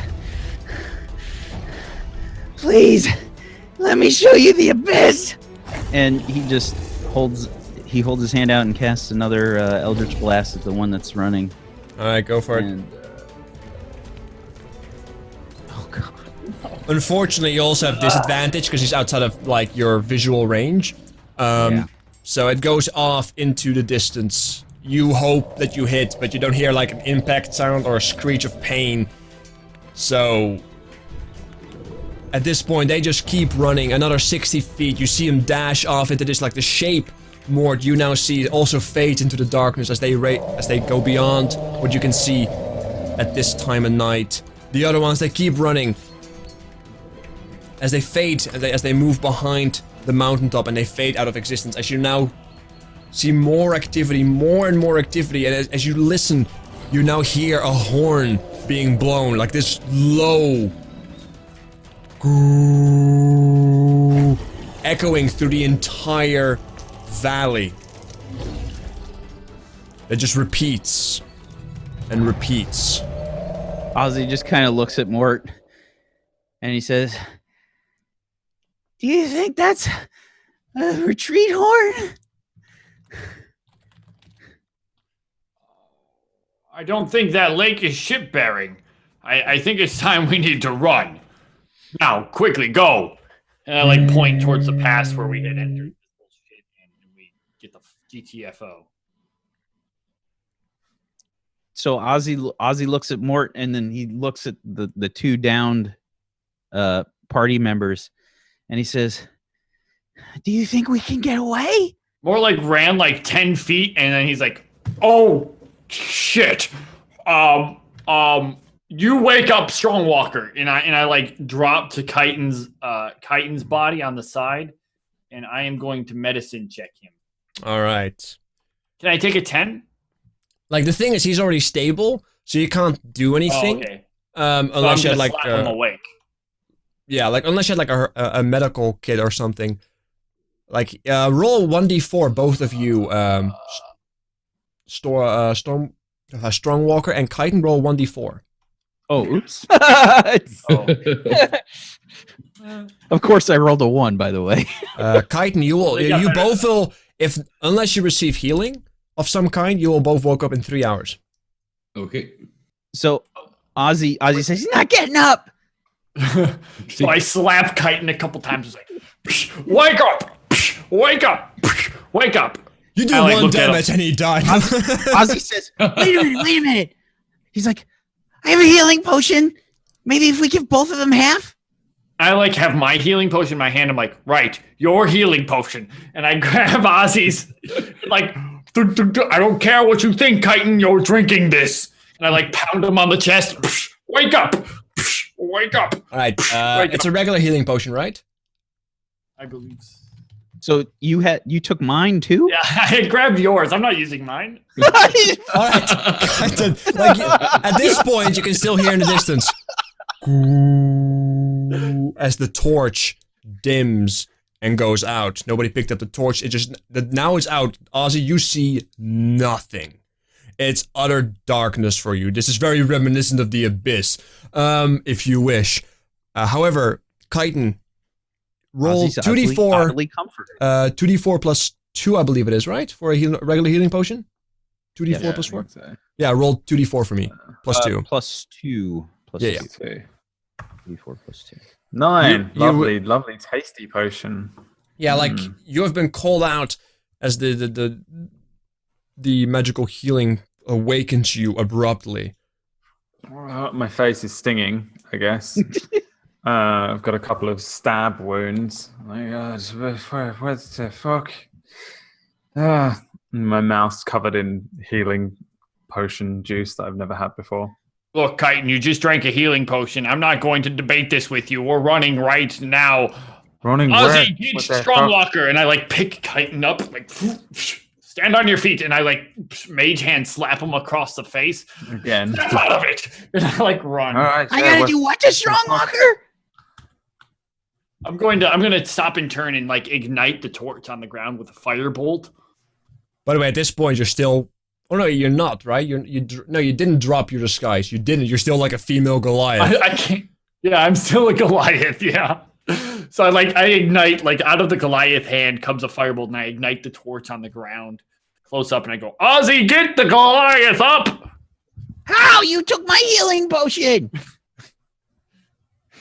God damn it. Oh, I don't want to do this. And I like look around and I go, Chitin, you have a healing potion. I've never even tried one. I can always usually heal myself. I've never needed a healing potion, though this one was... Well, now you see why we carry them, Chitin! Well, now I do understand. I've never... Good! Well, I'm glad! Well, Go I don't pick up have any- Strongwalker!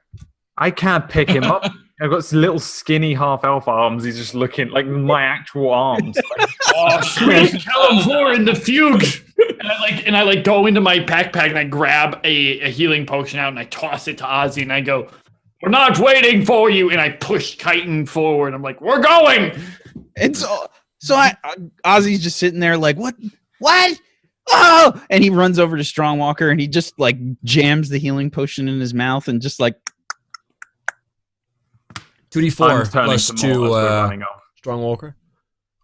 2d4 plus 2. Kind of. So I take it they're all awake. oh! 10. Nice. Good I healing love bot. the taste and glug it down. Oh, He's just awake. yeah, just Ozzy's like on your chest and he's like did this. So like I assume you stand up and I just like It just launches him off like a couple feet away. Like an adrenaline shot into the heart, right? Yeah. What? Strongwalker, we gotta get out of here! There's a whole lot of those red guys coming! Yeah, I just look around and I can tell that there's stuff going on. I just get up and grab my shield and javelin and Yeah, you I can- actually grab Ozzy. Like as he's running, I realize that he's full speed. His legs are going really fast, but he's not going very far. He's in that sort of Snoopy running. Yeah, so I'm like as mid stride, I literally just like scoop my hand down and grab him by the back and just throw him up on my shoulder and just keep going. All right, yeah, you just keep you stumble a little bit. You just got shaken. You just woke up from death itself. You're kind of shaking. You grab Ozzy. You just run into the far distance. Does Goliath have dark vision? No. All right. The torch is. I have the torch. Yeah, you have the torch. Okay, that's good. So we have 2 people in the darkness. As you guys just keep hauling ass, trying to get away. Like in the distance, you can still hear that horn echoing through the valley across the water, that lake that you guys saw, the dark green, horrible, disgusting lake. And with that, we'll end today's session. Can before we like end, can Ozzy just be yelling, "This is all Mart's fault"? Yes, keep yelling. That will work. And we'll end today's session with that. As they run for the hills, literally. Run to Alright. You know, close call, guys. Holy shit. Man, oh man. Whew. I thought I was dead. I thought I was going to roll a 1. Yeah, I've done it 2 weeks in a row now, and I've just been like, man, I go in, I'm like, I'll do a move. This close to I'm leaving. down and dying again. It's like, This close. I thought we were. I thought you guys were gone. If I honestly you thought left, guys left if us. you had left, I was gonna try and drag whoever I could into the crevice and cast the rock spell again. And Yeah. I just, like, If I I had can't gotten run- enough of the shit for not saying that I was going to keep watch that night from last week. I'm like, fine, I can't leave them this week. Next week, though, if you fall, I'm leaving your ass. To be fair, the worst thing ever is the fact that you misread that color spray. Because you could have blinded them all at the Well, beginning. Ace messaged me and he said that it wouldn't have affected it. It wouldn't have, because it goes to any creature within the cone. first time? Yeah, like the first time, it's based on hit points, right? And it's the lowest hit point creature first. Yeah. The thing is that Oh, and they have loads of hit points. Yeah, like they were still very healthy, and Strongwalker actually has less hit points. So They were fucking strong as shit. They were Hobgoblins. Yeah. it's an arms race, man. Hobgoblins, depending on what level they are like pretty. They're very hard to hit. They've got like decent HP. They don't hit that hard, but Nah, they hit hard enough if they are fighting, if they're working martial shit together. or whatever. Yeah, they hit hard, as you guys have experienced. I got fucking destroyed by 2 of them with the martial advantage shit Yep. just straight away. They, It's like, hey, look at my ears. yeah. For the future, though, Ace, I have really long red hair, which covers my ears a lot. But I gave you the benefit of the doubt for maybe northern winds, we'll just say. Right. Fair enough. But Like, if I'd known how badly I was going to get destroyed by that, I would have been like, yo, my hair's like really long. Please don't kill me again. well, in the midst of combat, and also, and you know, like kind of like yelling at somebody, antagonizing, and kind of yelling, you're also an elf, kind of implies you're an elf, right? He does. His little ears probably do poke out of his hair quite easily. Depending on the size of your ear. Like, anyway, you guys so far are alive. However, they have a way. I don't understand how we're going to survive. Yeah, you guys are alive, but they have wakened the fortress. Yeah. Well, they're just going to track us, and they're either going to track us all the way to Amarok, and it's going to end Amarok, or yeah, but they're that going would be to. hilarious. Well, we just KO the entire campaign. Like, Ruin the we just whole watch world. Ace- West March. Ace just implodes on himself like a dying star. Like he has to fight all of his own shit. He's part of his own goblin army that he built up. And He's it's gonna have to roleplay 40 characters in one session. he just kills us. in Well, the there's first 20 about minutes. 400 to 500 people in Amarok, right? Yeah. There's an army from hobgoblins. I'll be fine. I will be starting to That'd be suffer from brilliant. severe split personality disorder, but hey, I'll be fine. I'd subscribe love- that episode so hard. I'd fucking love that episode. If you just kill us in the first 5 and then we all leave the call and it's just you. Destroy your own world. And this hobgoblin stabs this guy with a knife. rolling and rolling and rolling. Man, that'd be good. Oh, I'm up for it. yeah, Let's go like- back to Amarok, Can we guys. kickstart that? Can we get a Kickstarter ready for that? No. $300 and we do it. No. All right. Oh God, no. You guys have charisma. Fucking use it.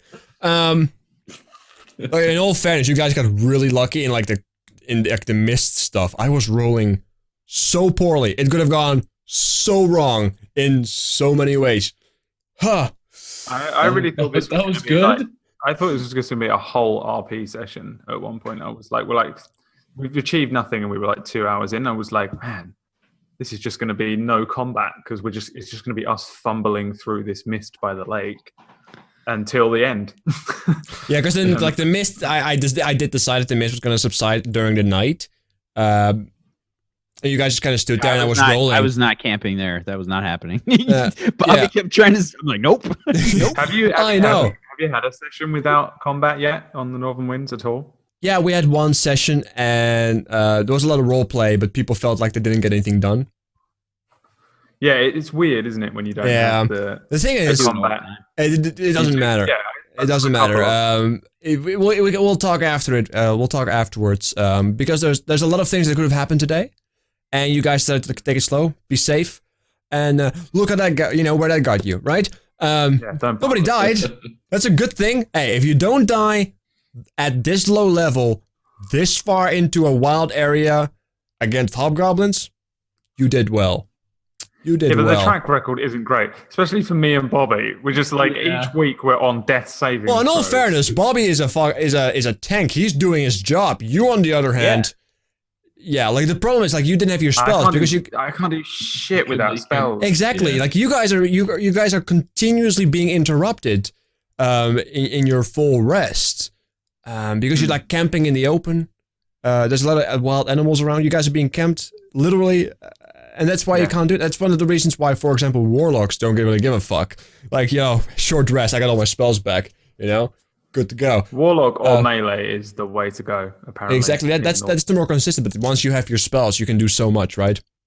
Let me just say that the temp HP saved my life so many times. Like, holy shit.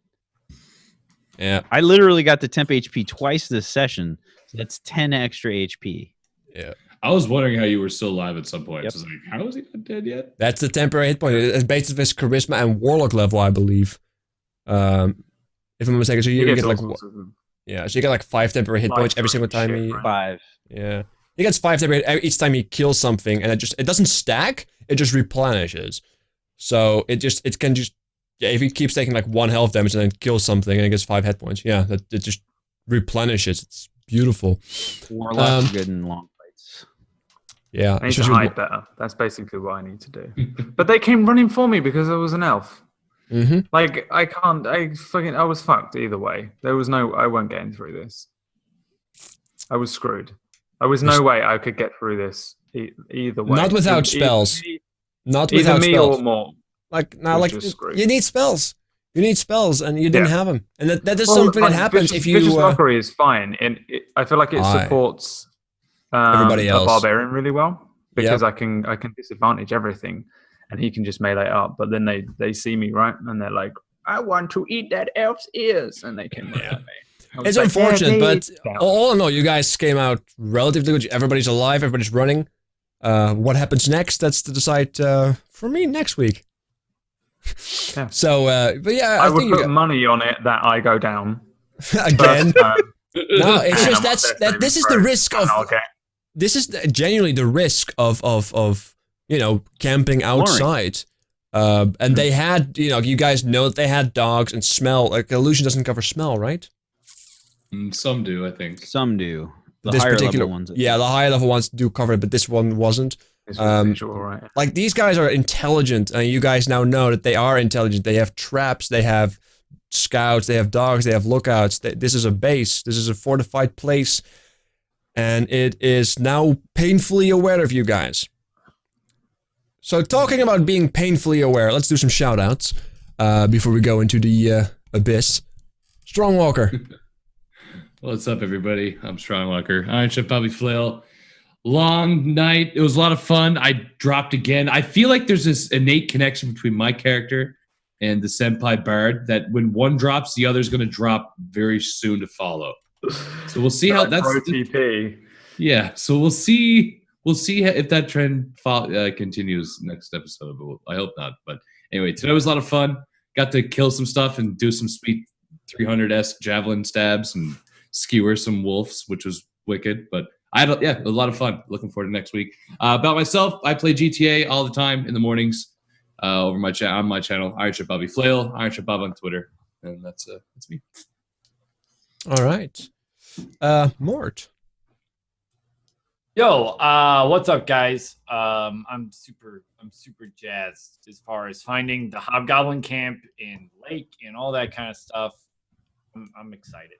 I'm super excited to find out more of the mystery and stuff, and that to me is what makes West Marches so cool, and especially this story in particular.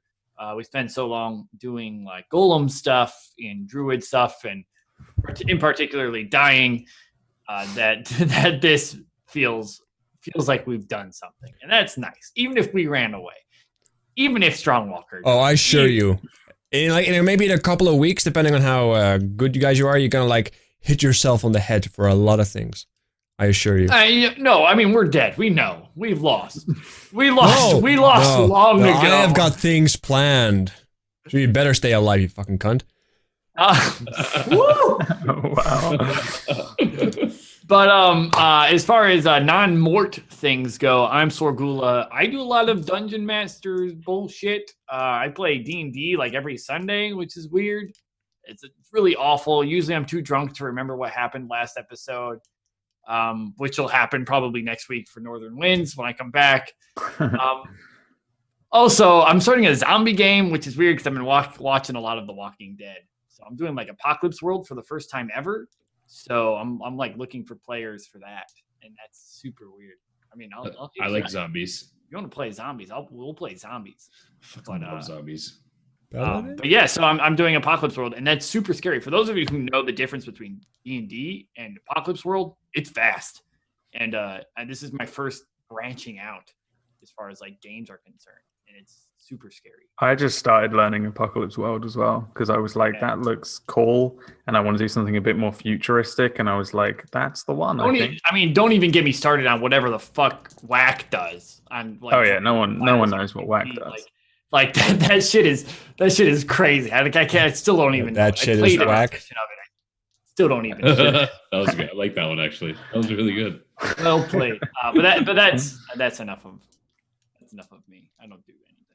All right. Well, it is indeed enough of you. Let's move on to Mr. Kiten. Mr. Kiten Vale.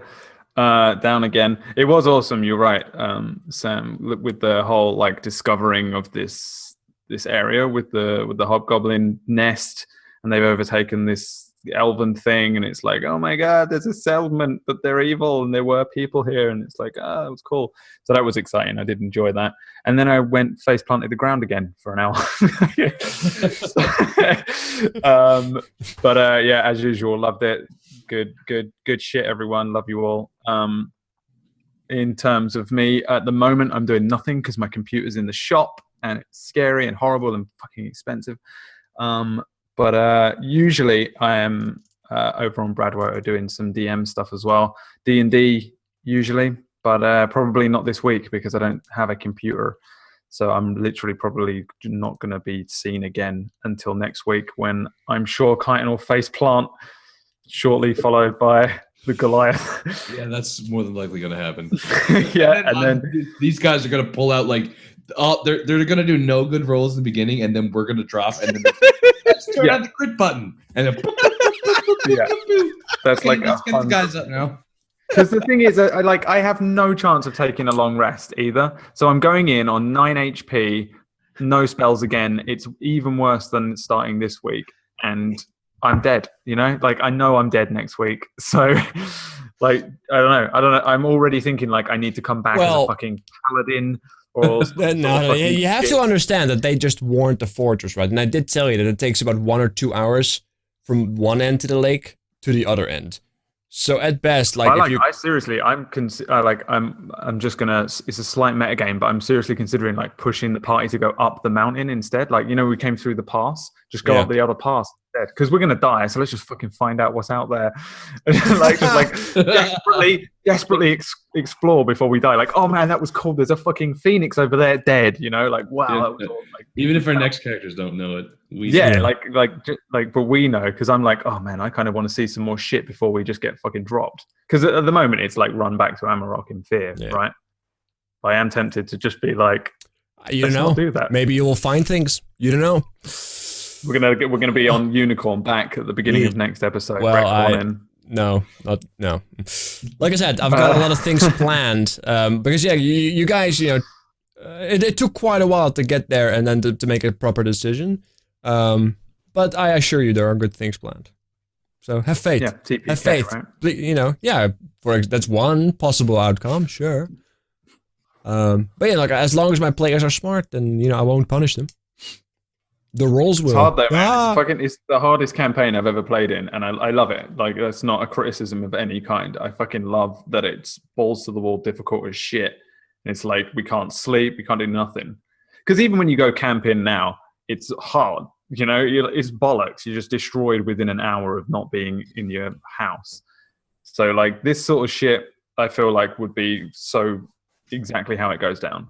Especially for my character, who's this little kid going out like, I can do one spell once a day, and just fucking gets fucked up, straight away. Of course he does. Oh, and also I'm really happy to hear that you said the word cunt, which I can use for vicious mockery now. So thanks very much for literally being the person that okayed that for me. Well done. I'm always on other people's channels until they tell me where the line is. That's a standard. That's in the British vernacular standard. That's like what they teach you that in kindergarten. Yeah, like, it is. It's like that's exactly the case. But when you're on influence on me, you wait and find out. I was tricked. No. Now I know. Speaking of getting tricked, Ozzy. Hey everybody, I'm Wacksteven, and when I'm on this show, I'm known as Ozzy, the emo halfling poser warlock. If you guys like what I did on the show, you can follow me at Wacksteven on Twitter and Twitch TV/Wacksteven, where this Sunday, we're going to be starting a whole new D&D Gothic horror setting called Blood and Mist. It's going to be fucking sick as hell. Sunday, 2 p.m. Eastern with Mr. Swargula, Mr. Ironchefbobbyflail, Mr. WolfsGoRawr, Mr. Zacatecus, and Mr. Peachy Pixelate, and myself DMing. So you should definitely check that out. I got the trailer pinned on my Twitter page, so if you want to check that out, you should head over there. And it's going to be fucking awesome. I put in a ton of work. I've done crazy artwork and stuff. We're also going to show off a whole lot of stuff that Roll20 can do on the dev server. They added like a whole bunch of crazy shit. It's going to be 5th edition. It's the Ravenloft setting to go along with the new Curse of Strahd module. So it's going to be good shit. Check it out. Dips on Sunday. So good. There you go. All right, and me, I do the variety streaming thing here daily, and on Mondays we have our little Northern Winds campaign. So if you guys have enjoyed, thank you so much for watching. If you did miss a big part of it or you want to rewatch it, we will have it up on YouTube, hopefully within 48 hours. That's what I always strive for. It's always touch and go depending on how Twitch is acting. And unfortunately, it hasn't not been acting too healthy as of late. For me, there's a lot of downage and such, so I hope that the servers can handle it. But I'll keep you guys up to date on Twitter. Make sure to follow these beautiful people. And then come back around and follow me as well if you want to. And otherwise, I will see you guys tomorrow on my variety stream. Sunday on Wacksteven, his stuff, with some character creation introduction stuff.